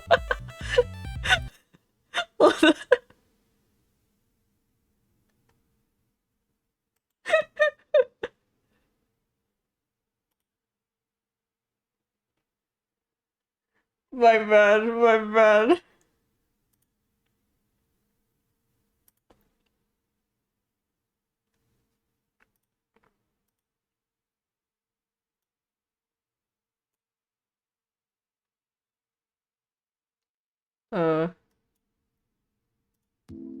How's this?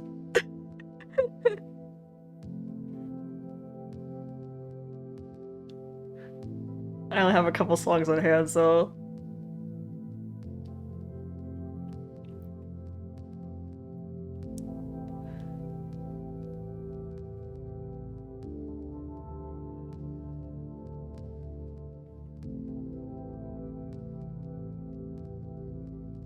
That's the good shit. I'm sorry. Got the right music in this club. So Ignis asks Noctis to stop. And Noctis is like, no, too many people have died for this. And, you know, basically it's right that I do too. That's my duty. And Ignis in canon accepts that. Ignis in canon promises to always support Noctis. Because this is a decision that Noctis has made for himself. And all Ignis can do is respect that.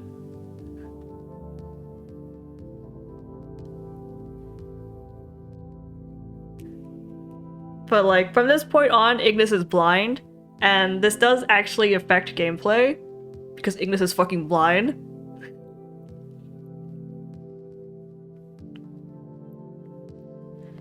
So group tensions actually heighten because Ignis is blind. Because Ignis is like a little slow when it comes to walking.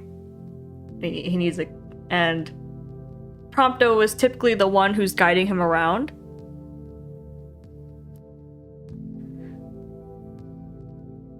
And this is when, like, Gladio, this guy, you call him Gladio, when Gladio and Noctis start fighting a lot, or when Gladio starts really fucking getting on your case about dying already.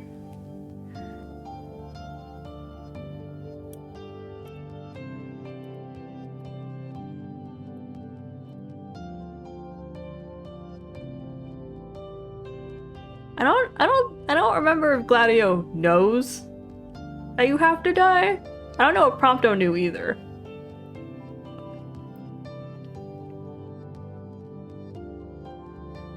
But, you know, Gladio's still kind of mean about it. So the two of them are kind of constantly fighting now, and that's when and then like you get through one area like that, it's a fucking swamp, and then you board the train, and that's when you lose Prompto. So Ignis loses his sight because of Noctis. He gets into a huge fight with Gladio because he doesn't want to die that quick. And Prompto, he accidentally shoves Prompto off a train, which he feels absolutely awful about.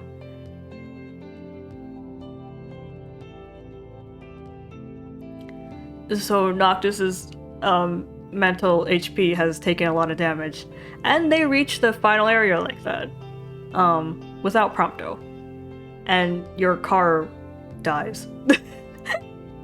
Which is also very emotional.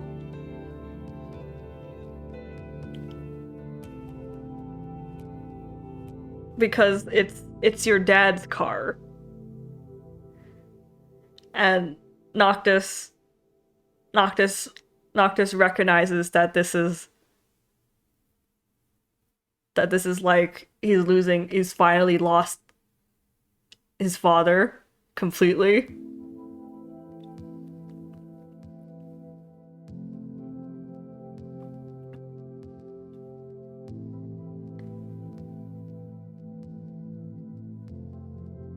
And they all kind of have a moment when they lose the car because the car's gone through a lot of shit.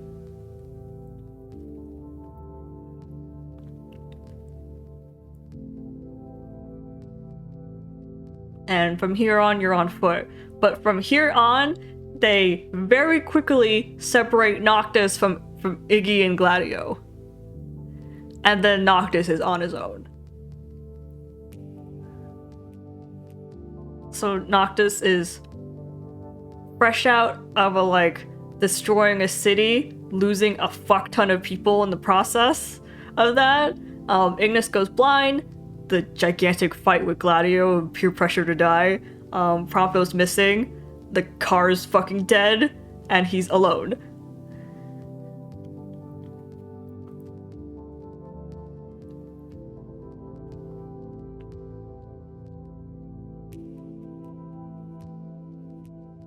And Noctis just keeps walking. And he keeps fighting. Because he's only got the ring on him now. And he doesn't have any weapons on him, either. He only has the ring on him.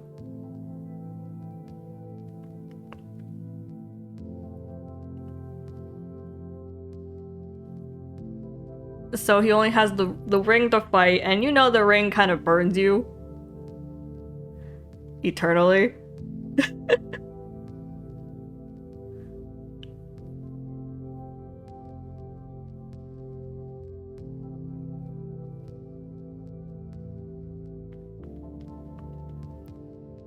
So Noctis just keeps going. And then what ends up happening is that Noctis, all alone, finds there's this giant crystal that's been important this whole time, but you don't really see it for a really long while. But it was originally from your kingdom.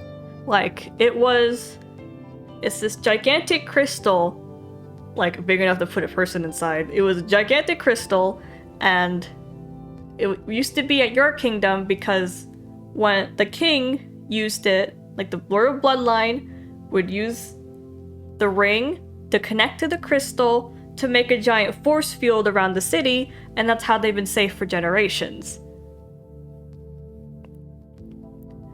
And then the evil empire snuck in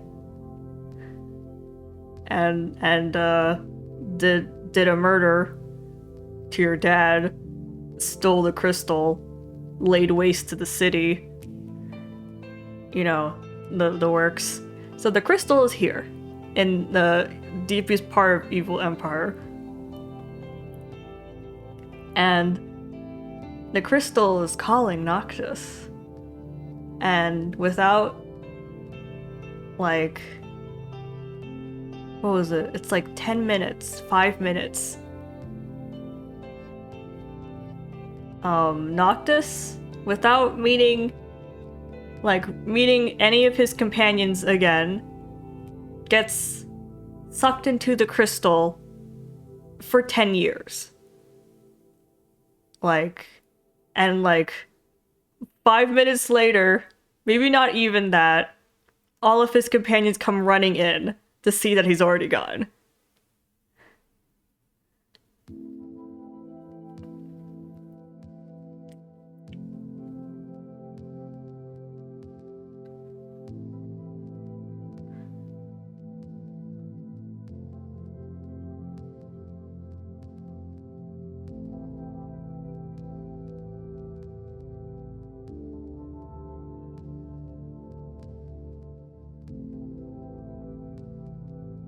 I'm not exactly sure when you get Prompto back though. I can't really remember.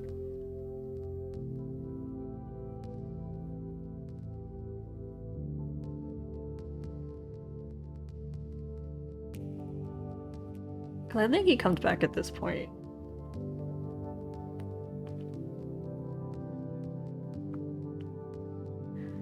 Well, you know, it doesn't matter because Noctis is gone now. So Noctis gets sucked in the crystal for 10 years because, I don't know, his body's not ripe enough or something. Like, I guess his body's still...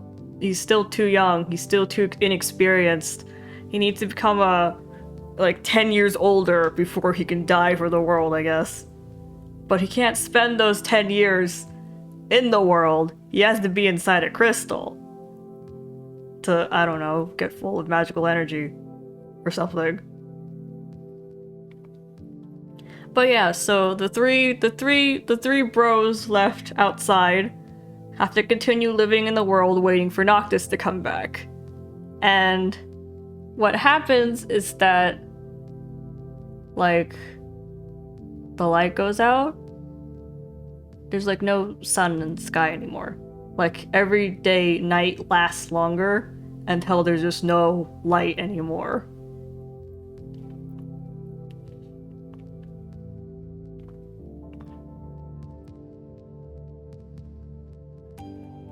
So, by the time Noctis comes out of the crystal, 10 years have passed and the world is completely dark.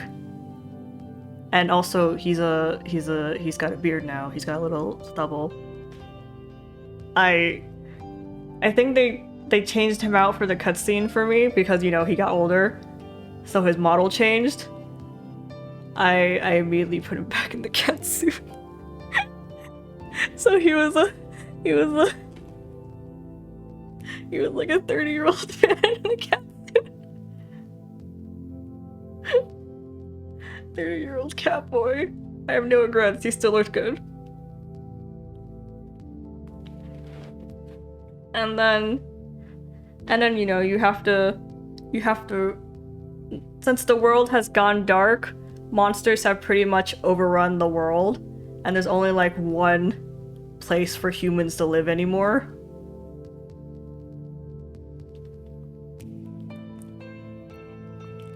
And that's where your bros are. But until then, you have to run through all of the dark and all the monsters to get to there first. And then, you know, you get there and then you get to see how everyone else has either aged well or awful. Prompto gets stubble and then everyone tells him that doesn't suit him.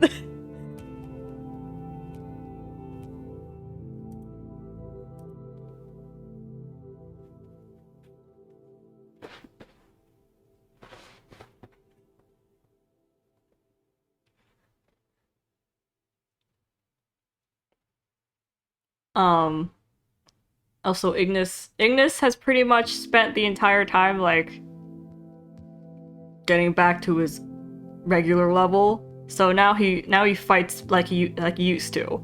Because, you know, ever since that day, the world was dark for him anyway, so it doesn't matter to him if the entire world actually goes dark.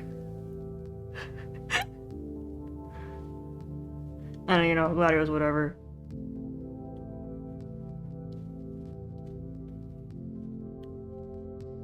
Gladio kind of mellowed out, story-wise. I thought he was able to get rid of it. No, Ignis is permanently blind. After that time he put the ring on. That's the price you pay for putting the ring on and not being a royal blood. To be honest, he got off easy, because usually you die.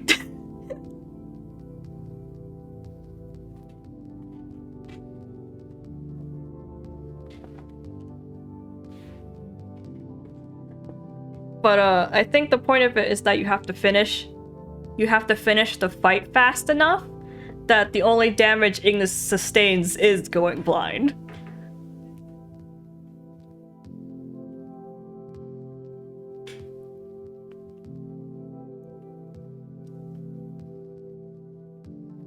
And then, you know, now that the gang reunites, they have to set out to actually...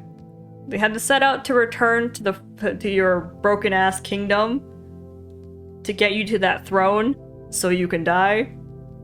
So they set off to do that.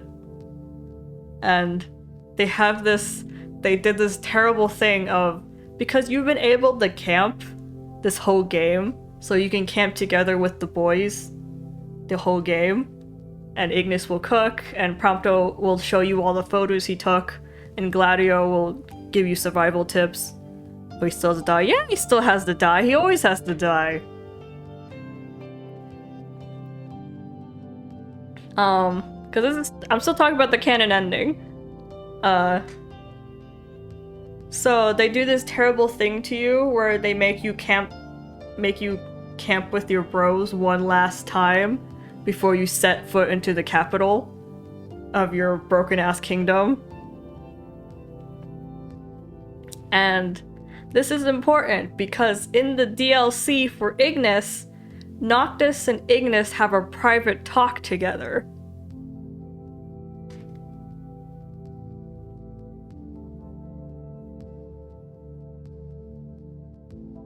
I will read you the Final Fantasy wiki. So they talk by the bonfire that marks their final meal, and Noctis laments how he could not have done the journey without his friend's support, and thanks Ignis for always being there for him. Ignis cries silently as Noctis takes his hand, holding it tightly. Looks away. Because this is Ignis remembering the time when he first met Noct, and Noct first took his hand. And now this is the last time Noctis takes it!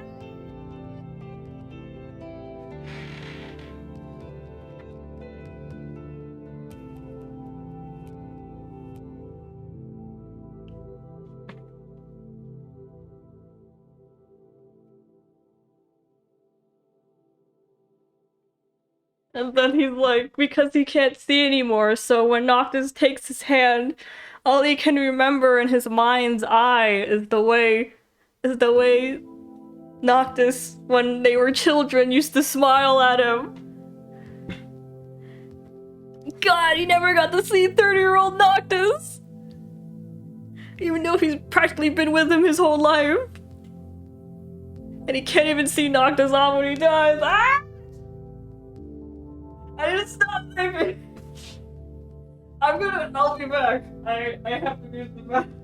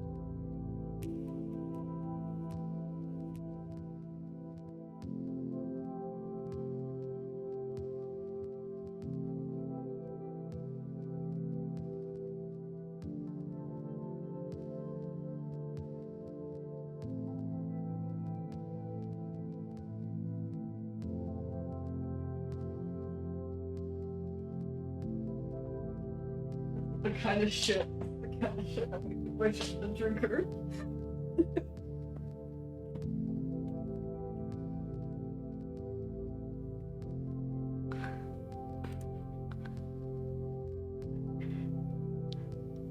Oh, Ignis feels so much.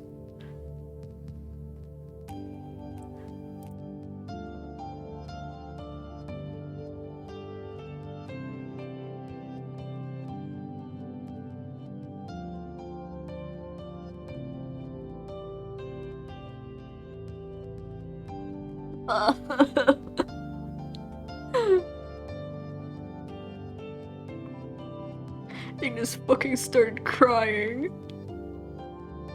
And they held hands.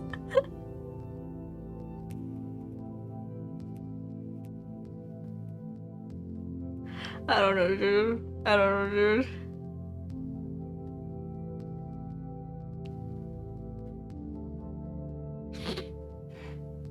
And then after this, the final battle with the villain, you have to do it by yourself, because what happens is that at the capital, a swarm of monsters come in, and your bros have to stay behind to fight the monsters. So Noctis has to go fight the villain alone, and has to, well, die alone.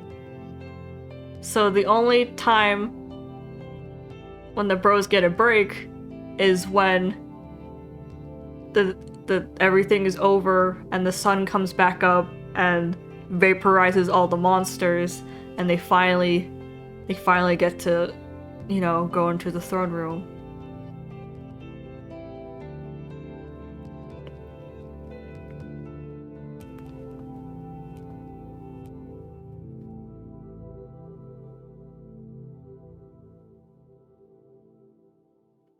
God, it's so fucking awful because there's like a big staircase, like a big fancy staircase. So it's not that big, but it's like definitely fancy.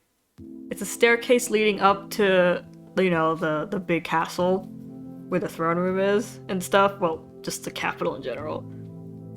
And it's at this staircase, it's on this staircase that Noctis's father first sends him off on. Like, Noctis's dad knew he was going to die. And this is where he says, like, what was it? Walk tall, my son? And those are his last words to Noctis. A Noctis who still didn't know any better. And then it's also at this staircase where Noctis separates from his friends, and he turns to them and he tells them, "Walk tall, my friends," as he leaves to die. I hate it here. I hate it. I hate it here.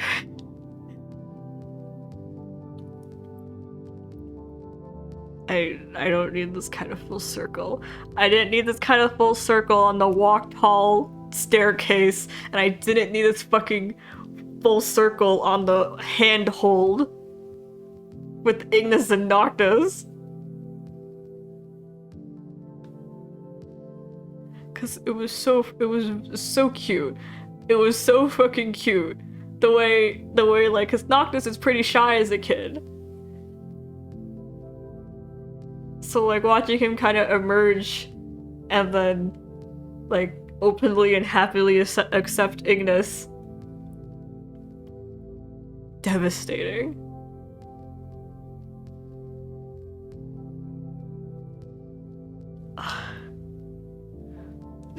Just thinking about it again. This was my first Final Fantasy, so I'm always gonna be biased towards it.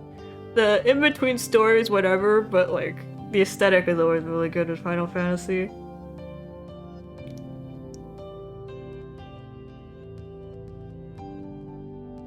And I just really like Ignis and Noctis. I like Ignis a lot. His entire perspective is so tragic.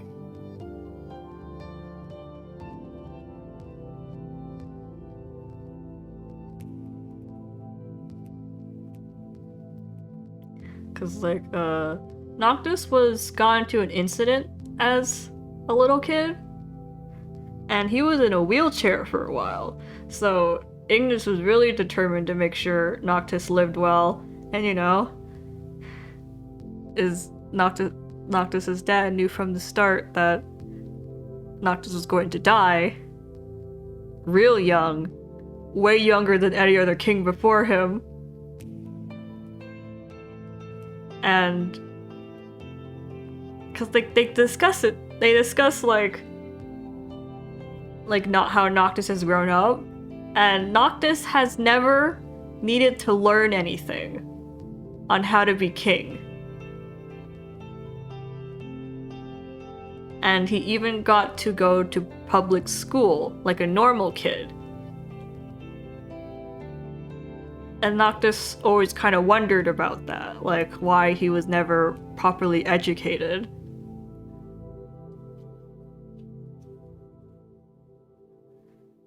It was because he wouldn't ever become king.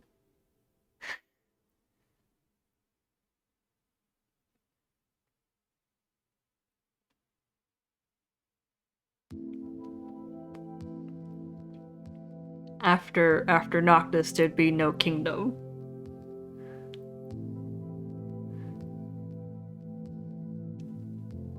Scream.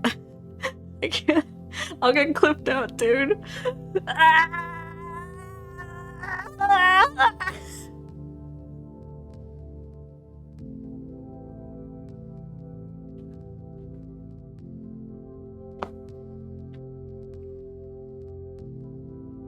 So yeah, that's the canon plot of Final Fantasy 15. Noctis just has to fucking die and there's nothing you can do about it.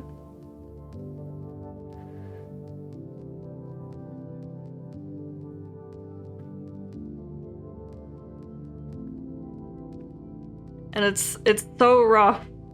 It felt really rough on me too, because I personally really love Noctis. I was, because you know he's your player character, but he talks a lot and he's kind of snarky. He's snarky, but he cares,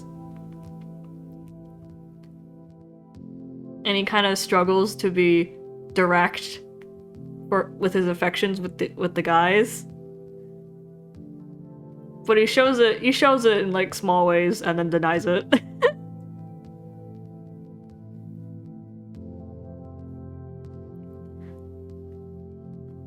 And I always took him out fishing because he got so excited. And then all the chocobo races. He was excited about the chocobo races. And then I bought him all the fishing lure. And all the fishing rods.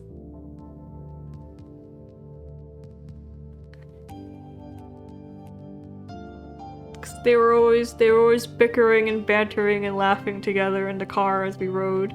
Because they'd chat a lot. They'd chat all the time. And they'd chat and they'd poke fun at each other and they'd laugh. And Prompto kept taking stupid pictures of them doing dumber shit. And every time we camped, I'd sort through all the pictures and save the ones that were really good.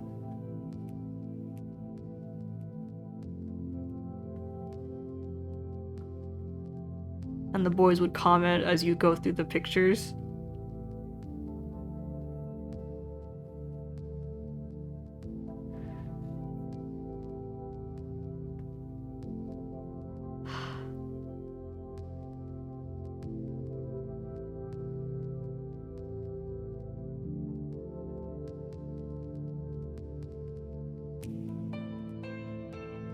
I don't know, this game really makes you feel for them because the whole, like the whole thing that isn't the story goes by really fucking fast. But the whole rest of the game is like really slow road trip of just a couple of guys hanging out. You honestly, if it weren't for them joking about Noctis being a Prince Charming, you'd kind of forget. And you just kind of think they're just a bunch of buds. Like just a bunch of buds doing odd jobs. A road trip, hanging out, camping.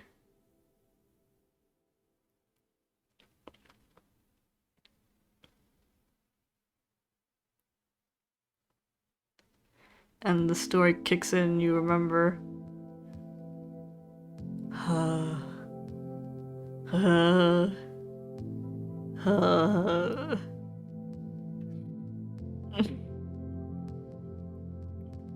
I don't know, that game really got me, because I put a lot of hours into the slow part of the gameplay. So they're just my boys, they're just like my little guys.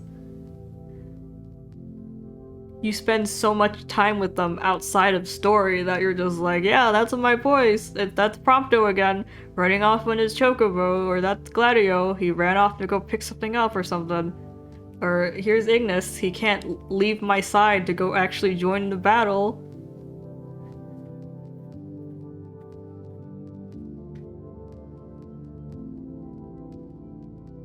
Or the way we went to like a massage place and Noctis tried it, and the moment they touched his back, he immediately shot up. And like jumped off the massage bed. Or that time Noctis ran into a cat and he started talking to it. And it kept meowing at him, so he was like, oh, it's hungry. So he went to like one of the restaurant nearby and got the chef to cook really fit. He went to a restaurant nearby to ask for cat food, and then the restaurant's like, I need a fish. So Noctis like, okay. And Noctis goes to catch a fish, and he comes back to the restaurant, and they make the cat food, and then returns to the cat, and he gives the cat food, and then they keep talking about the cat.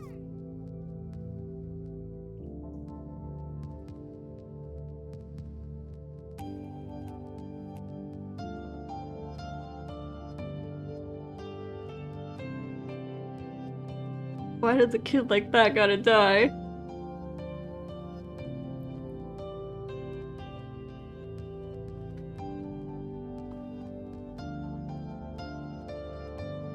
I'm actually tearing up. Like, before it was just kind of like a lot of emotion, but now there's like actual tears in my eyes.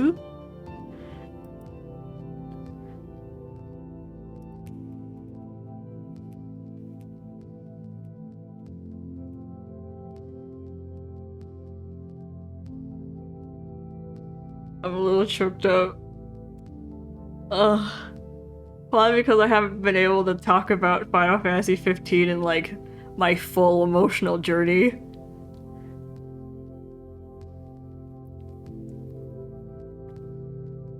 God. God, why would you do that? He's just some guy. He likes cats. He likes fishing. He was wondering about college.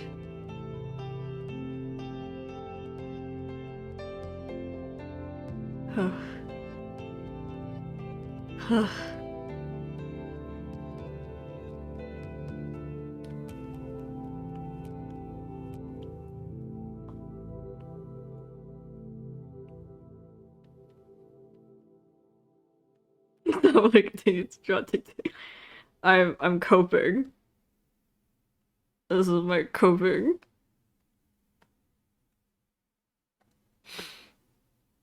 Because like keeping to talk, if I keep talking I'm gonna cry. For reals. So I had to like kind of like separate my brain a little. He was wondering about college. He didn't know. There's no way you would have known. No! I still have to talk about the second ending to the Ignis DLC! You just needed to know the emotional impact that the original ending had on me.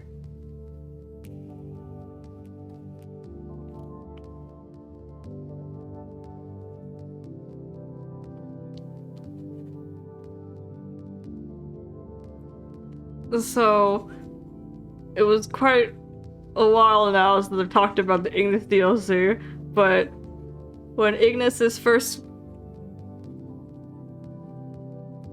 fighting against, well, was first fighting against the villain man,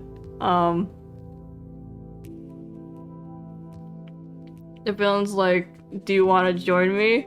If you don't, I'll kill you. And Canon Ignis is like, fuck no, and that's when he puts on the ring. But, the second ending requires you to say yes. but it's a lie. Like, you're just playing along with the villain to see where this goes.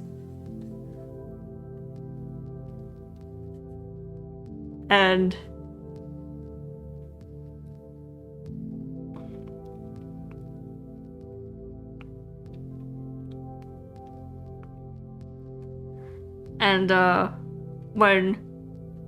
when you go along with the villain takes Ignis straight to the crystal.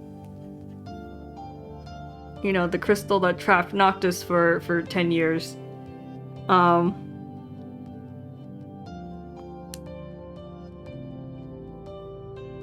then the villain revealed that, ahaha, I brought you to the crystal to bait Noctis into coming here and, you know, get sucked into the crystal for 10 years. And then the villain drops his monologue about, you know, everything.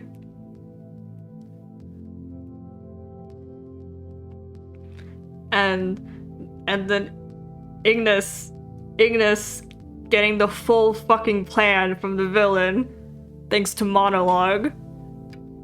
And hearing even more detail about Noctis dying, I will read you the wiki.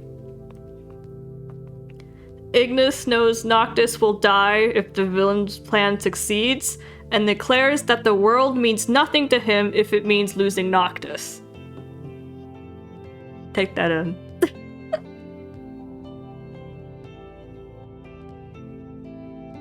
So basically, the second version of Ignis decides, fuck the world. If Noctis dies, there is no world. So Ignis goes from being here to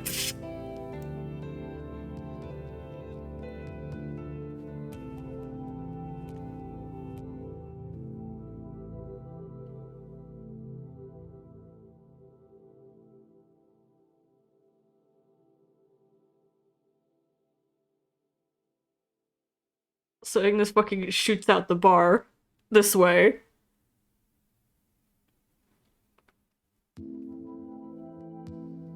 So this is where Ignis actually, like, kind of snaps. You know, he makes his fucking declaration that it's Noctis or nothing. And he puts on the ring.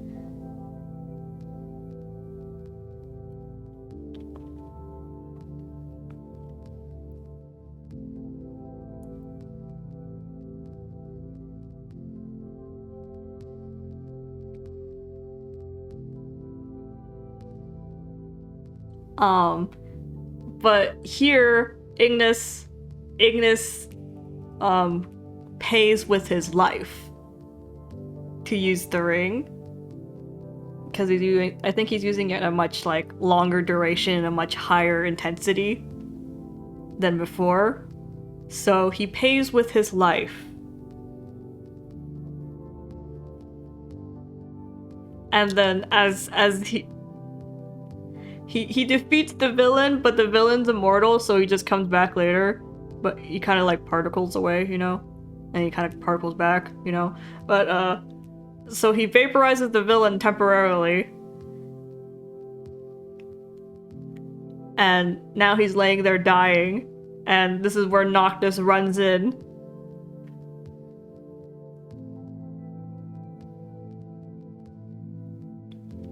And then the rest of the guys run in.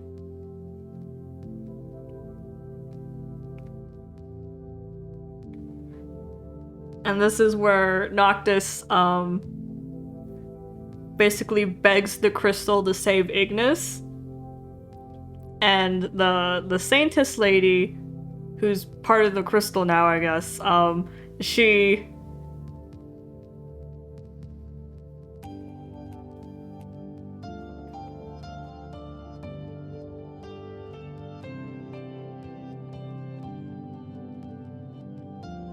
The crystal agrees and it heals Ignis, but Noctis has to enter now. So Noctis must enter the crystal now. So I guess in exchange for Ignis' life, they lose Noctis for 10 years.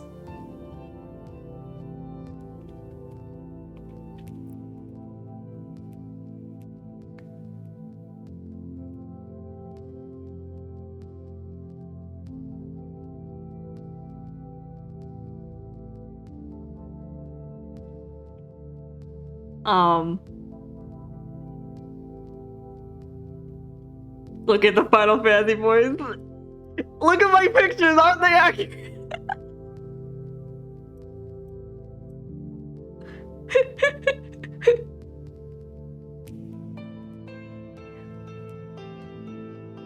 That's exactly what they look like.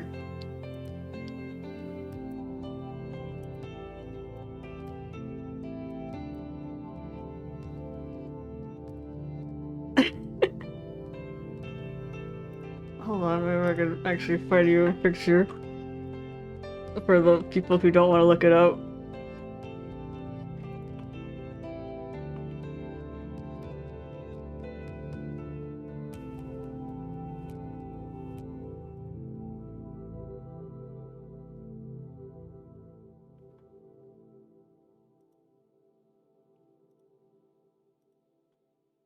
There you go. Um,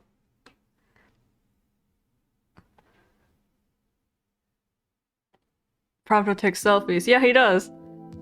This is Prompto. That's Iggy. That's Gladio. This is Noctis. Fun fact: this mole you see, or maybe I should wait for Moog.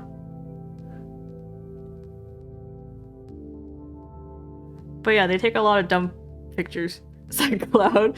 No, that's Prompto.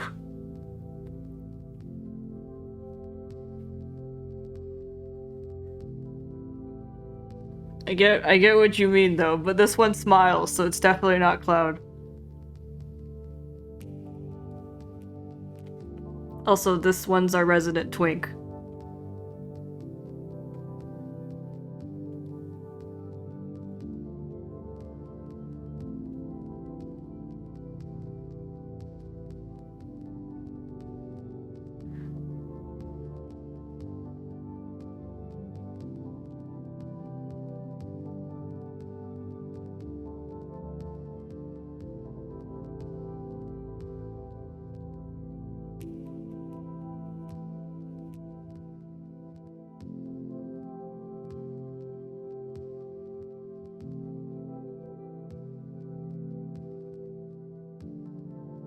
So I've been twinking your Cloud.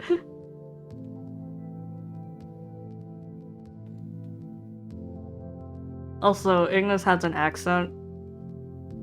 So, I don't know. I laugh when he says things sometimes.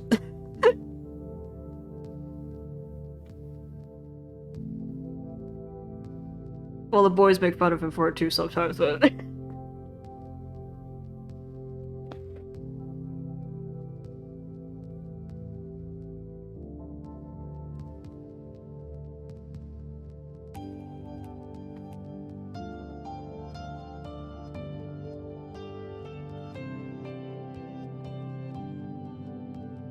What kind of accent? In the video game world, his accent is like a by the port. Like there's this city by the ocean, and they say his accent comes from there.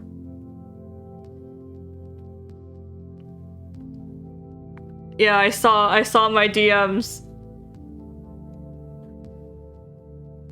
I saw it. Jay sent me pictures of them 10 years later. And Noctis is still in his emo fishing gear.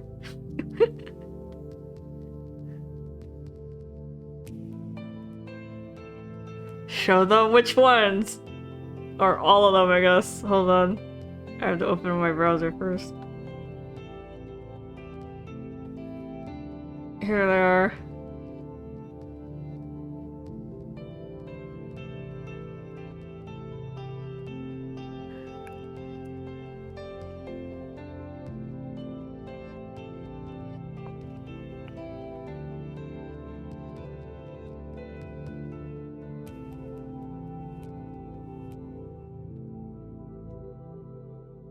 Where's the second picture? Here it is.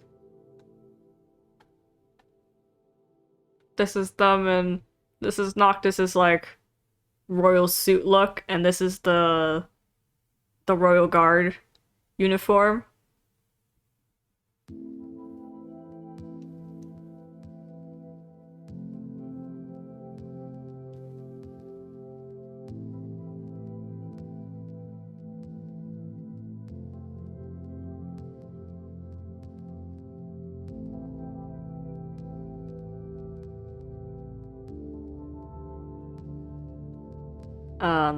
The last picture Jay sent me is of Iggy, but it's like a close-up of his face.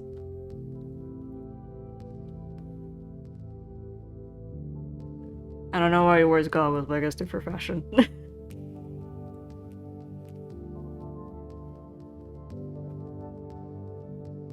I mean, I know like during the 10-year period, apparently Ignis wasn't around much.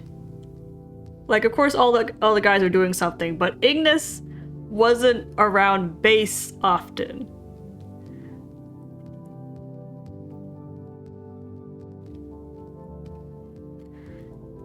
There's a boy you often visit who grew up, who's helping Ignis out now, but apparently during the 10-year period, Ignis revisits all of the tombs of the royals that you went to before, and he brought someone with him to actually read stuff for him, but because he's trying to find some way to just do something that doesn't result with Noctis dying.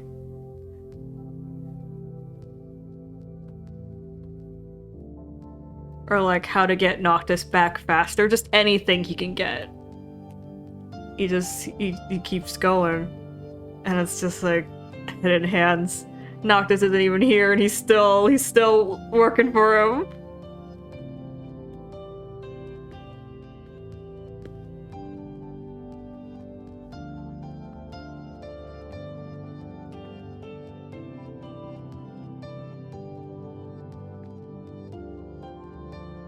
They were so happy. Look at how bright they were.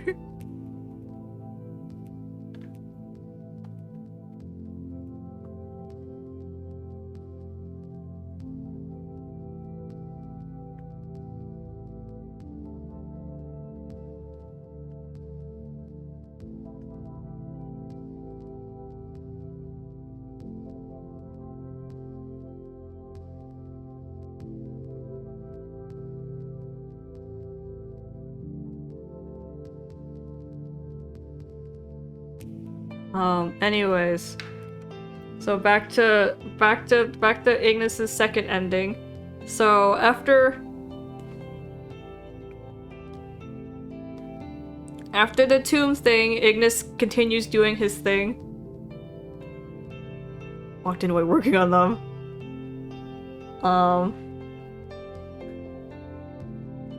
Yeah, your life is just unfortunate. Anyways,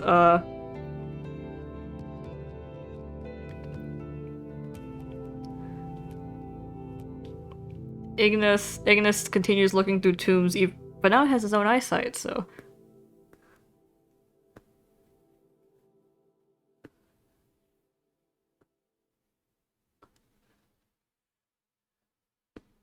And they kind of like zoom through the ending, probably because you already faced the full emotional wrath of it the first time. And I don't know, maybe this is where they finally ran out of budget.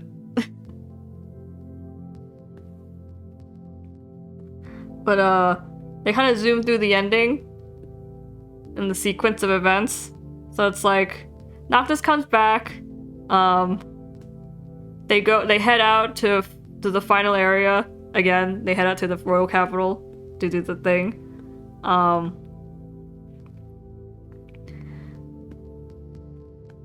It seems like they succeed. They kill the villain because, like, you know, light comes back to the entire world. So that only happens if they got the villain for good. And then Noctis survives. Somehow. They don't explain this. Noctis survives, and Noctis actually becomes king.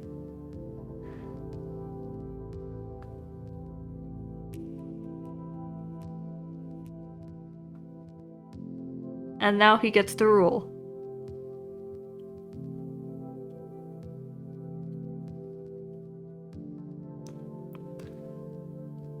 And... oh, fucking check. It's okay because the world has practically ended, and basically all of humanity has settled in this one area, like 2 areas maybe.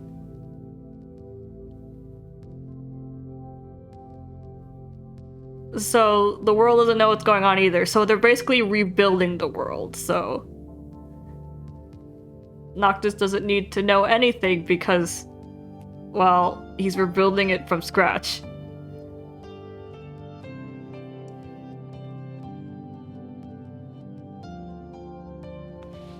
Also, Ignis knows everything. Like, Ignis learned everything for Noctis. Everything Ignis knows was to teach Noctis, or for Noctis, or anything along that line.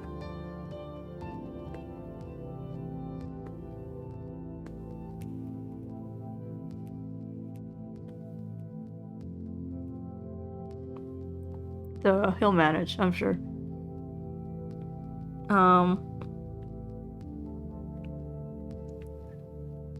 Final Fantasy 15 official works. Because they're together. That's all Ignis needs, really, to function. Hey, I don't know if Ignis lasted past the night Noctis died in the original, honestly.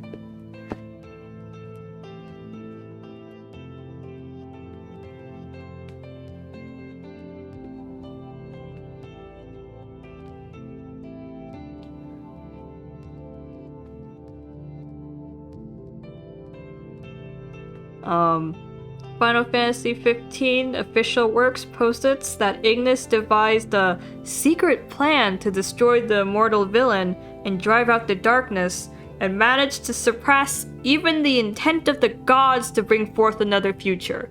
So basically, the official people of Final Fantasy 15 said that Ignis simped so hard that he fucking punched the gods and fate in the face and saved the day. Saved Noctis, which was more important to him, but like, save Noctis and the world. Like, the official works managed to surpass even the intent of the gods to bring forth another future. That's hardcore. That's really hardcore. That's extremely hardcore.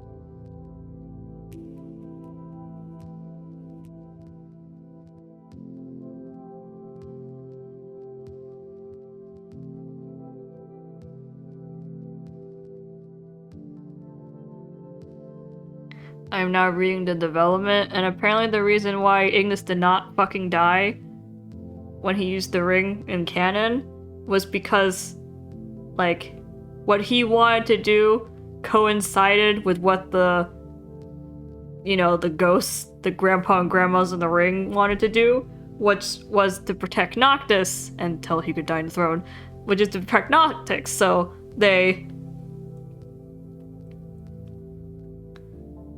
they kind of like resonated better, I think. So he didn't take as much damage as he should have. They kind of came together to protect Noctis, is the idea. This fervent passion to protect Noctis was something developers felt was hinted at in the main game and wanted to address in the DLC. Damn.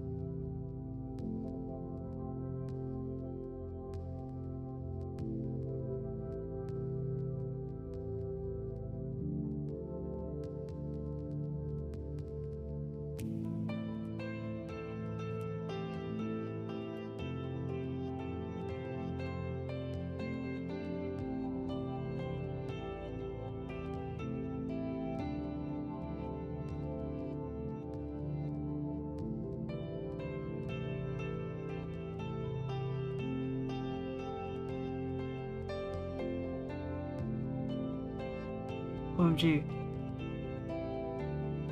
Apparently you can lose in the second ending of Ignis going against the villain, and then he just kind of dies normally, but apparently in the English version, or at least that's the only version I know because that's the one I played, when Ignis dies alone, he laments not wanting to die without him. Man, they really cranked it up for English.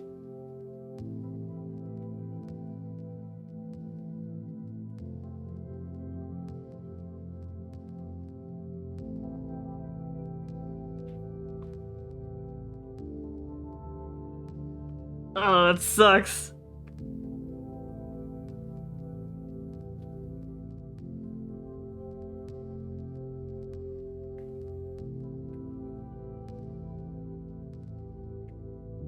What do you mean, hold on?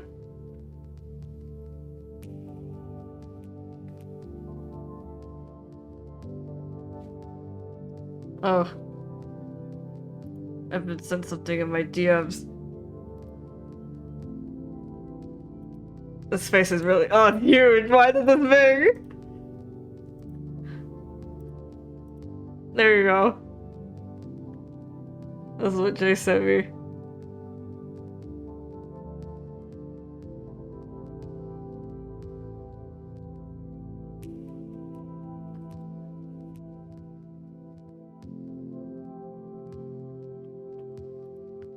Anyways, I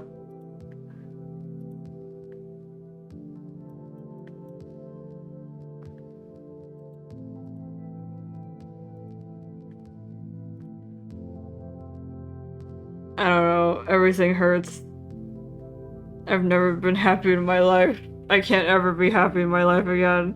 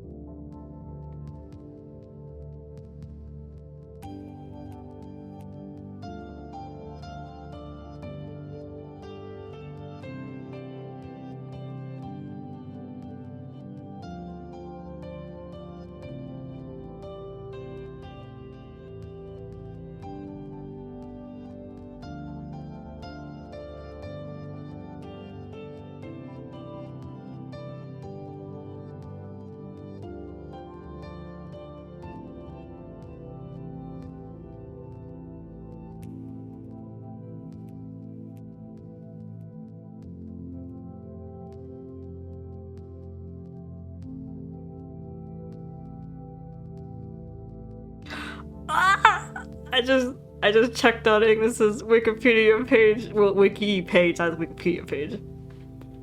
Apparently he doesn't really care about cooking, but He takes it seriously because it's a job, but what he really likes about cooking is apparently the look on people's faces, because he finds the true joy of cooking to be on the faces of those he cooks for, telling Noctis he will never forget the prince's smile the first time he cooked for him. And sometimes attempting to have Noctis prepare food with him in the morning. Ugh. Person, more like.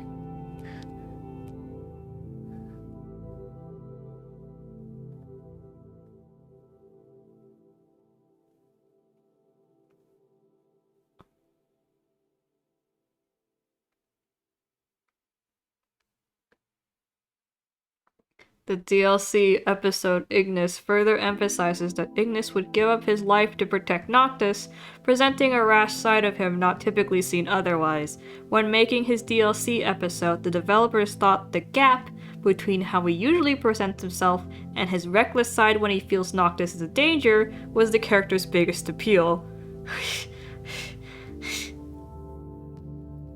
I love this kind of character.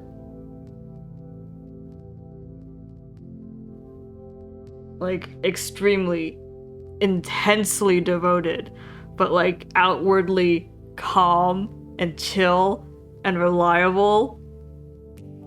But like the moment something happens to like the person they care for, fucking ballistic.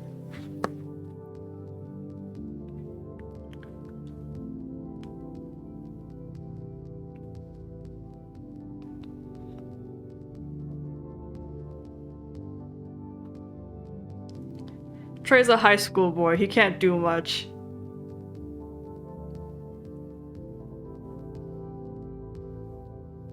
Yokai Trey? I don't know.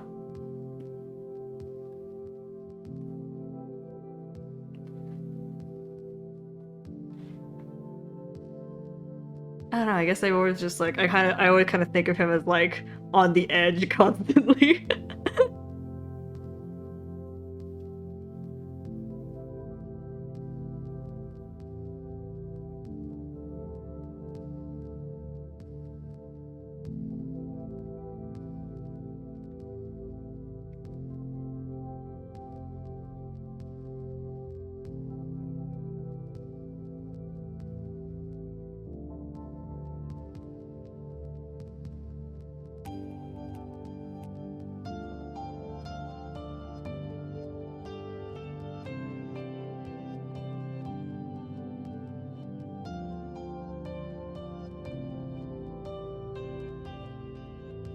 What was that for? I meant that like he's always kind of like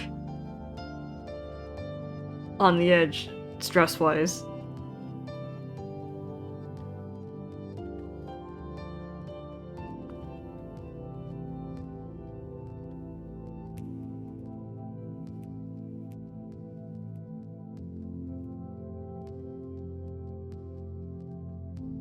He feels a lot, you know, especially from everyone else. But he doesn't really have the same kind of drive and energy as Deuce does to face it head on anymore. He's seen too much. He's seen too much. He's heard too much. He's thought too much.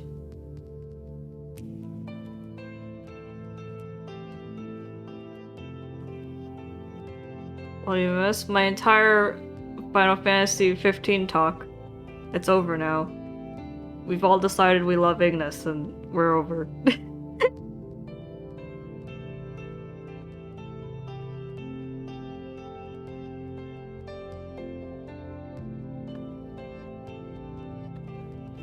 Oh yeah, I forgot. I wanted to point out that hold on, where is it? Where's that photo I brought up for? Of just the dudes.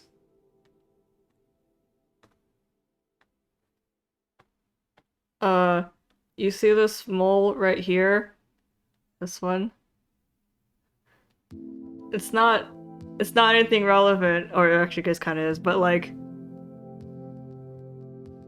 Prompto has an identical mole on the other arm, like the exact same spot on his other arm.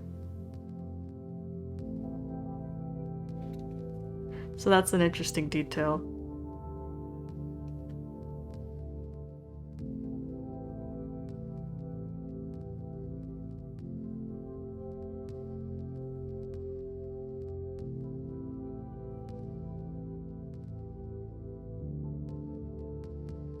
You like that I took note of it? Well, if you're with them for that long, you see things.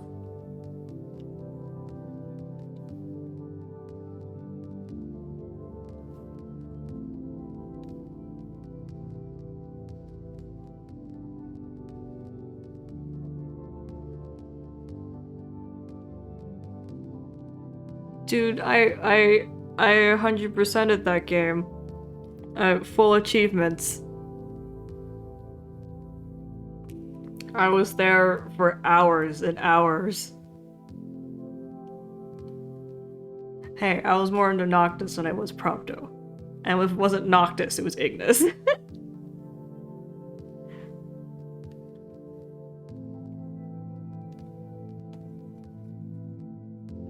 And at this point, I wasn't in the Genshin Impact, so blondes didn't really have anything into me.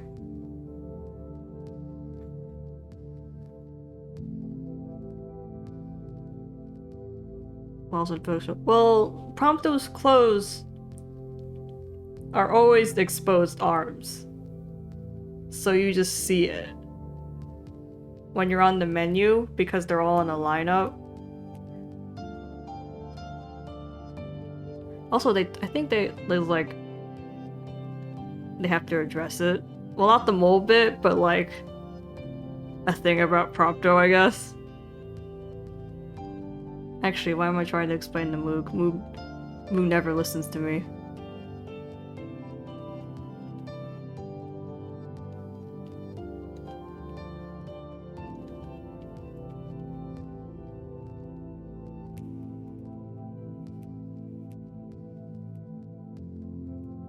You do not. Don't even try this with me.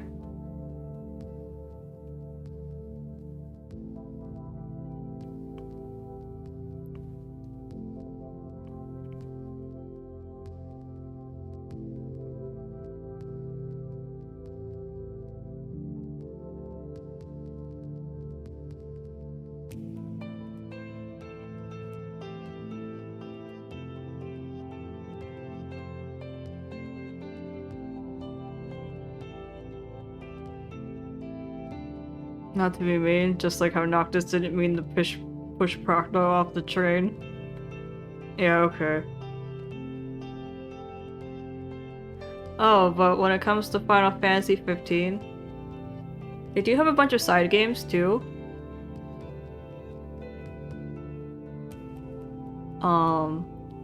They have a fishing game. They have a VR fishing game.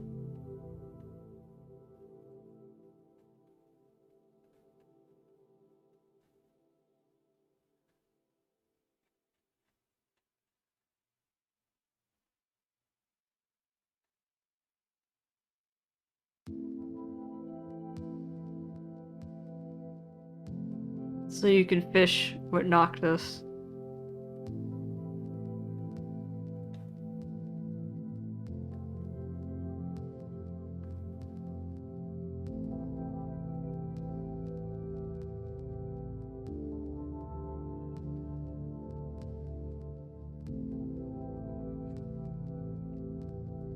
I mean, I'm guessing all the characters you get to fish with at some point, but I've only seen Noctis and Ignis. Because I remember there's this video of someone who played the game, and, you know, Ignis is right there, and you just kind of watch them slowly reach out their hand to Ignis, and then Ignis turns his head.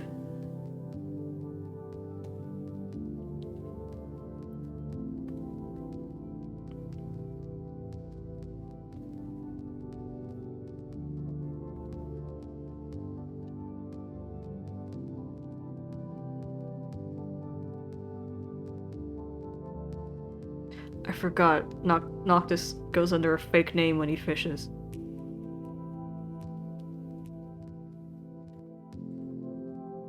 My stomach's making a lot of noises.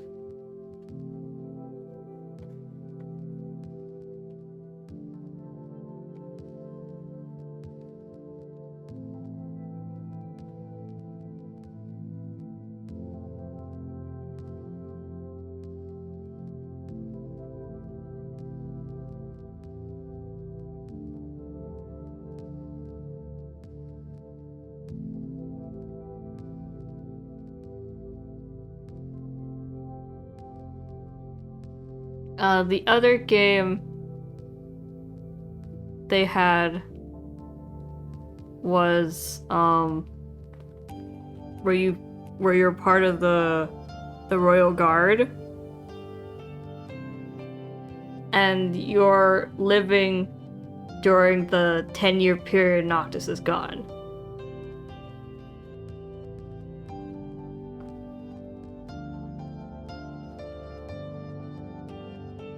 So that's when I picked up my Your Highness habit of referring to Noctis. Your Highness, His Highness.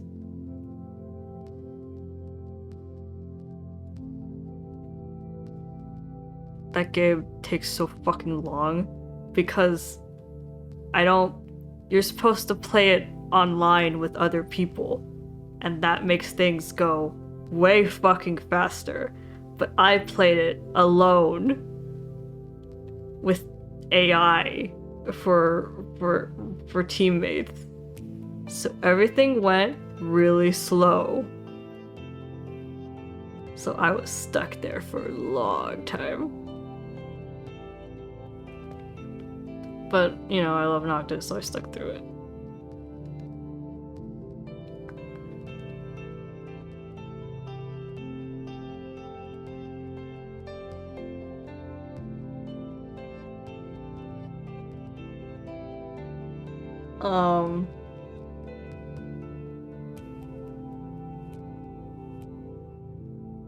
So I did my best on it. And I mean, it was just me. Cause like the slowness in the original game was you get attached to the boys, yes, but in this game, you don't really see much of the boys. They're not really around. You're just doing missions over and over and over and over and over and over again. Or if you're me, you're doing the same mission over and over and over again to get another fucking level up.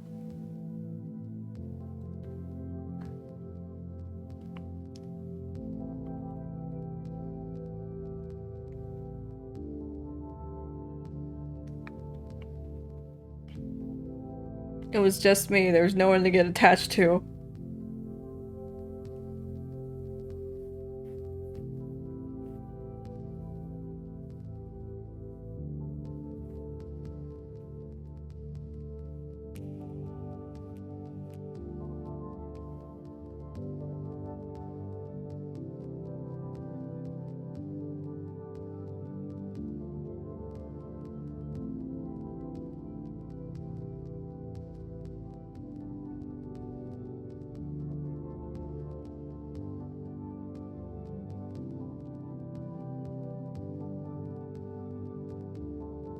But at the end because Noctis I think wakes up on an island. Like that's where the crystal sends him after he gets done with 10 years. It sends him to an island and that's where he gets picked up by a boat. And then he's taken back to the mainland.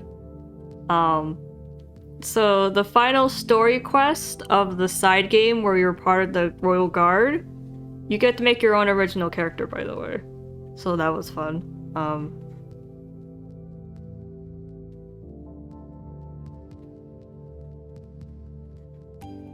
So the final mission of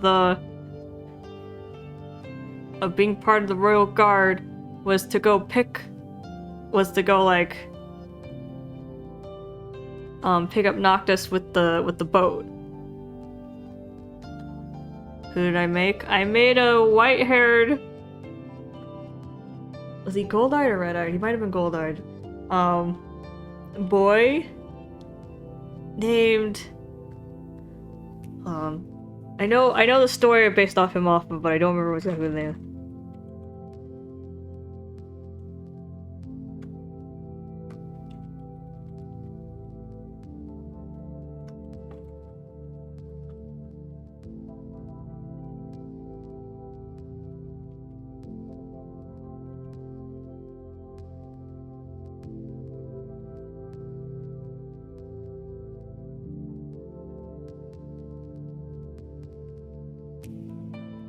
What was that? What's that? Oh. Abel and Cain, there we go. That was what I was trying to remember.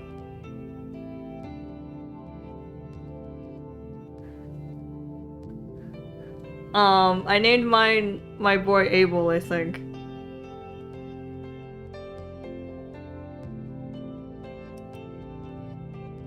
So he was like a short white-haired pretty boy named Abel.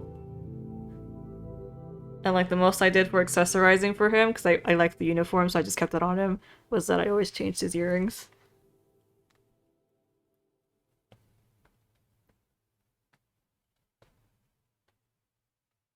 It was either Abel or Cain for the name.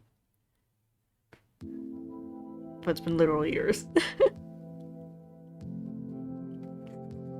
But anyways, the final mission was to get the boat to the island, but instead you have to fight God. Like, in Final Fantasy there's a bunch of gods, and the god they make you fight is like the god of war, fighting. He had a bunch of swords, and he was really big. He was really huge. He was humongous. Hello, welcome.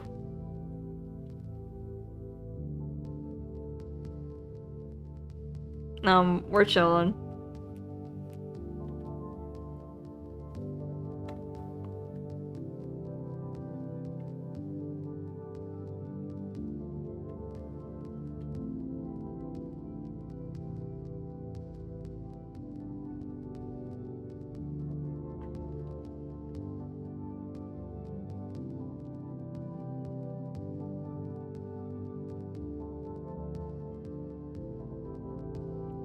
I fancy a joke, only if it's a good one.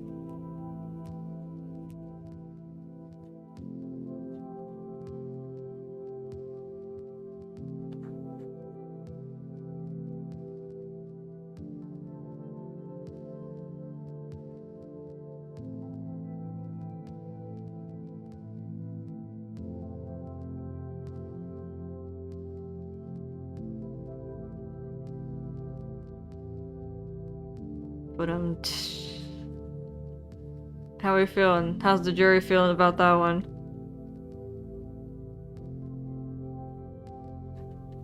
Did it get you? Are you rolling? Are you laughing?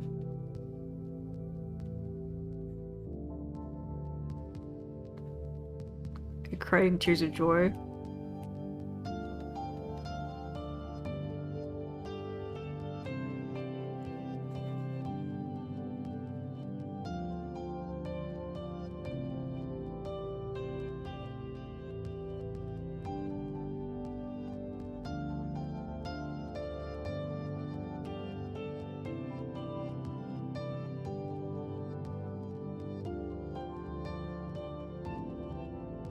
Oh, we're getting a round two.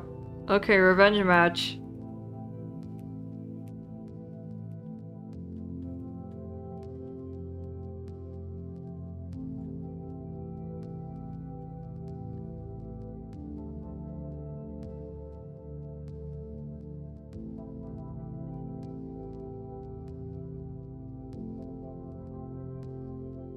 But how do you feel about that one? Crowd? Audience?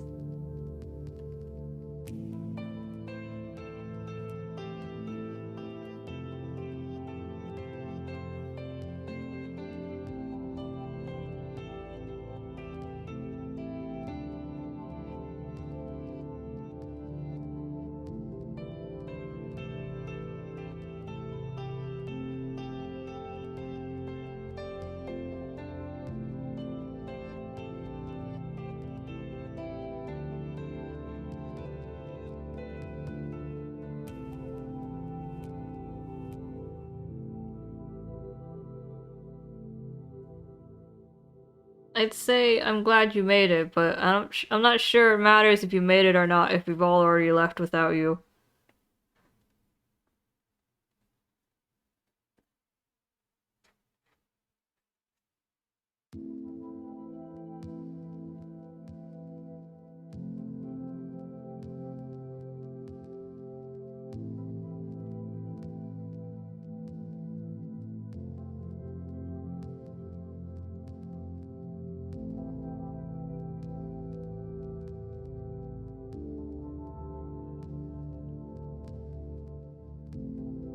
Yeah, I'm talking to you.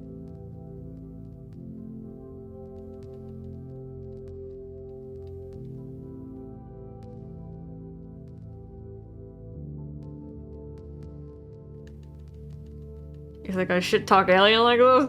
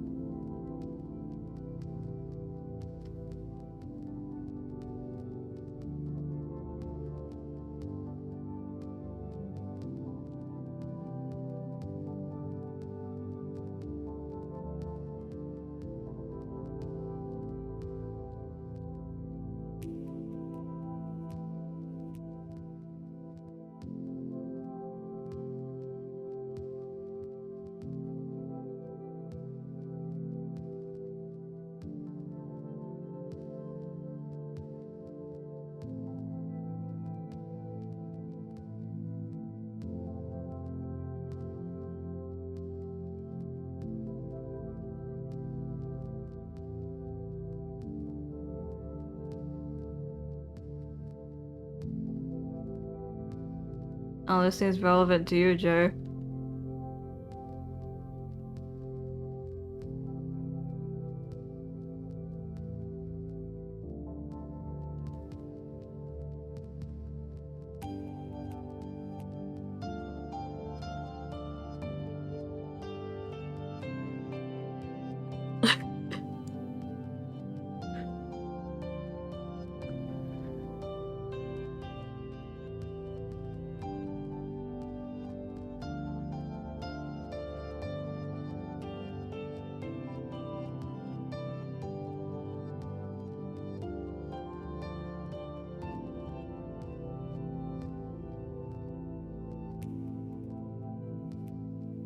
Ooh, a time traveling joke. I like that one. I say without having laughed at all.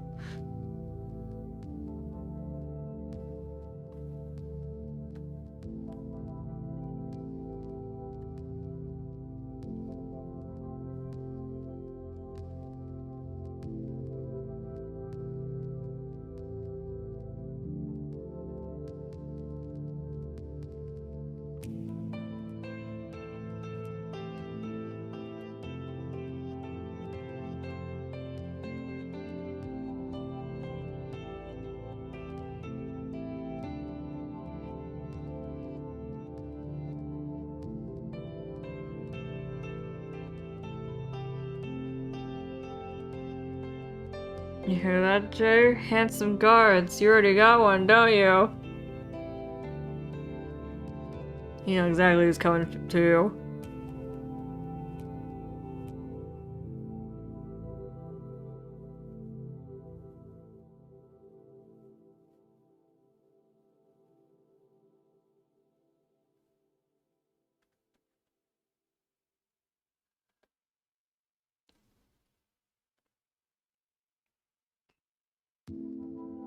Oh, there he goes.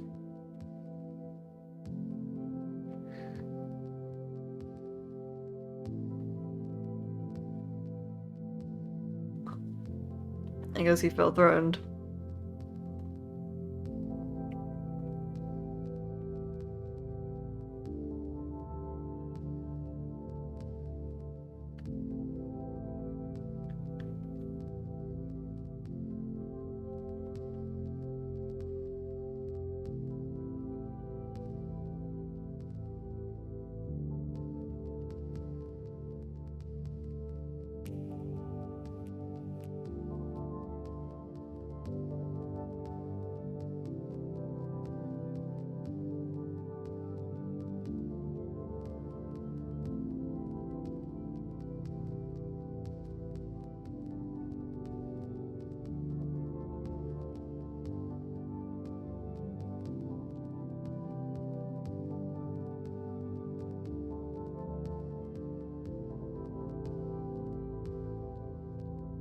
Yeah.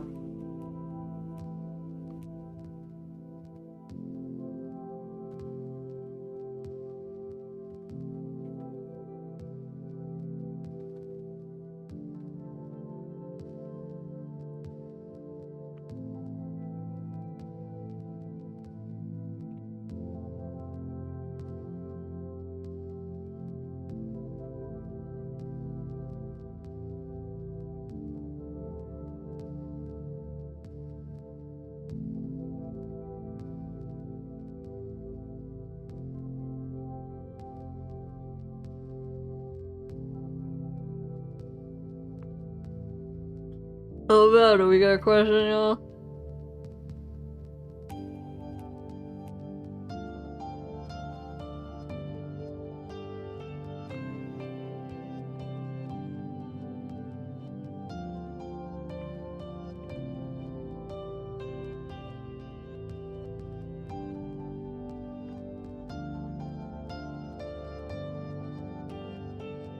How do you make your jokes?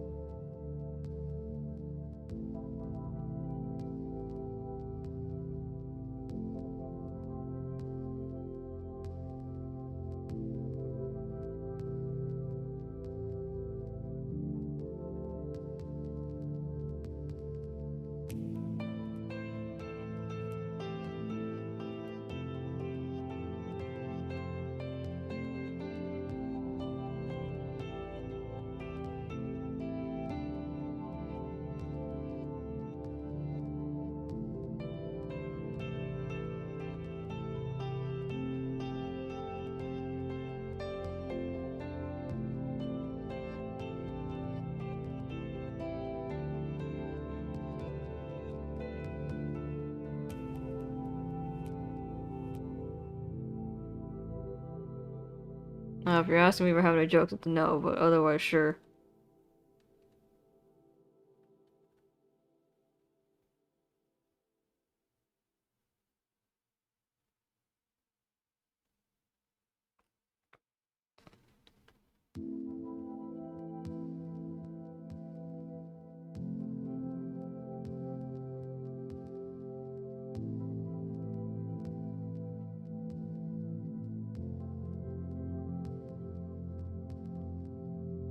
I suppose that's a good one to finish it on.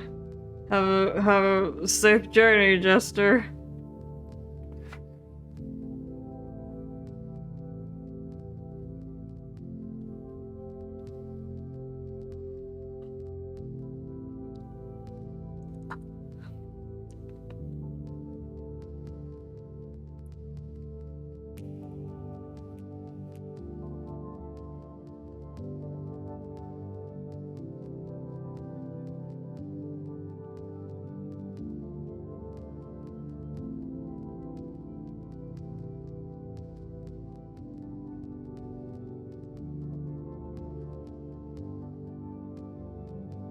Oh well.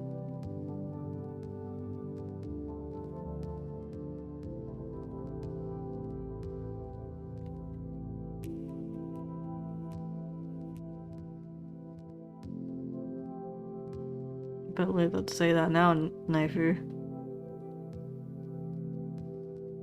Oh, excellent.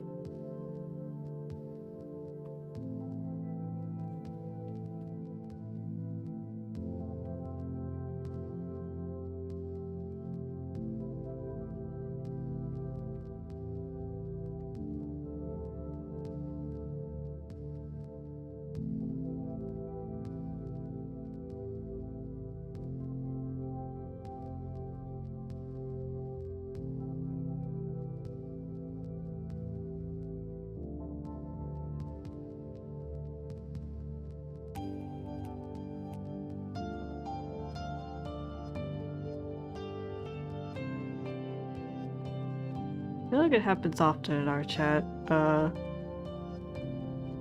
When someone says bye to someone else, another person, a third person thinks the second person is going and says bye to them. And then we all follow through. And they're like, what? I'm not leaving.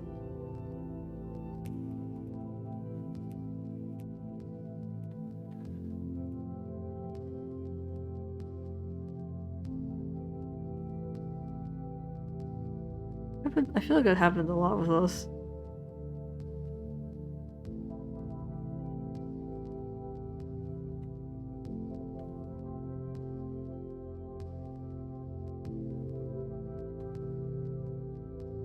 Not enough to tell when someone's leaving, though.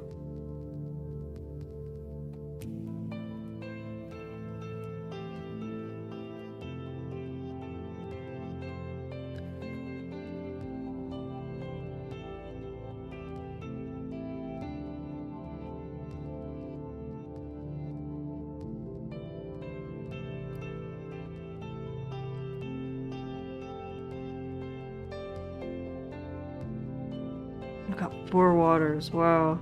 What do we even do that with that much water? Waterboarding? The torture method? Not actual waterboarding?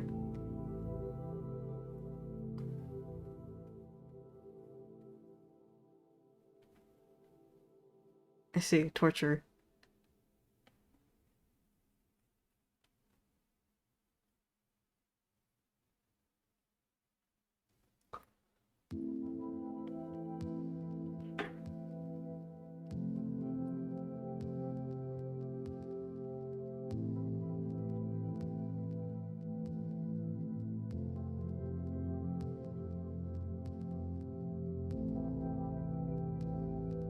Ah, the character.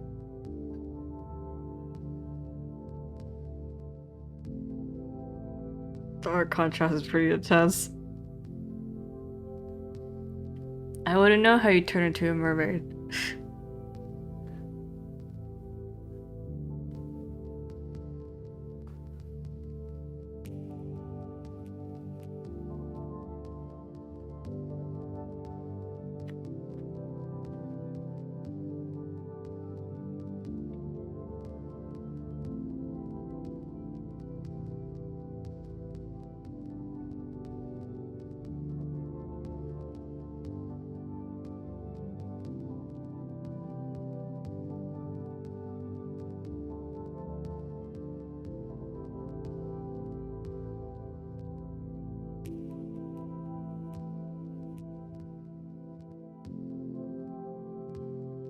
Massive Harga's boobs are.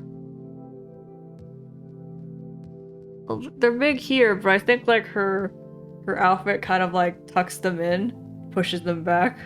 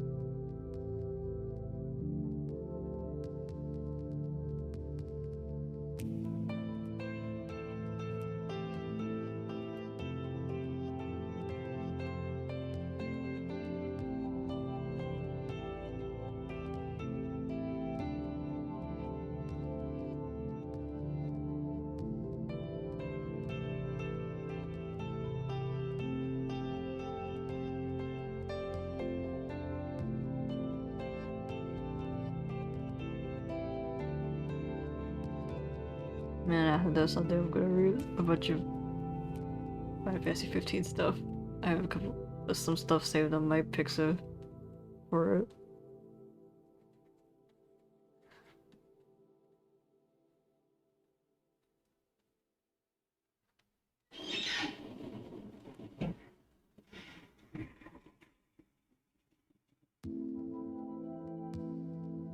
Man, these do have the boobs.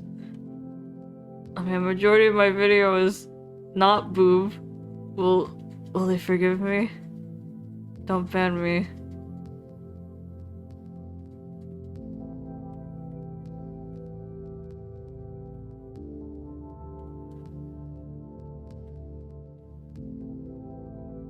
Like, I only just kind of realized it recently when I was doing the skin, but I was like, oh yeah, this is a lot of boob. Or skin.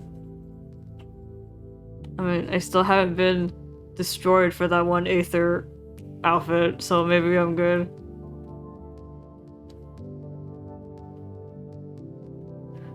Oh my god, I forgot that we're still like sad vibes music. There you go.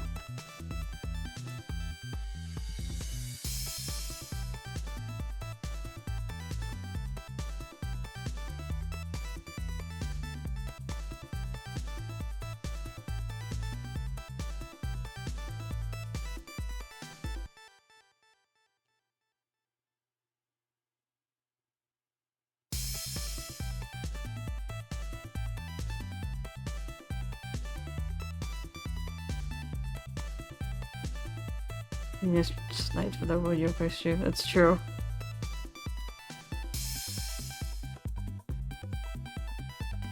See, sometimes begging does get you places.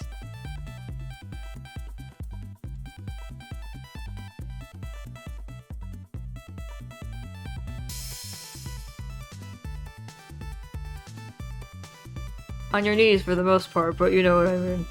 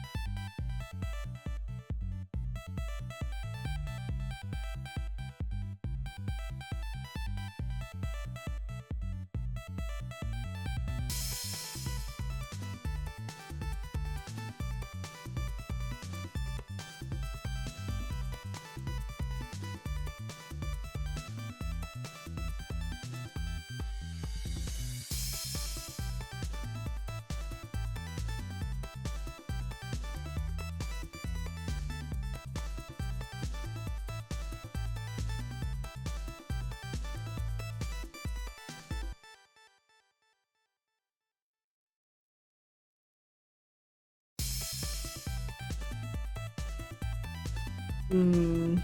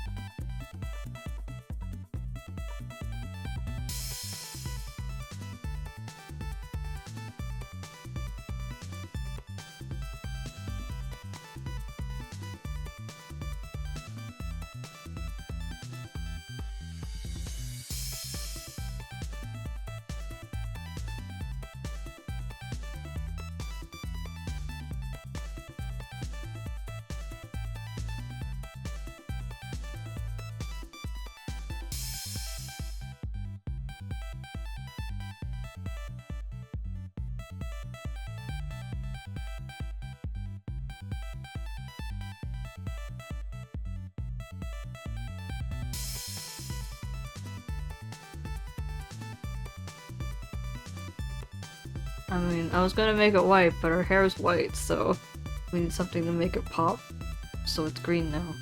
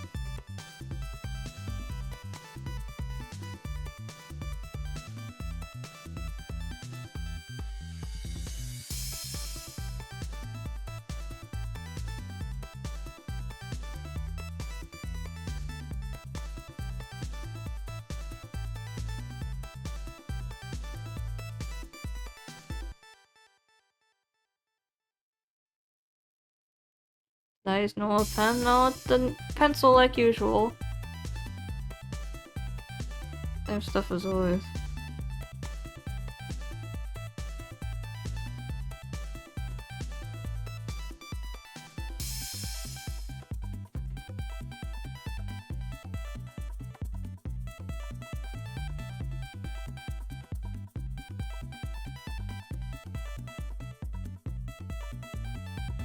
I haven't done anything special this time around.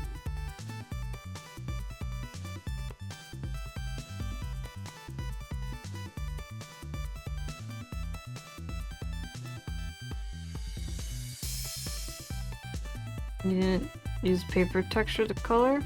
No. It was the hard pen to color, and then we're shading with pencil.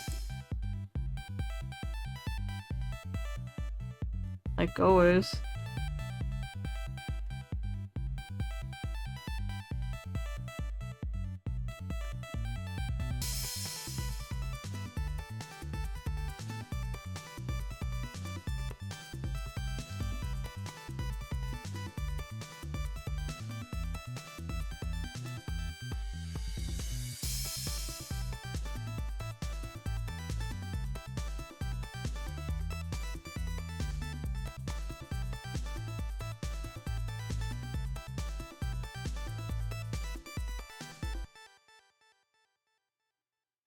Maybe it's because the pose.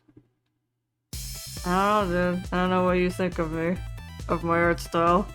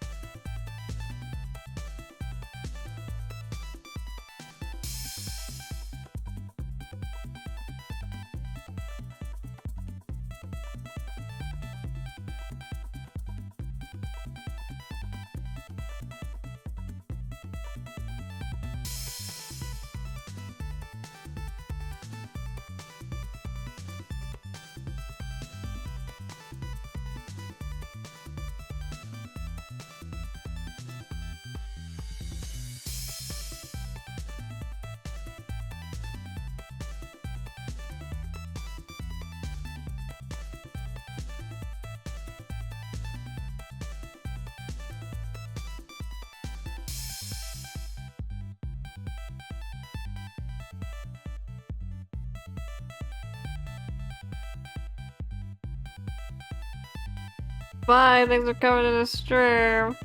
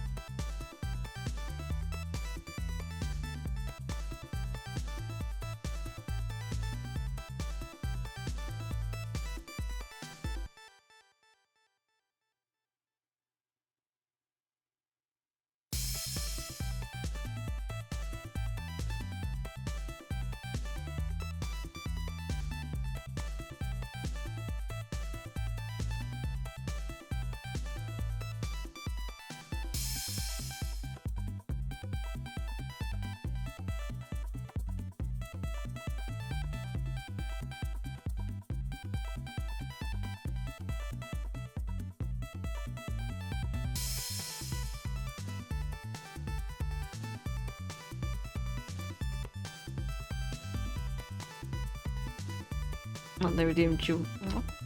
A little late, but better late than never.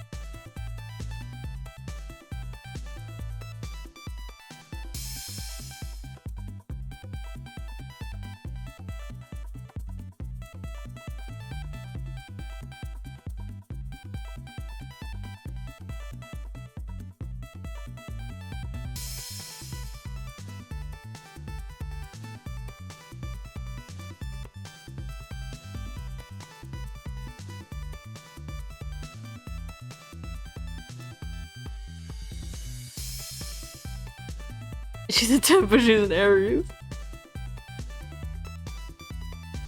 I don't think any of us are, dude.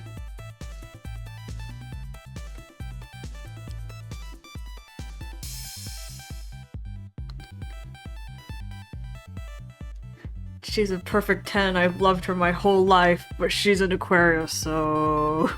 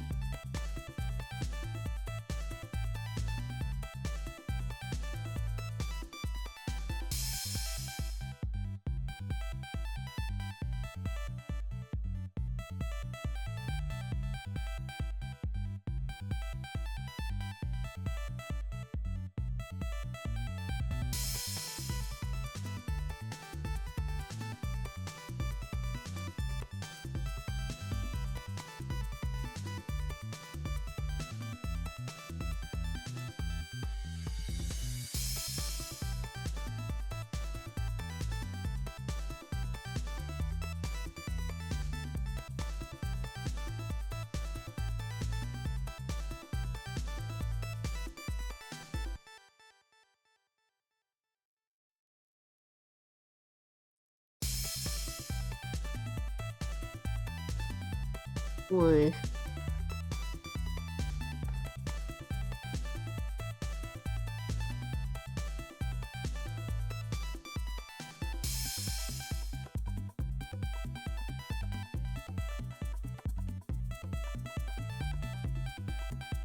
Start calling the island instead, most.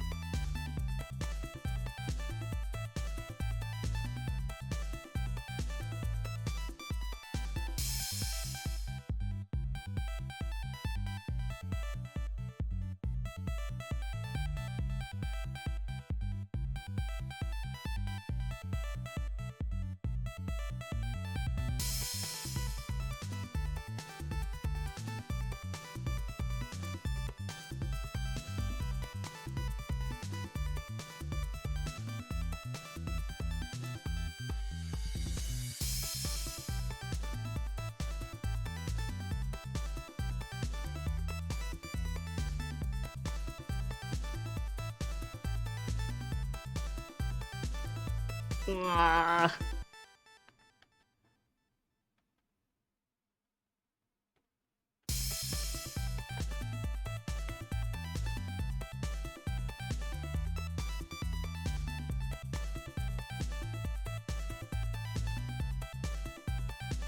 I'm starting to get like snoozy.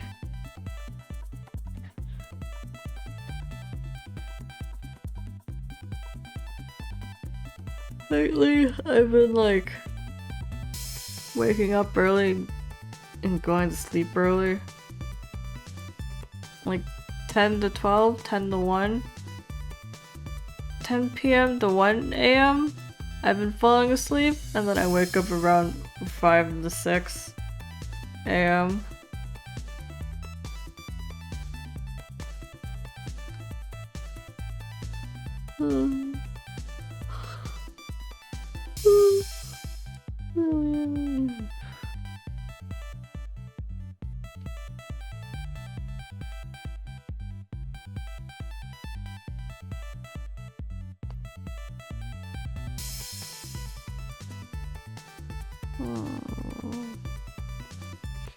Yeah, so yeah.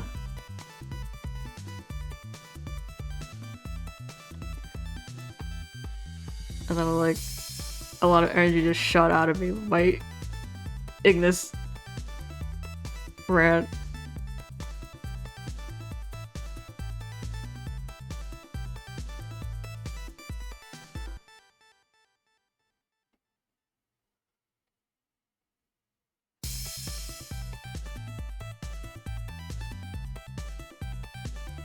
This drawing, I guess we can, yeah.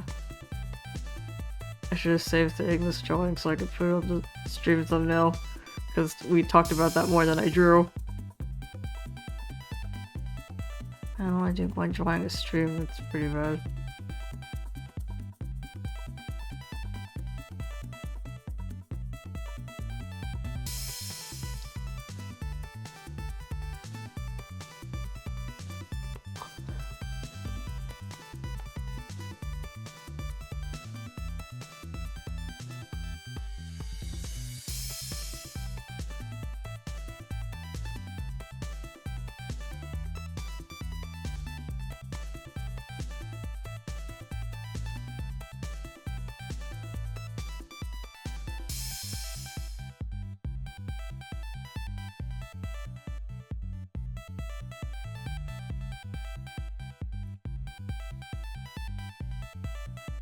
Oh yeah, I was talking about Final Fantasy 15.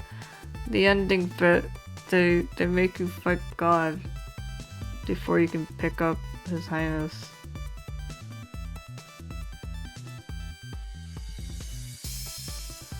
I was like, not any god, it's like the god of war, swords or something. It's a god of fighting shit. He's fucking...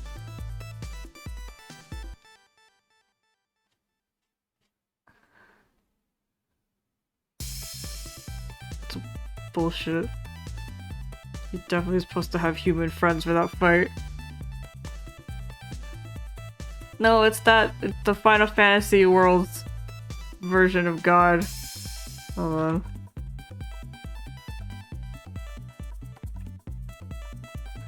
I will get him. Here we go. Bahamut.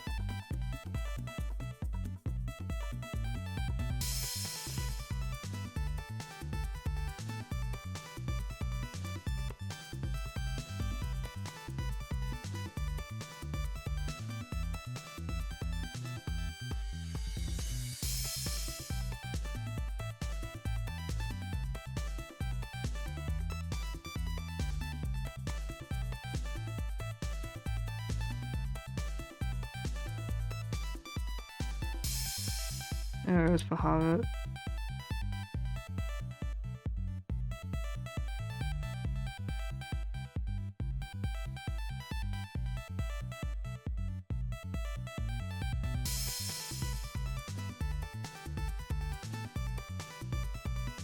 There's Noctis.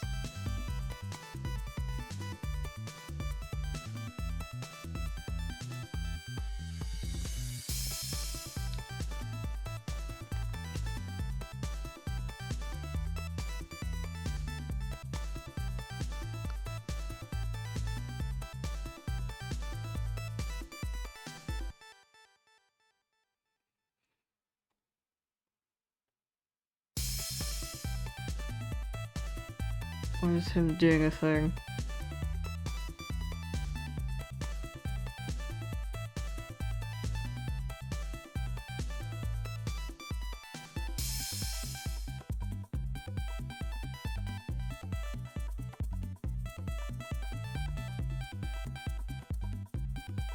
There you go.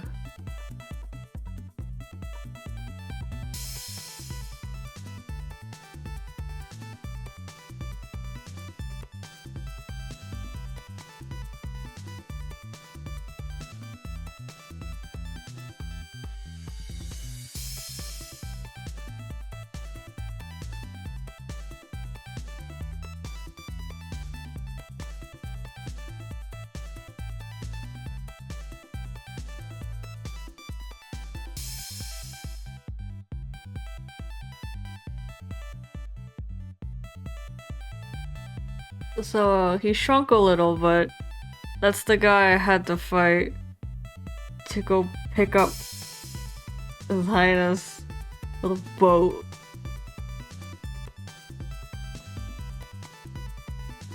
I was there for fucking hours.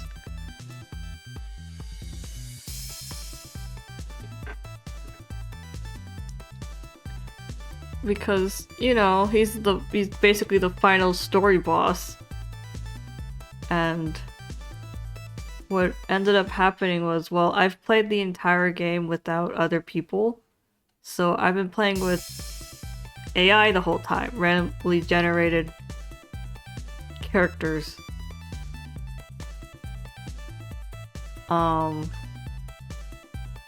So it's usually four to a team. So they generated some folks for me. And the boss battle started, and I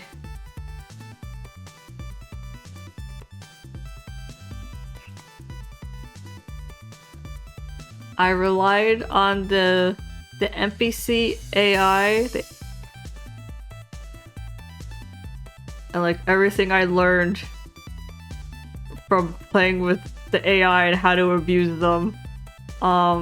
The thing about the AI is that their highest priority will always be to revive, because Final Fantasy 15 has a system where you go down first before you like die.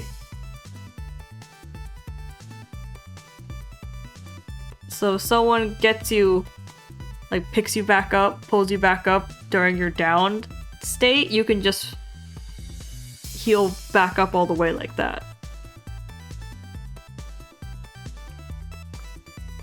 And the AI for both games, for the regular game and this game, the AI will always prioritize revival on anything else. So for the time I had NPC, like the AI alive, I was a berserker. I just fucking kept attacking forever. Guy has a lot of health, by the way. Because the other NPCs can't build beyond their basic settings, so they can't hit him much at all. So they were just there to revive me.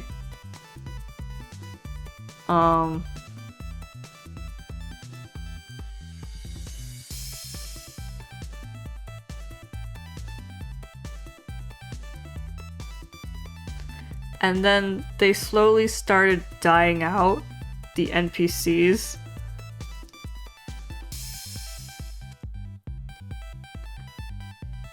And then there were none. And then there was just me. And you can't revive yourself. So, for like the next couple hours, what I did was, because he hits fucking hard. And it's a small ass little arena. And if your feet touch the ground, it's fucking over. He'll teleport and then crush you.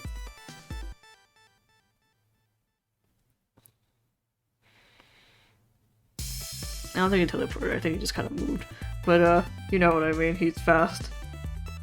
So if you fall, you can't, don't, or rather don't go to the ground. I was not built for it. I'm a speed. I've always been a speed build.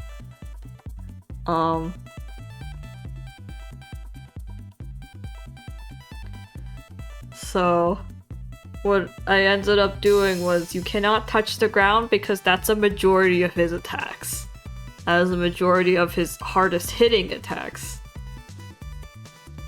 So absolutely you cannot touch the ground.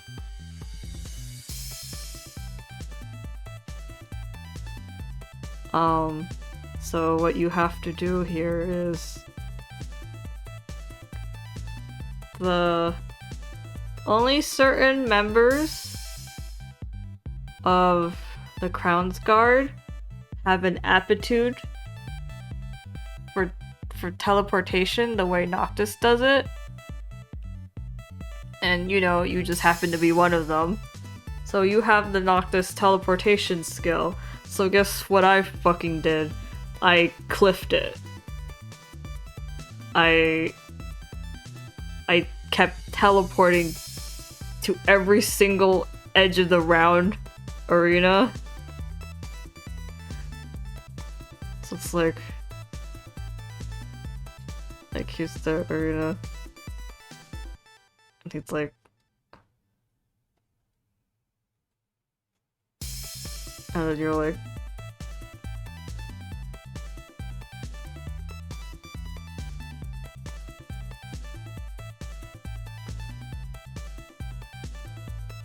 it's like that.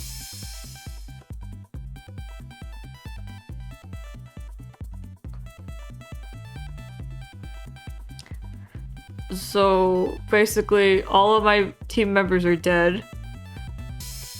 And what I had to do was, for the next couple hours, was to teleport at him, like teleport attack at him. So you kind of like teleport lunge at him, and then before he can react to you being on him, you have to teleport away, and then before he reacts to me being here, I have to teleport away, and then when he reacts to that, I have to teleport at him, and then when he reacts to that, I have to teleport back, and then before he reacts to that, I have to teleport out, and then I have to teleport, and then I have to teleport, and then I have to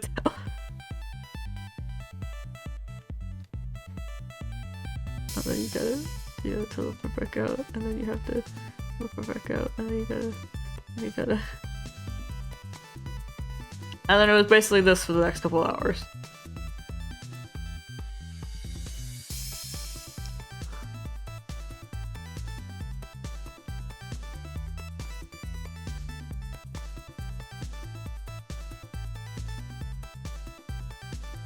I had to be very careful because if he hit me, it was over.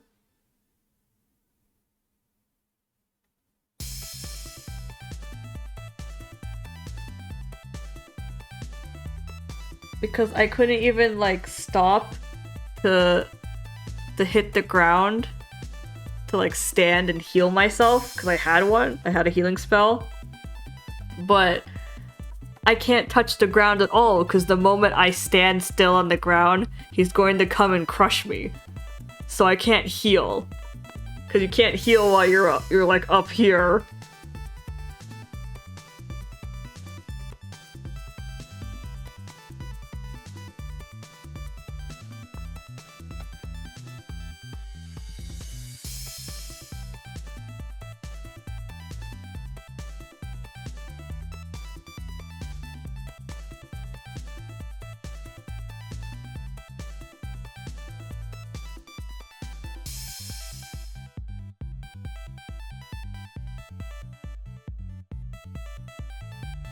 So, when I beat God, it really felt like a fucking achievement.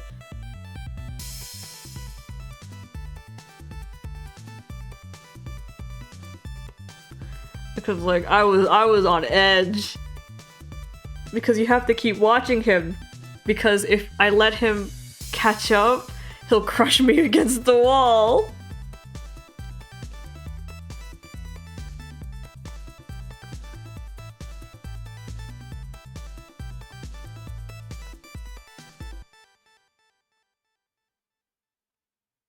Terrifying. I was, dude. So when I won and God finally let me pass through the boat checkpoint to go pick up Zinus, I think I cried a little. Especially because Noctis was like we did well. The Royal Guard did well. We've worked hard. I cried.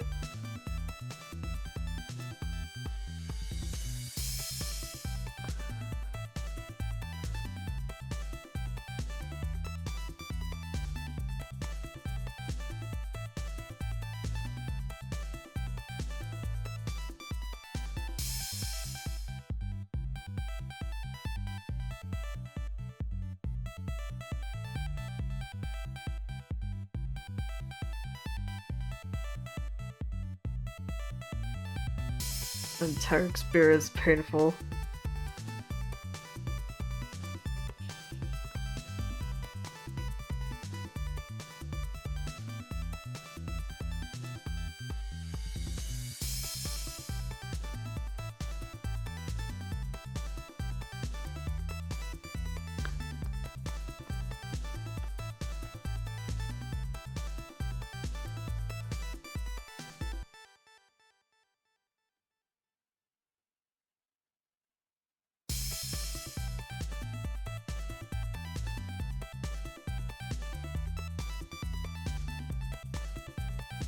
I never want to see God's mug ever again. Actually, I never saw his face. I never want to see his fucking knees ever again.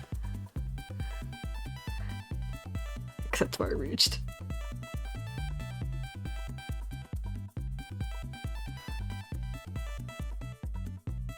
Dude, you were not fighting him face to face. You were fighting him needed your entire body.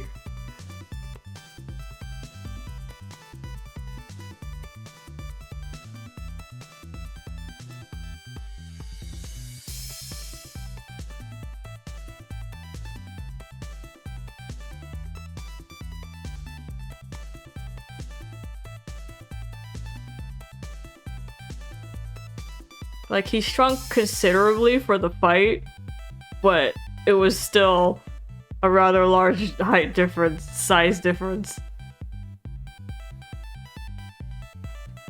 I lost any chance of knee fetish. Oh yeah, knees are the ugliest part of the human body now.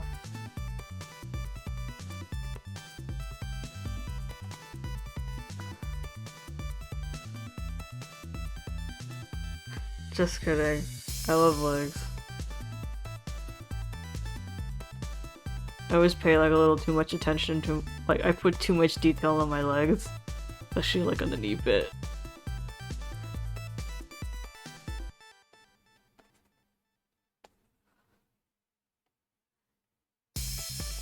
No, he shrunk. He shrunk so we could fit our poor budget video game.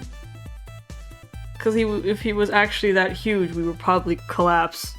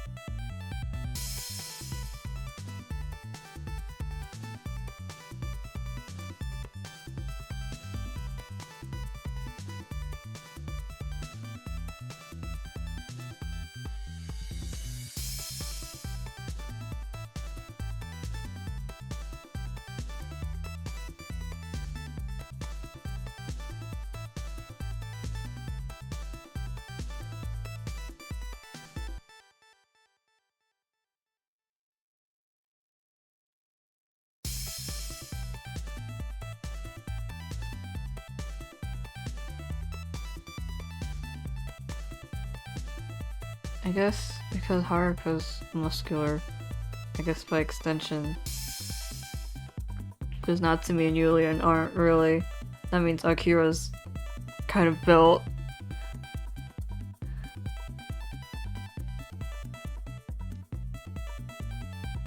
Crybaby muscle.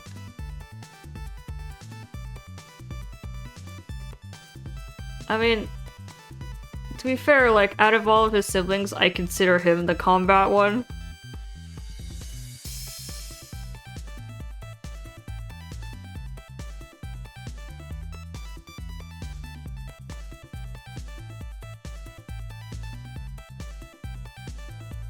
Like, if I think of a fighter, it's Akira.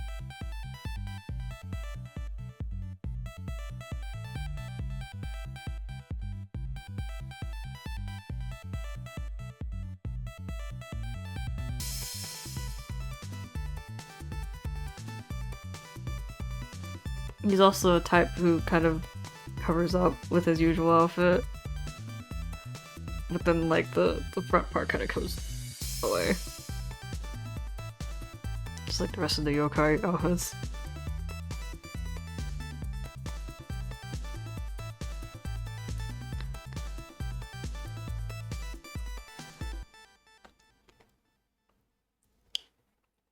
He's still a crybaby, he's just built.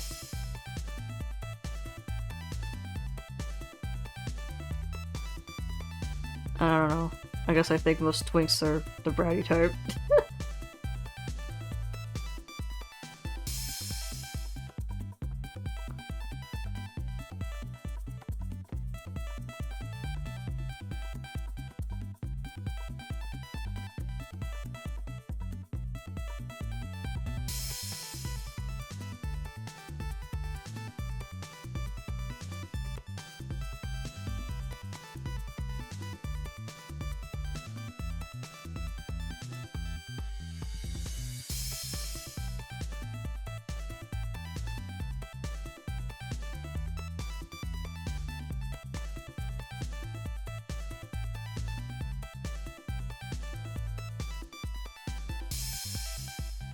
He's like a camel.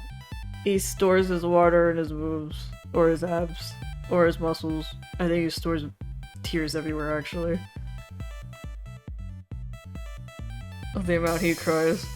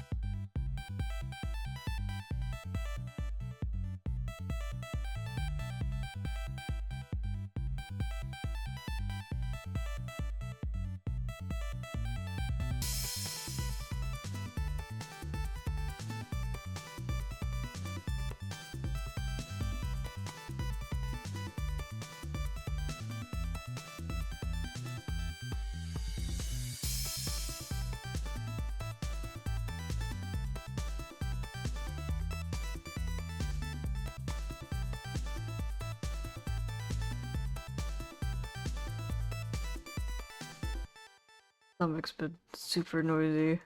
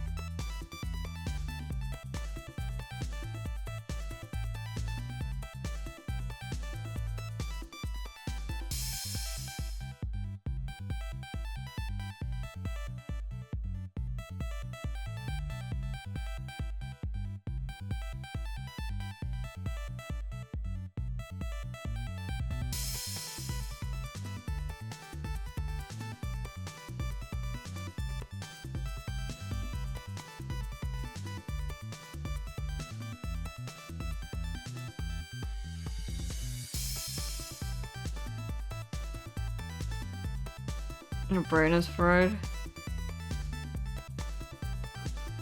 Oh, how did that happen?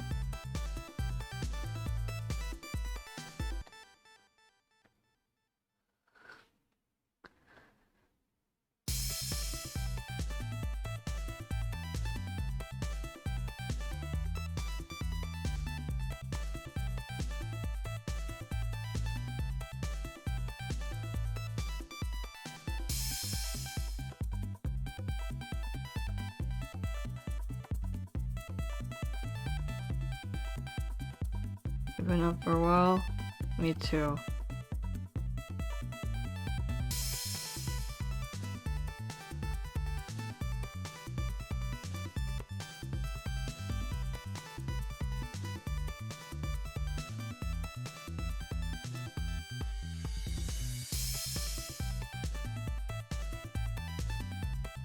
I'm heartened by the fact that after this stream, I could sleep as much as I want.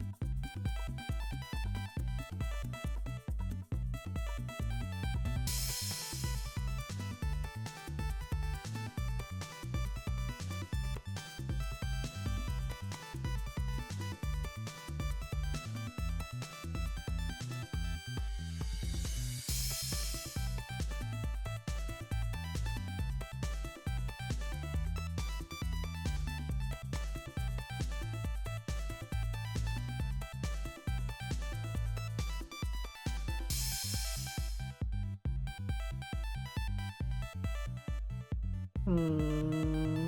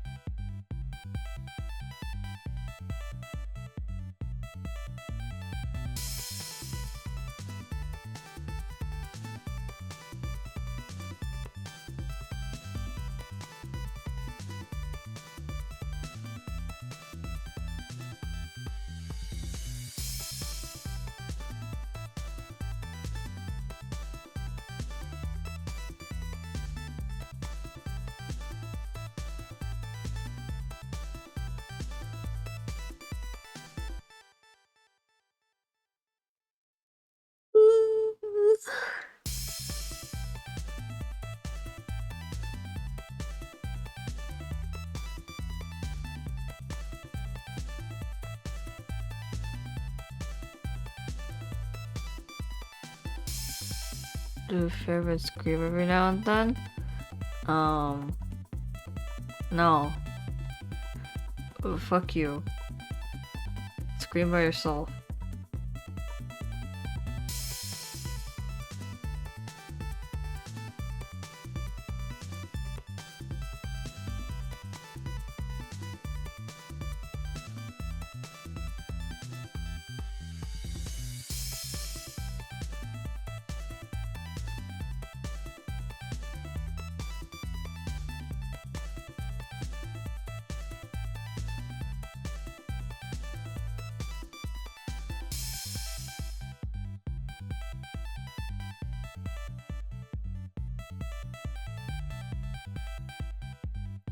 Also very important to me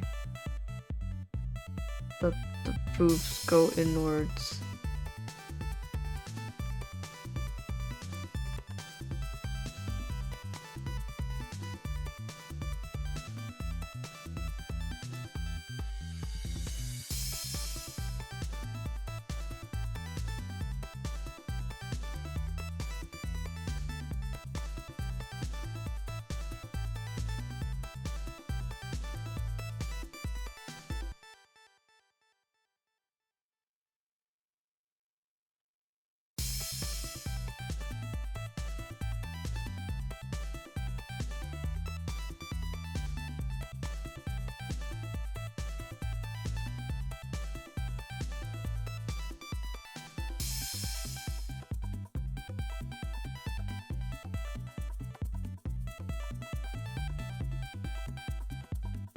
Oh. I mean, I guess that's about done then. A really simple piece.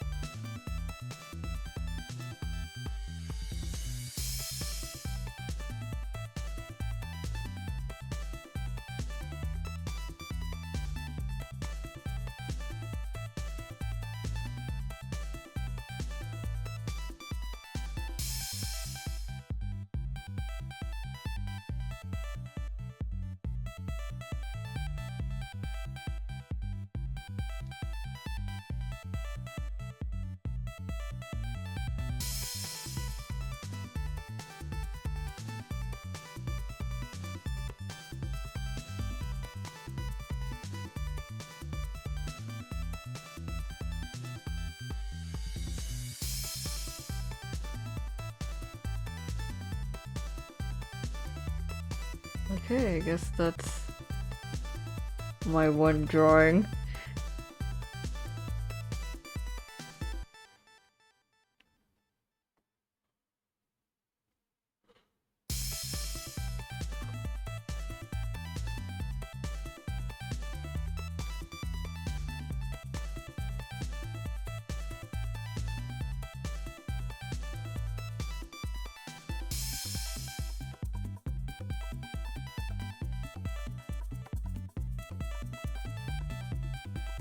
I don't know what kind of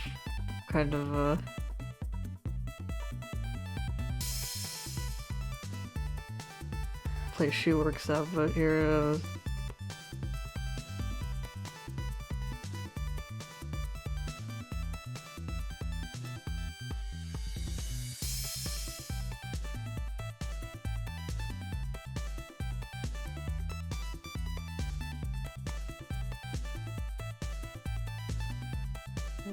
Copy this.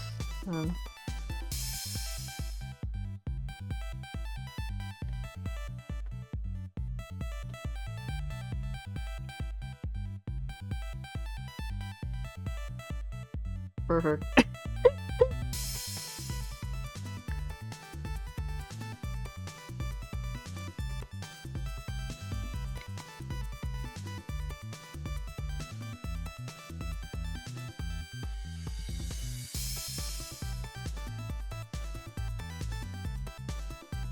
That'll clickbait him.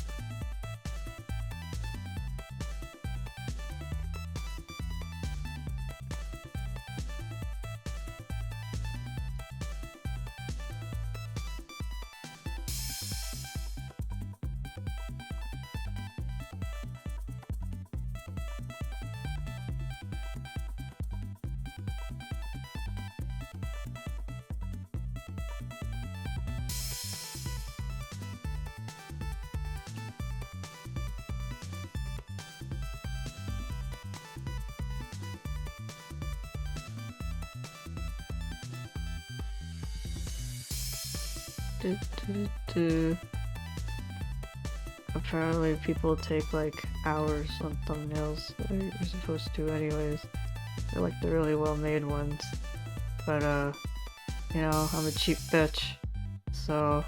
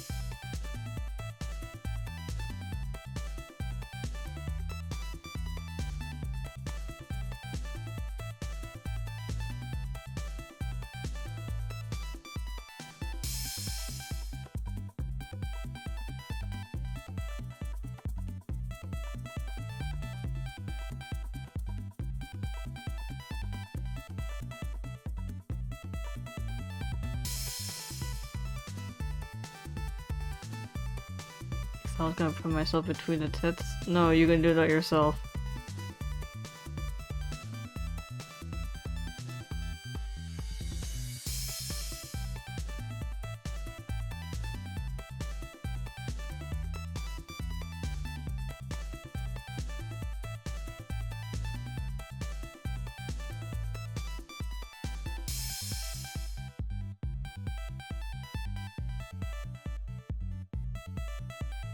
You see this? This is what they call immersion, my little slime balls.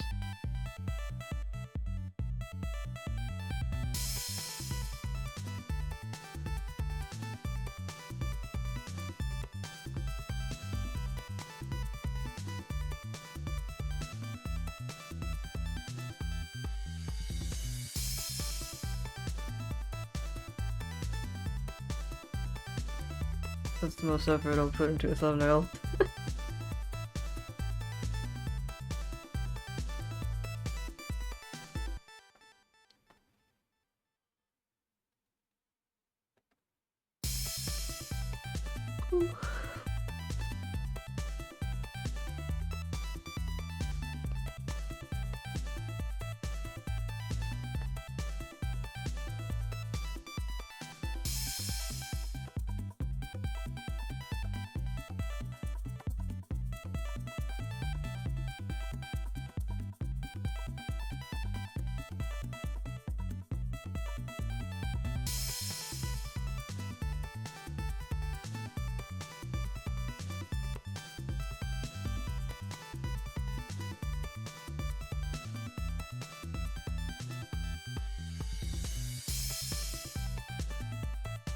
Oy.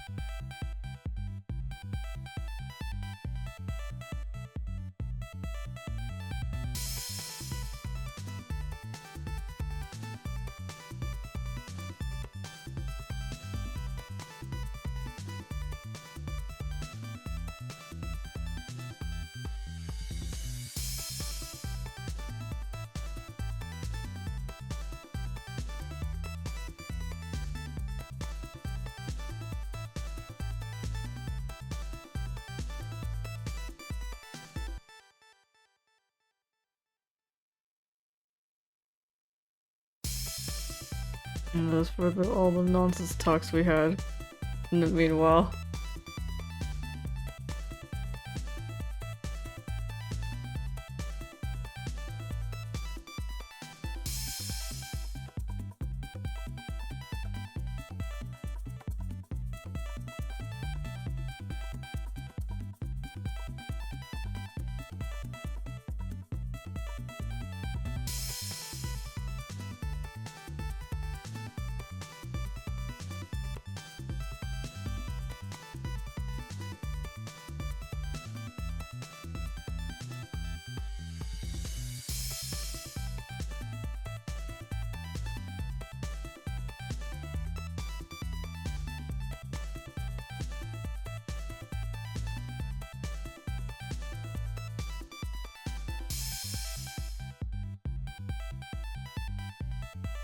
Okay, there's something else.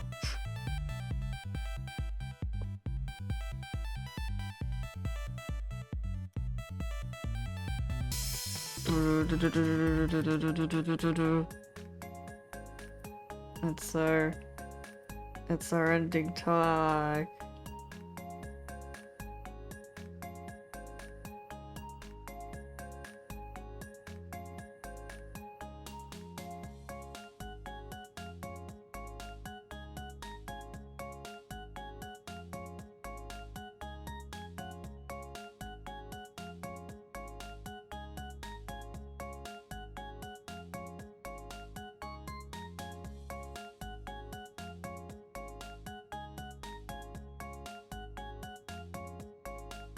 Being sleepy rubbed off on you? That means if I stop being sleepy, will you wake up?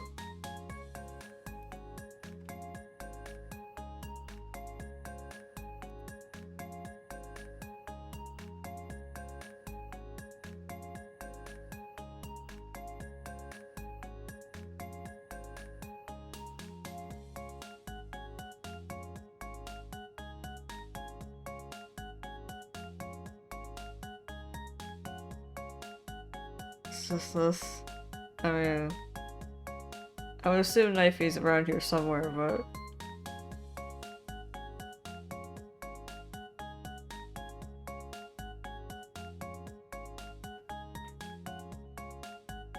he's dead too. Damn, what is this? Are you Lucino or Eldegon? I guess you're Lucino though.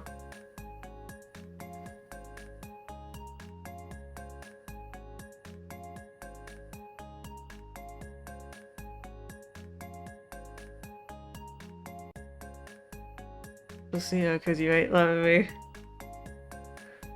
around anything else, around anyone else.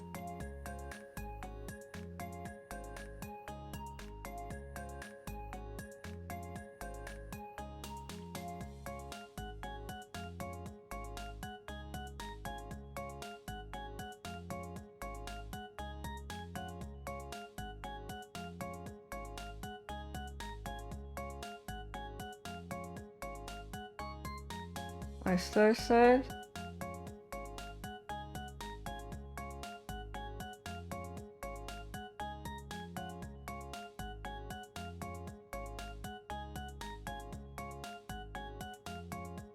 Oh, I'm a Virgo, dude. I don't know what that says about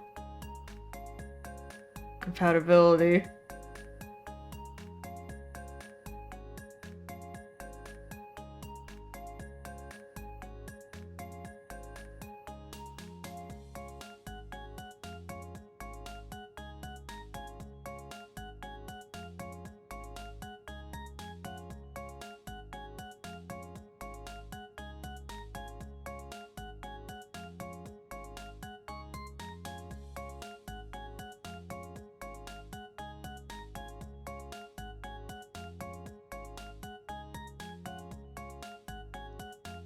What if we just Googled it?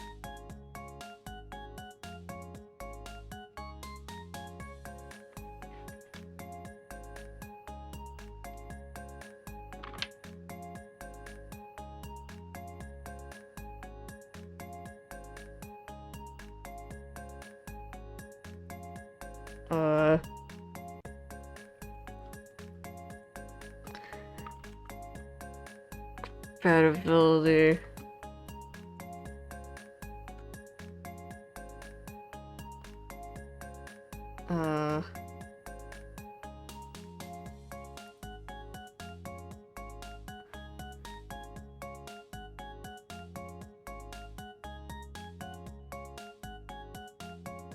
We have medium compatibility.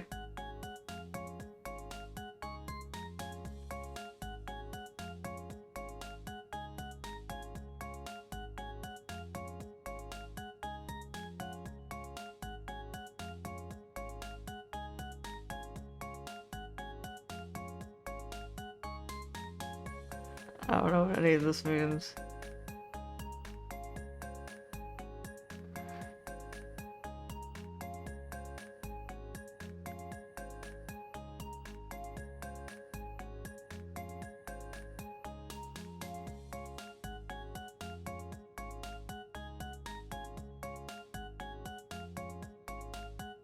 All of these extra things like earth signs are ruled by Mercury, or Mercury.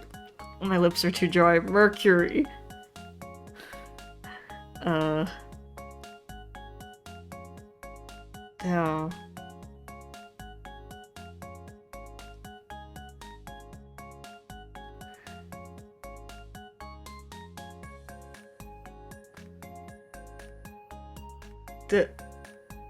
I thought you were joshing me, dude. I thought you were doing a funny, but you were. You're pulling another goddamn moose. Moose mouse.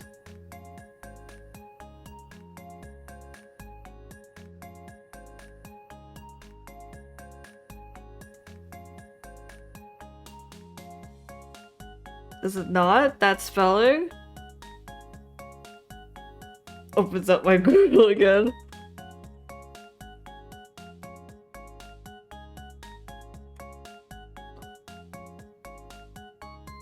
Hold on.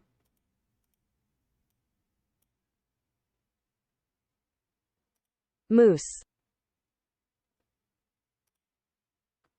That's the American pronunciation. I'll get you the British one just in case. Moose. The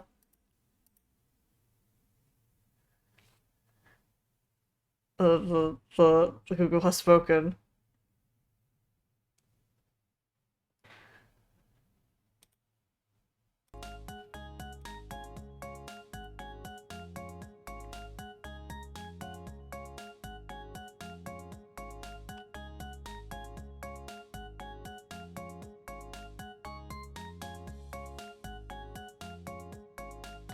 I don't know, dude. The evidence is pretty compelling.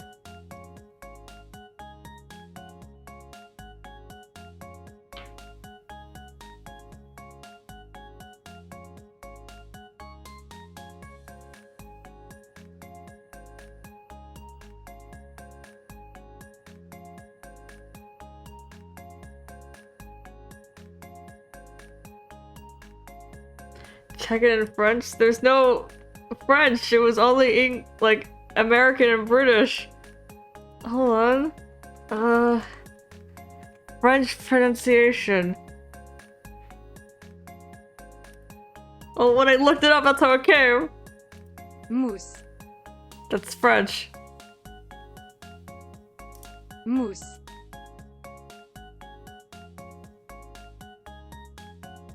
I'll put it slow for you. Hold on. I'll crank up the volume. Mousse. That was such emotion.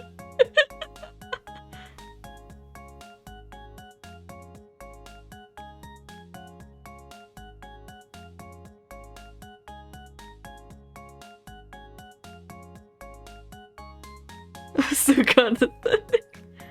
A little overtime for the folks in the back. Mousse.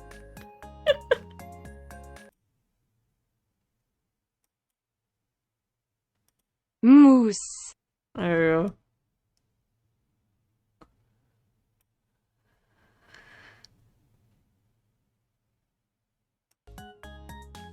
Have you ever considered that maybe you are just dumb?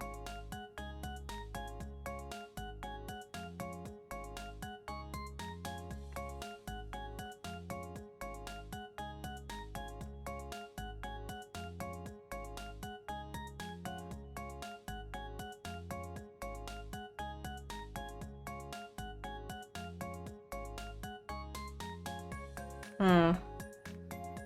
I'm gonna show me.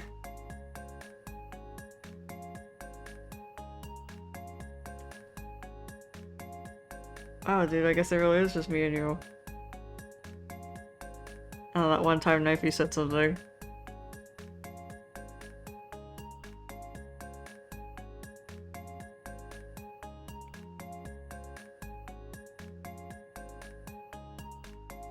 I sure did.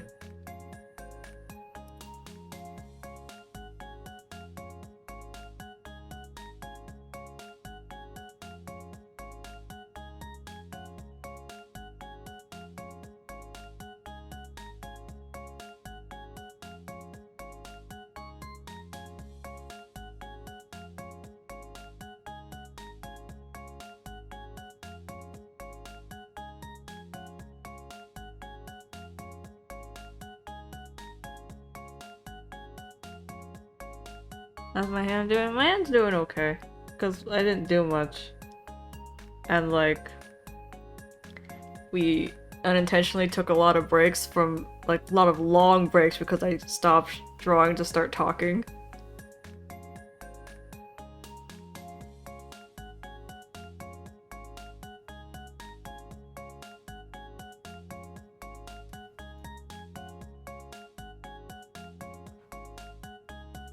And yeah, I drink water because, again, I was talking a lot. Talking more than usual. And then when we got to drawing, it got really quiet.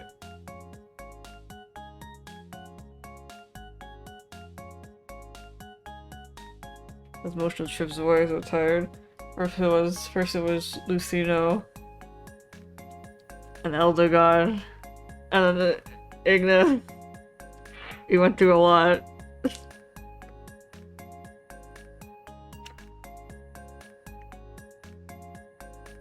And then my quick seal octopus story. Why did you do that, Lucino? And like the faces I drew, they were just those faces the whole time. And they just got more and more miserable looking.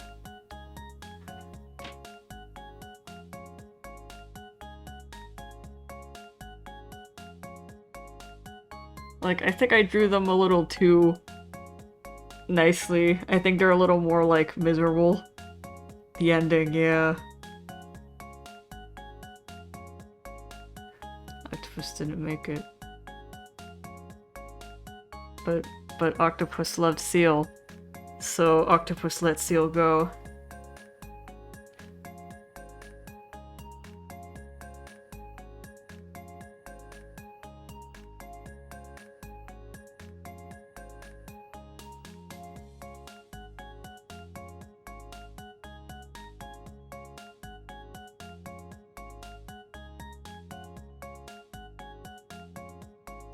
And then we moved on to Luciano because I had to share with you the 20-year saga.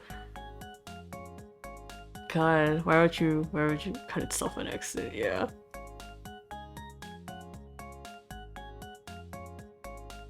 Aquarius. Why would you make a character like this? Was he... like, he was just your childhood friend. He didn't have any other special settings.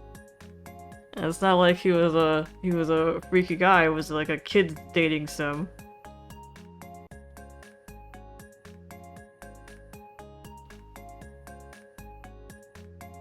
Oh, your sister also would have been able to get him.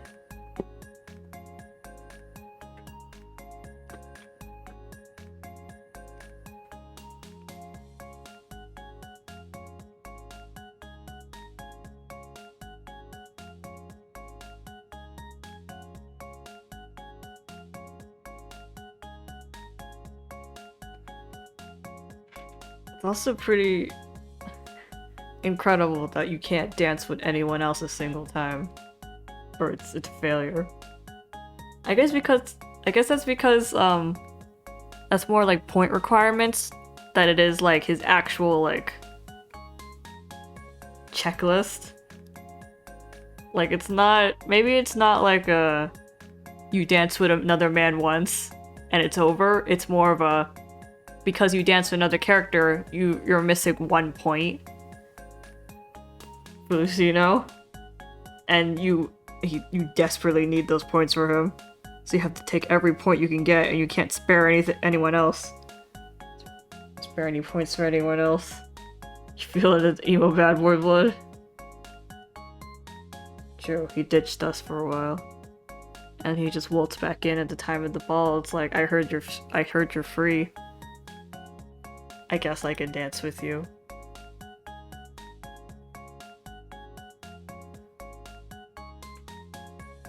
Oh, hell yeah.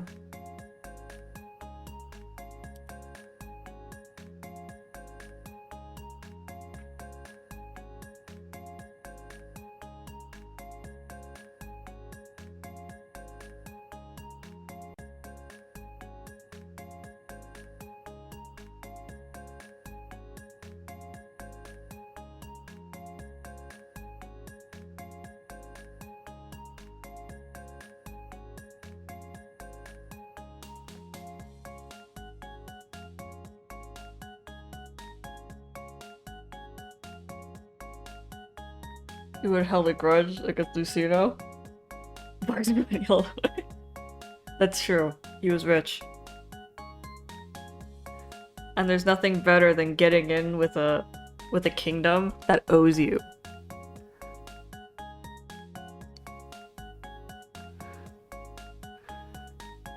I mean, I don't know if he was actually rich, but you know, he was the prince of a kingdom, remember? I don't know how long he was cursed.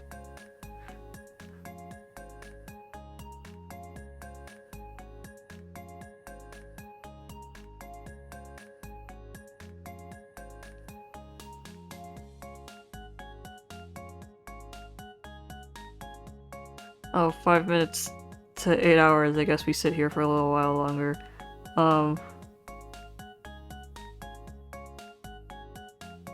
That's true. You just default to him, so...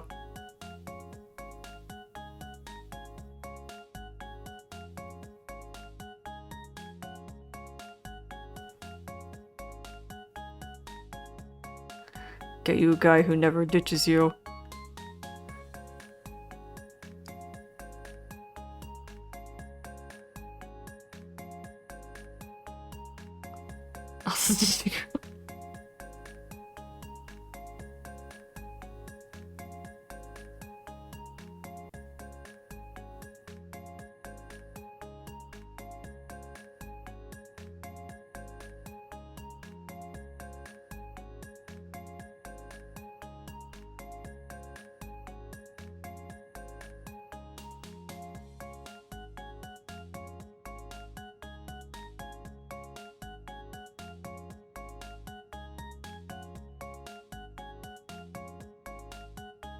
You thinking about it?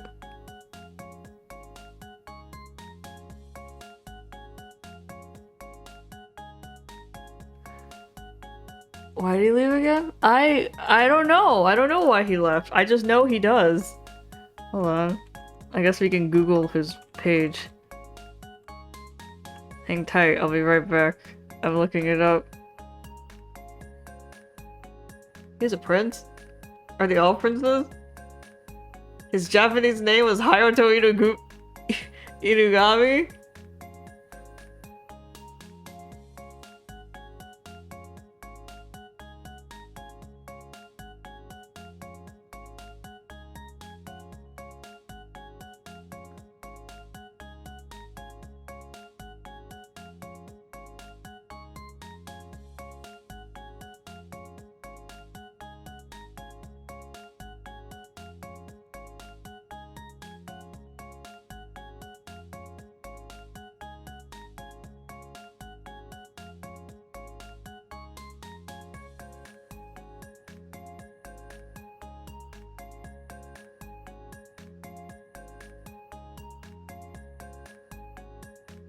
Alright, here's 30 days.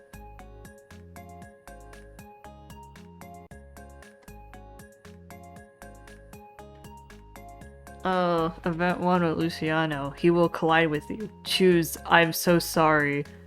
Where's the next one? I need a control F for this.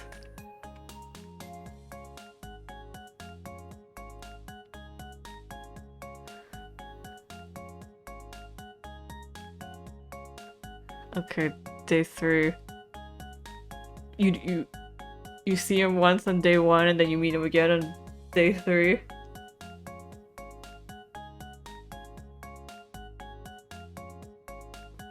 You're looking for someone and you find him. And he's believing that the lake is the ocean because he got lost and he thought the lake was the ocean.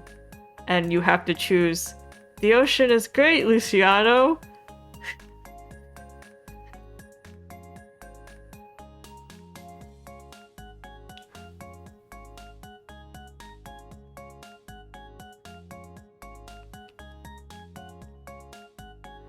There goes day 4.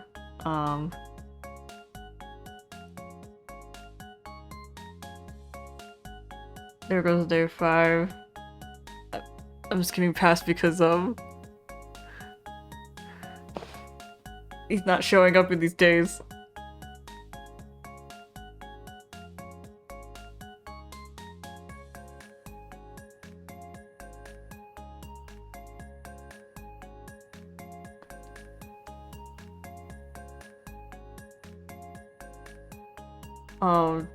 Day 6, they put a note here that if you wish to be partners with Luciano, don't ask the Playboy type.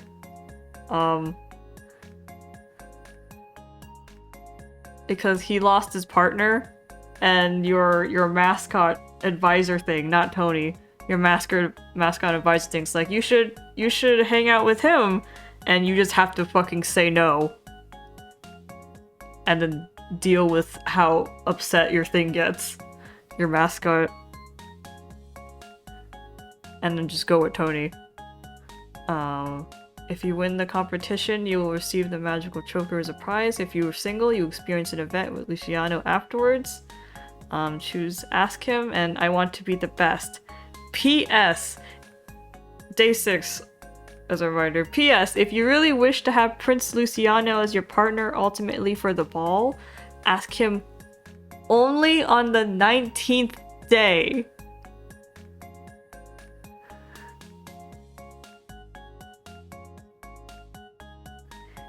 Don't ask him any other time before that. He will leave to attend the World Dance Competition. Oh, that's why he left. He went to go attend the national championships, I guess.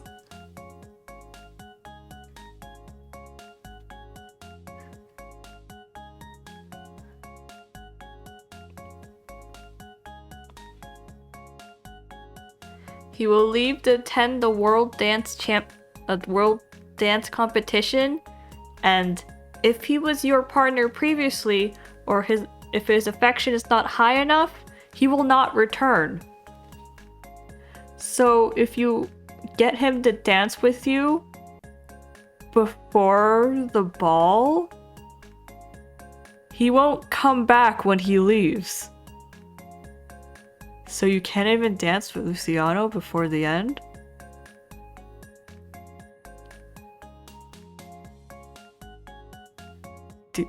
You only dance with him once? When you can dance multiple times with the guy? Oh.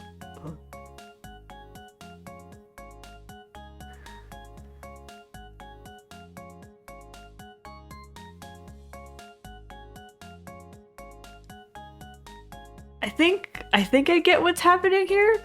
I think he's super fucking competitive. And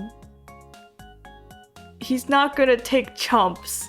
He wants you to be serious. Like, he wants you to be in for dancing, not for the boys. Like, you aren't going to that ball to establish a partner that you're going to get married to in your political kingdom, whatever stuff. No, he wants you to dance. I think that's what this is. Like, no frivolous flirting. He wants you to be as intense practice of dance as he is, I guess. You have to match his skill level. And to match his skill level, you can't skip one day of practice.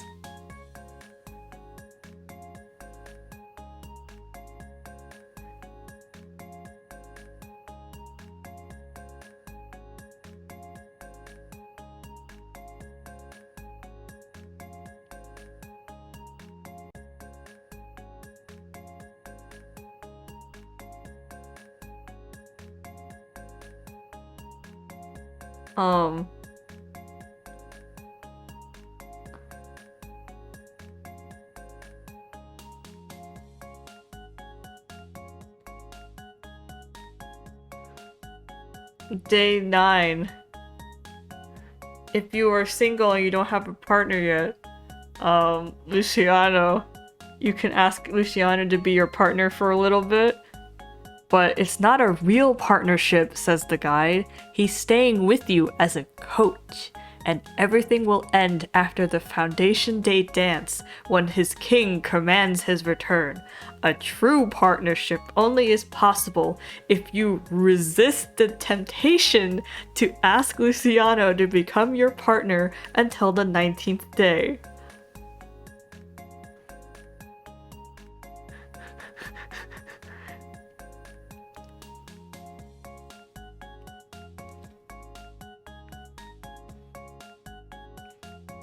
Resist the temptation.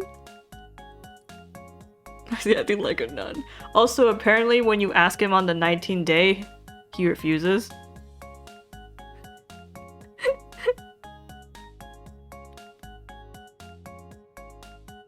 Hold on, I gotta scroll down to the 19th day to see this.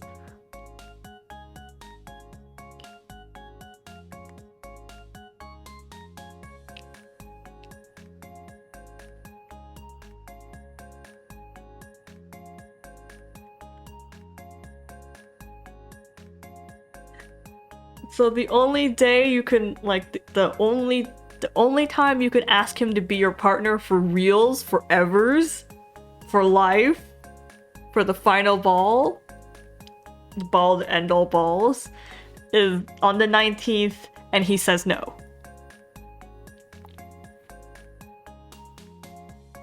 But he tells you to come meet him tomorrow. And at this point, this is when he tells you about the world dance competition.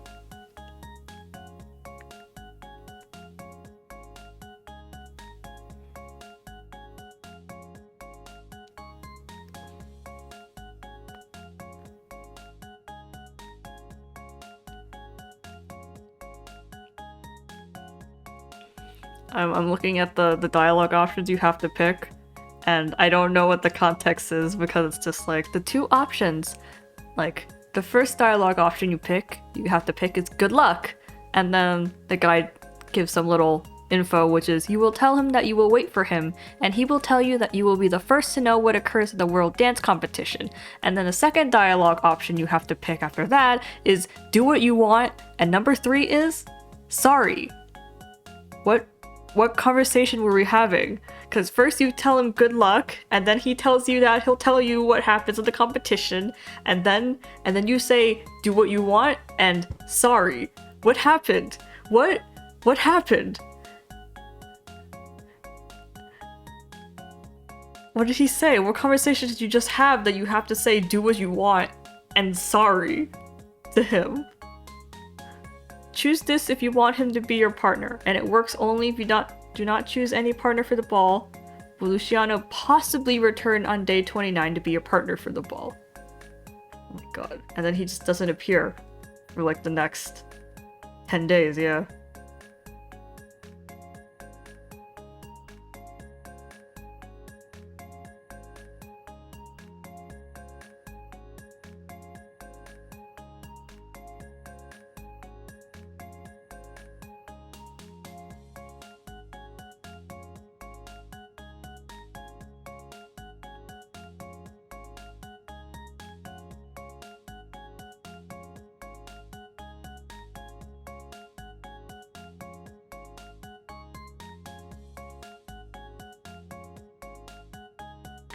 He comes back on the 29th day, and if you hear a knock at the door in the morning, if you have a partner, he will arrive to take you out for a day in the music park. If you don't have a partner, the prince who arrives will either be Liam or Luciano. If you experience the event on the 19th, the prince at the door will be him. If not, it will be Liam.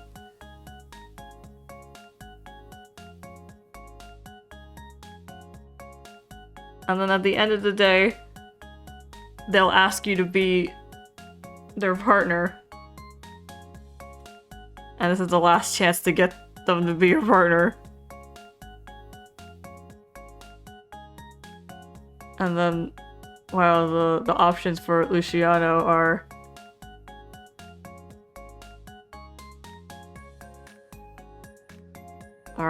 number 1, no, I love them. The second one is I'm sorry. 3 is was hoping you'd ask, and 4, I want to stay here. Why are you always apologizing to this guy?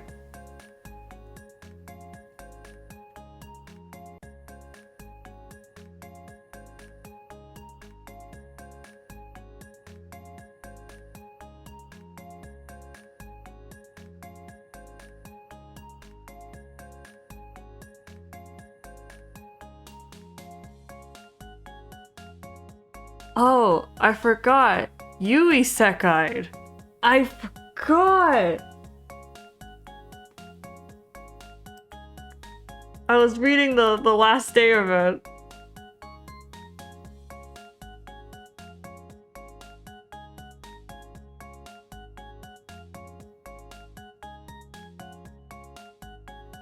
You're not the original princess. Oh my god. Now, like, memories are suddenly flashing in my brain.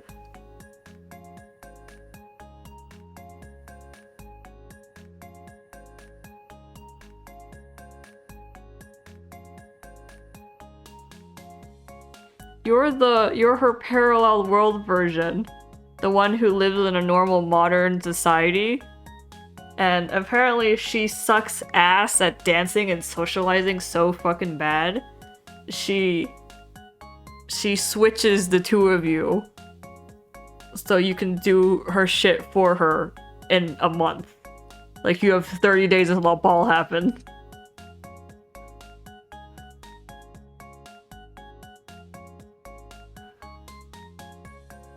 And then she bails by escaping to your world.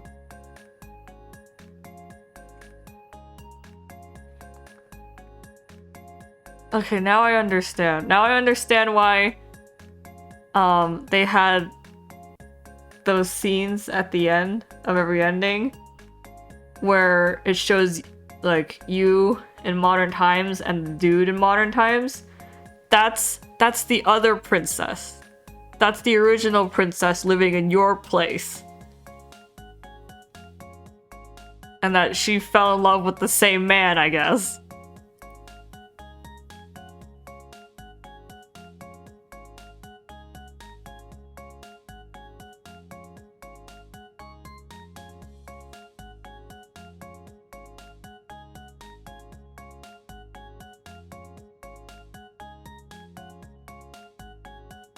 OMG.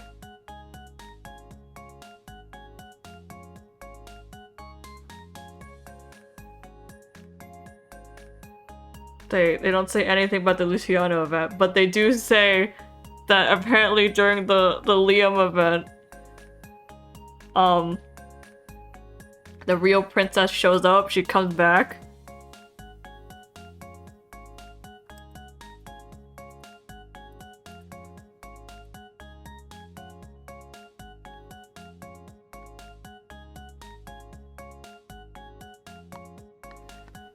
And then it gets discovered, you know, that she's here, and you and Liam get disqualified because you know, you are fake. You aren't the princess. And then the real princess starts arguing with the king, her dad, until he takes back his decision. And then the king remarks that your partner must be very hurt by the discovery that his partner is a fake.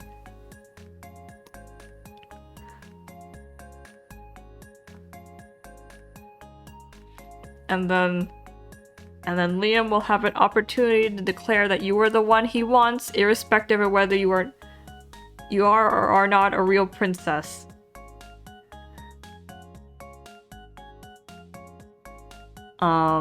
He'll offer you a diamond ring after winning, with an invitation to return to his kingdom as his girlfriend to meet his parents. You gave me a diamond ring and I'm still your girlfriend?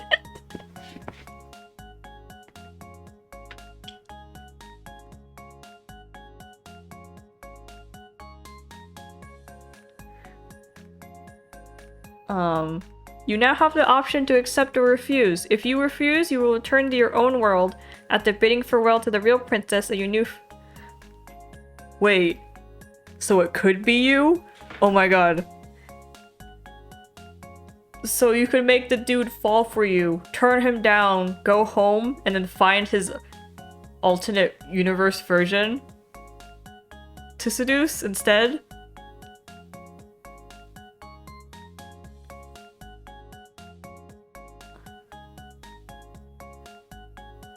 Holy shit. That's dirty.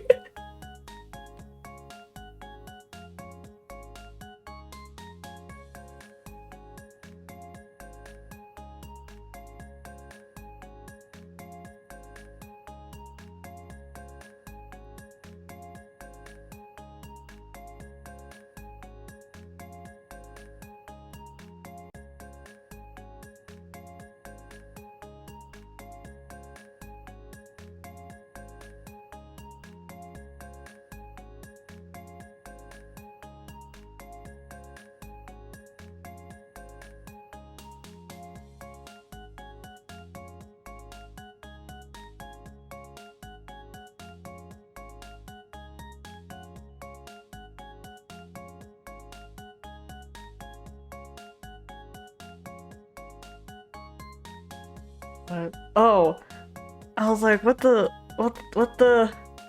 fuck is this? Because the wiki page is, you know, the characters tab, when I hovered over it, it had Princess Alternate and then Princess Real. And I was like, what does that mean?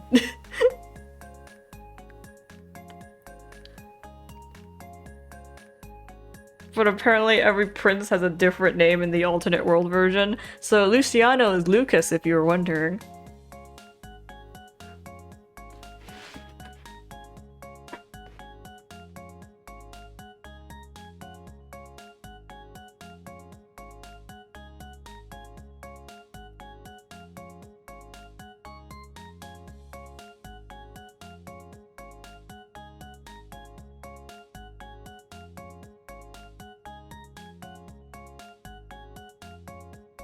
What's Liam?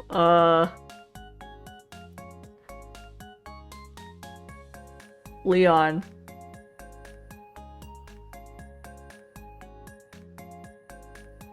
Okay, so apparently like, all of the princes were hot guys at your school. And then you isekai'd, and then they became actual princes. And then you met their alternate versions who were actually princes. And then you can either choose to stay with them or go home and then seduce the guy at your school.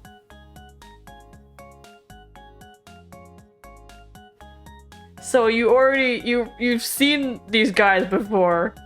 They all attend your school.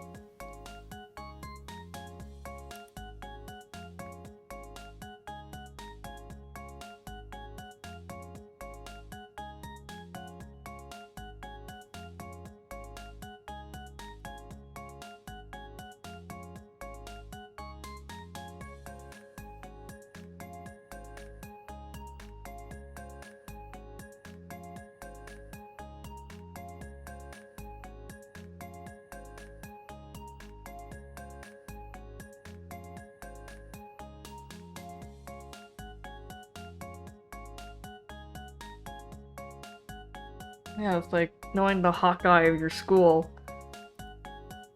And then you get isekai'd and he's there again, but he's a prince now.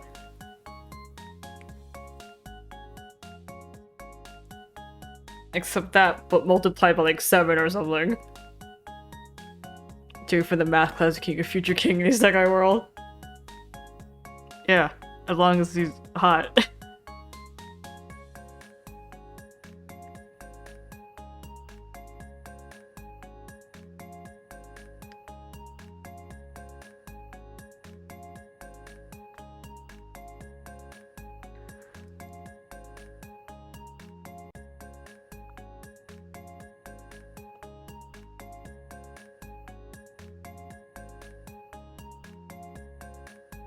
Jimmy is a hot guy named Jimmy Neutron.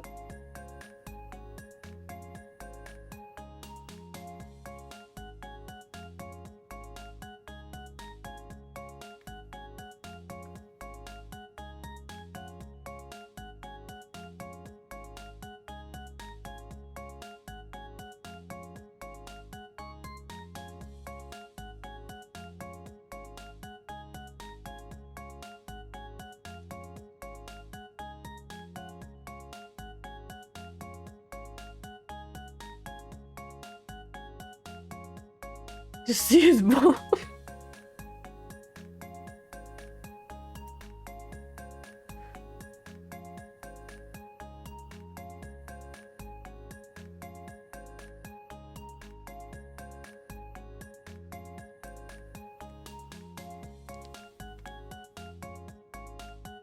Oh, it's actually like a bunch of other princesses. But they're like all root related. Man, they're real. I always wondered where the isekai villainous dating sims came from, because I've never seen like a dating sim in that actual setting they're usually in. That nobility setting. Sometimes it's a school setting, sometimes it's a magic setting, but that nobility setting where it's like actual ranks and princesses. I've never seen those kind of dating sims.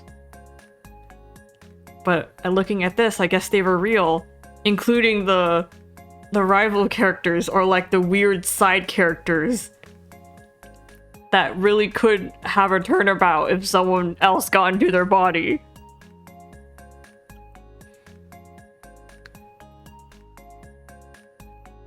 Because you have like a sick little sister, you have 2 fangirls, you have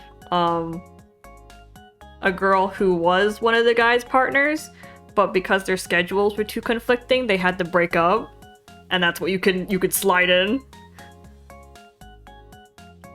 And then like one of the guys has a best friend. What guy? I think it was. Hold on. Here, go to the page. Claus. That prince-looking guy. Well, the most prince-looking guy out of all of them. He's got the kind of like regular prince guy face.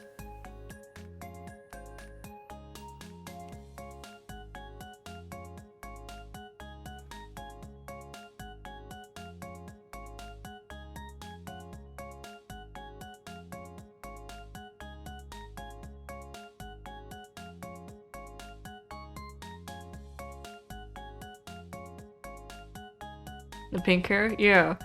Oh my god, he's got a lot more written than Luciano did. Even though Luciano is supposed to be your childhood friend.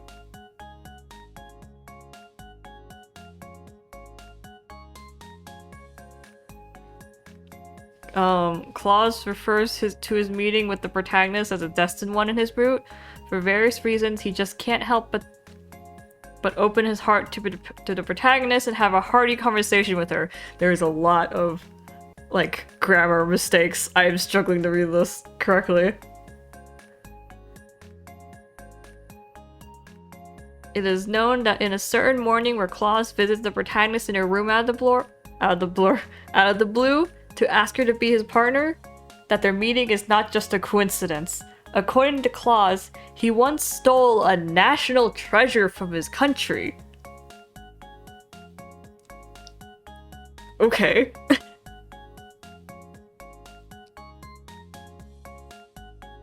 Which is an emerald necklace that is hanging on the real princess's wall, so not knowing its importance and gave it to the real princess when they met long ago when they were young. He had fun with her even though the real princess claims to say that he looked like a frog.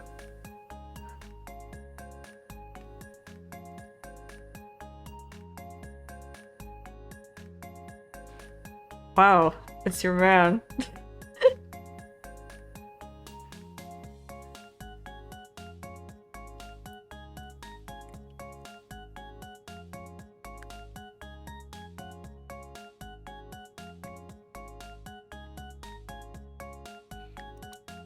It's just like, you for real, did you also steal an emerald necklace?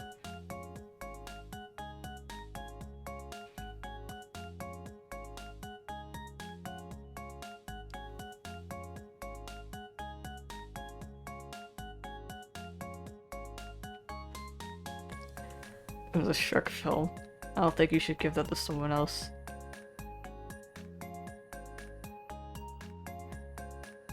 Or just keep that for yourself.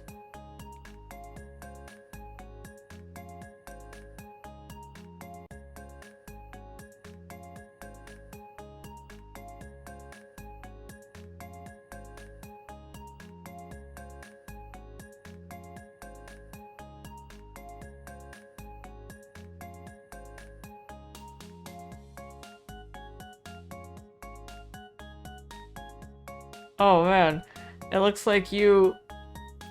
I was checking the endings, because they have all the endings here. And... it looks like even if you never talk to the guy when you return to your real world, he gets a feeling that he knows you very well. And then that's your end. That's your end.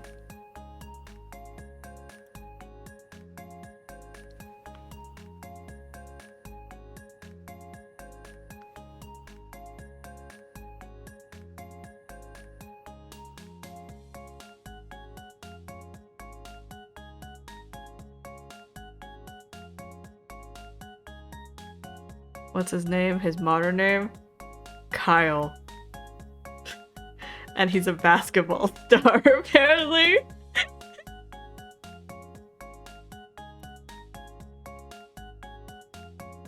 He's the most popular kid in school, so he's the top of the top. You fucking Gabrielle. Close. The default name is Sabrina for the protagonist.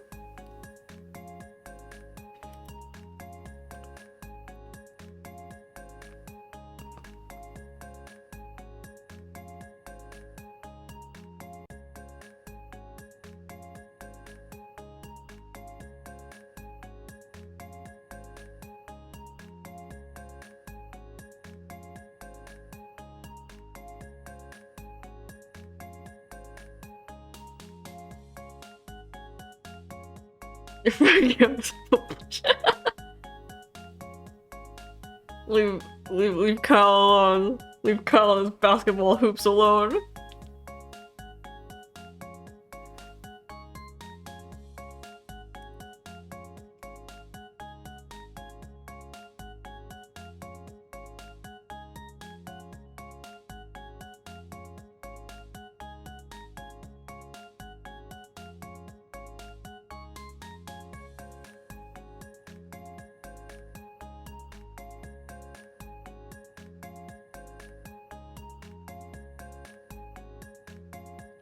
Dude,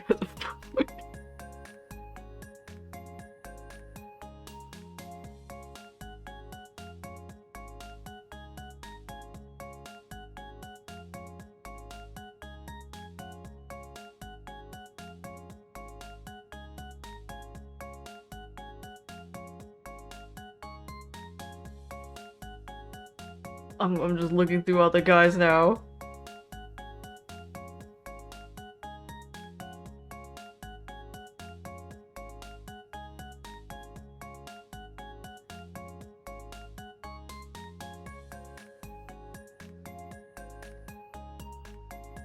In my wiki too. There's so little, but why do I have to look at all of it?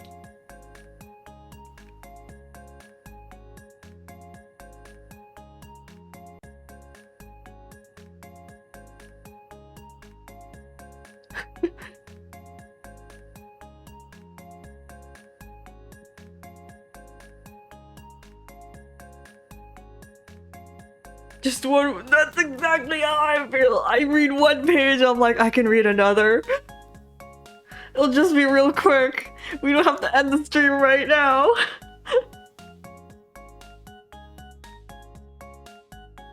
I'll just read this on the down low.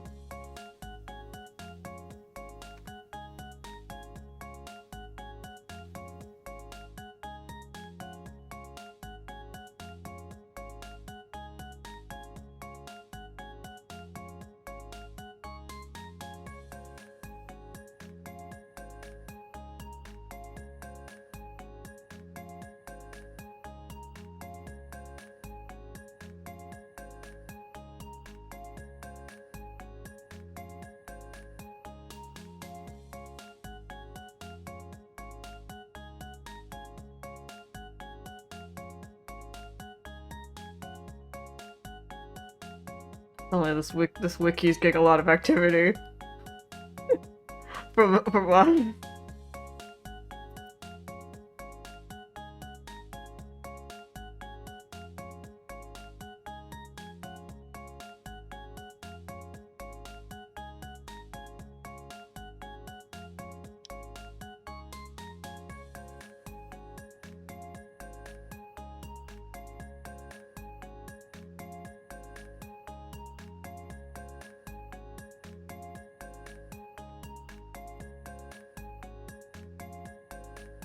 You guys winning a trophy.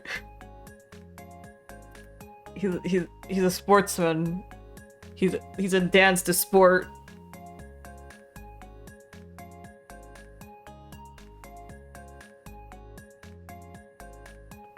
I mean, it's more than what was this fucking new? Kiefer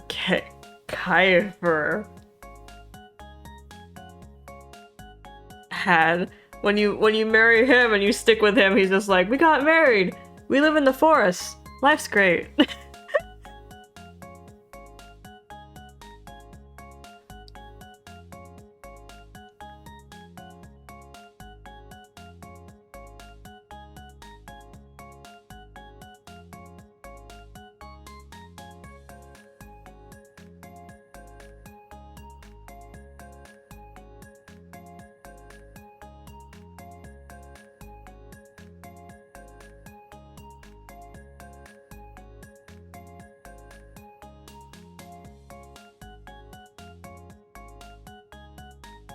He's a declined score.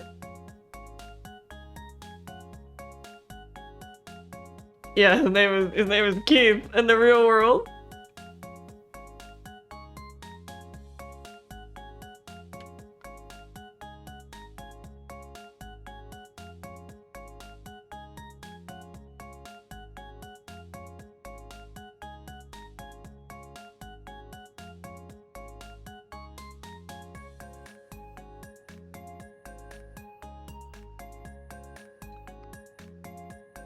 I have to stop. I've already looked at all the pages. I need to stop.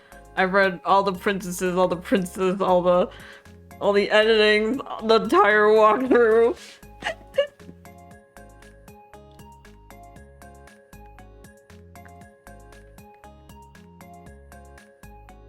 What? Why did I need to mention Caesar?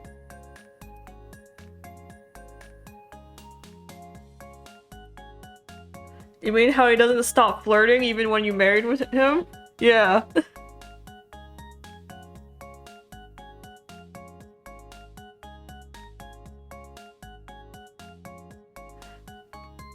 The villainous setups were real.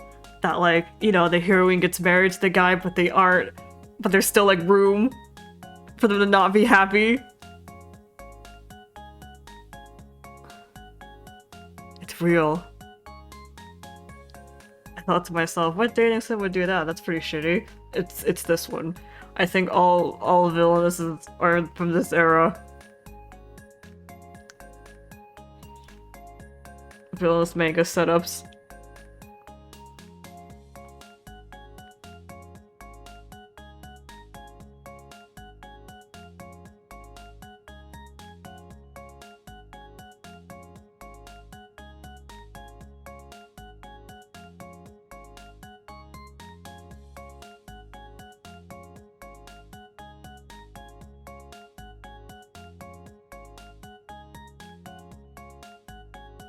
He has a deserver.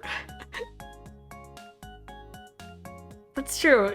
You've got some pretty mad skills to, like, master dancing and being a princess and being in another world and landing a husband in a single month.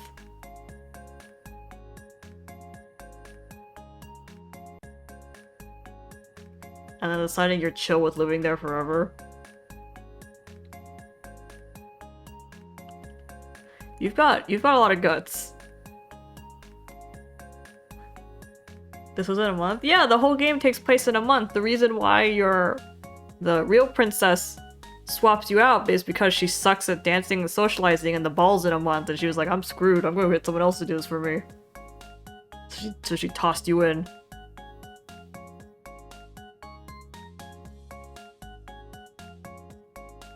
Takes a month to go. Yeah, I don't know. Sabrina's a different breed, I think. She either gets it done in a month or she opens a black hole to another universe to get someone else to do it for her. To get an alternate version of herself to do it for her. She's good.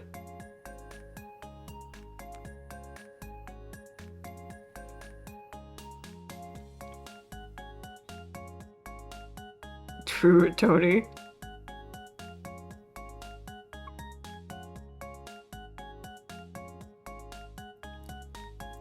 You're a Tony fan?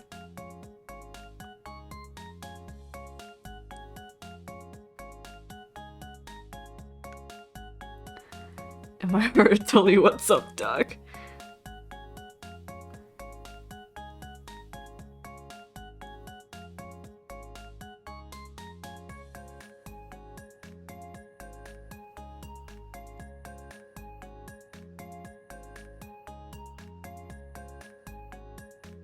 We do need to stop. We have to stop.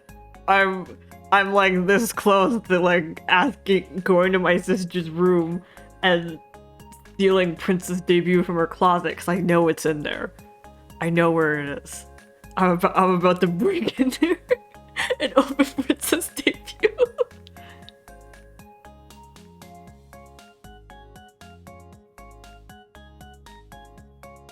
I'm this close though. We can't. We have to stop. Why are we so suckered in the Princess Debut? It's not even good. It's not even good.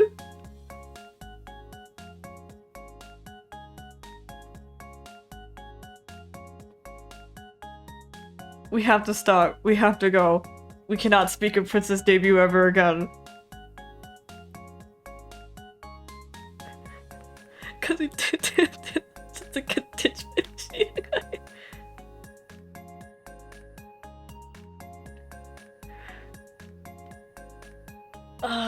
fucking Princess Debut feels like a rabbit hole of going down. We have to stop. No more Princess Debut. Not today, at least. We will discuss this another time. In private. As if there's nothing to discuss about Princess Debut in private.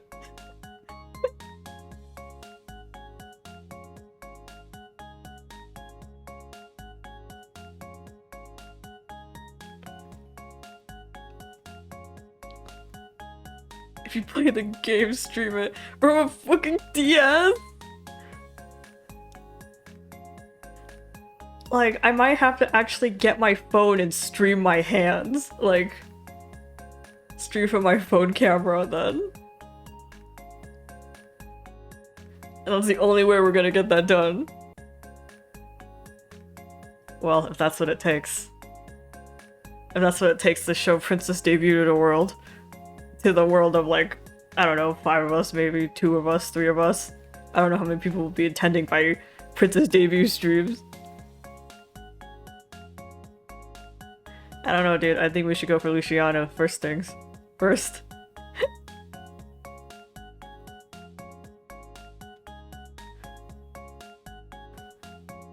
Okay, I'll see if I can... Don't be Aquarius. Okay, I don't know what guy hates Virgo, but I think we'll be good as long as it's not Luciano.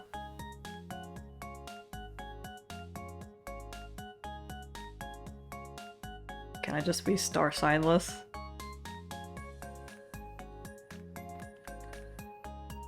Can I be the ultimate special snowflake and just not be born under a star? I guess that's just not being born at all, and at that point you're a demon.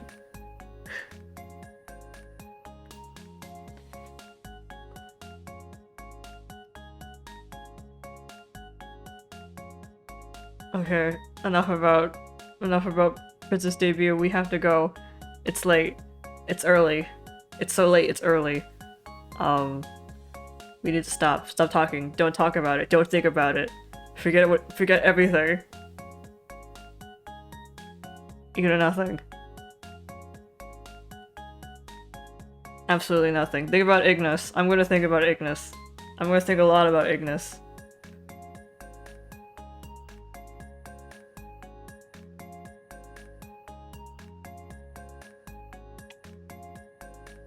No, I'm not gonna go to the wiki. I'm gonna go to Pixim and then AO3.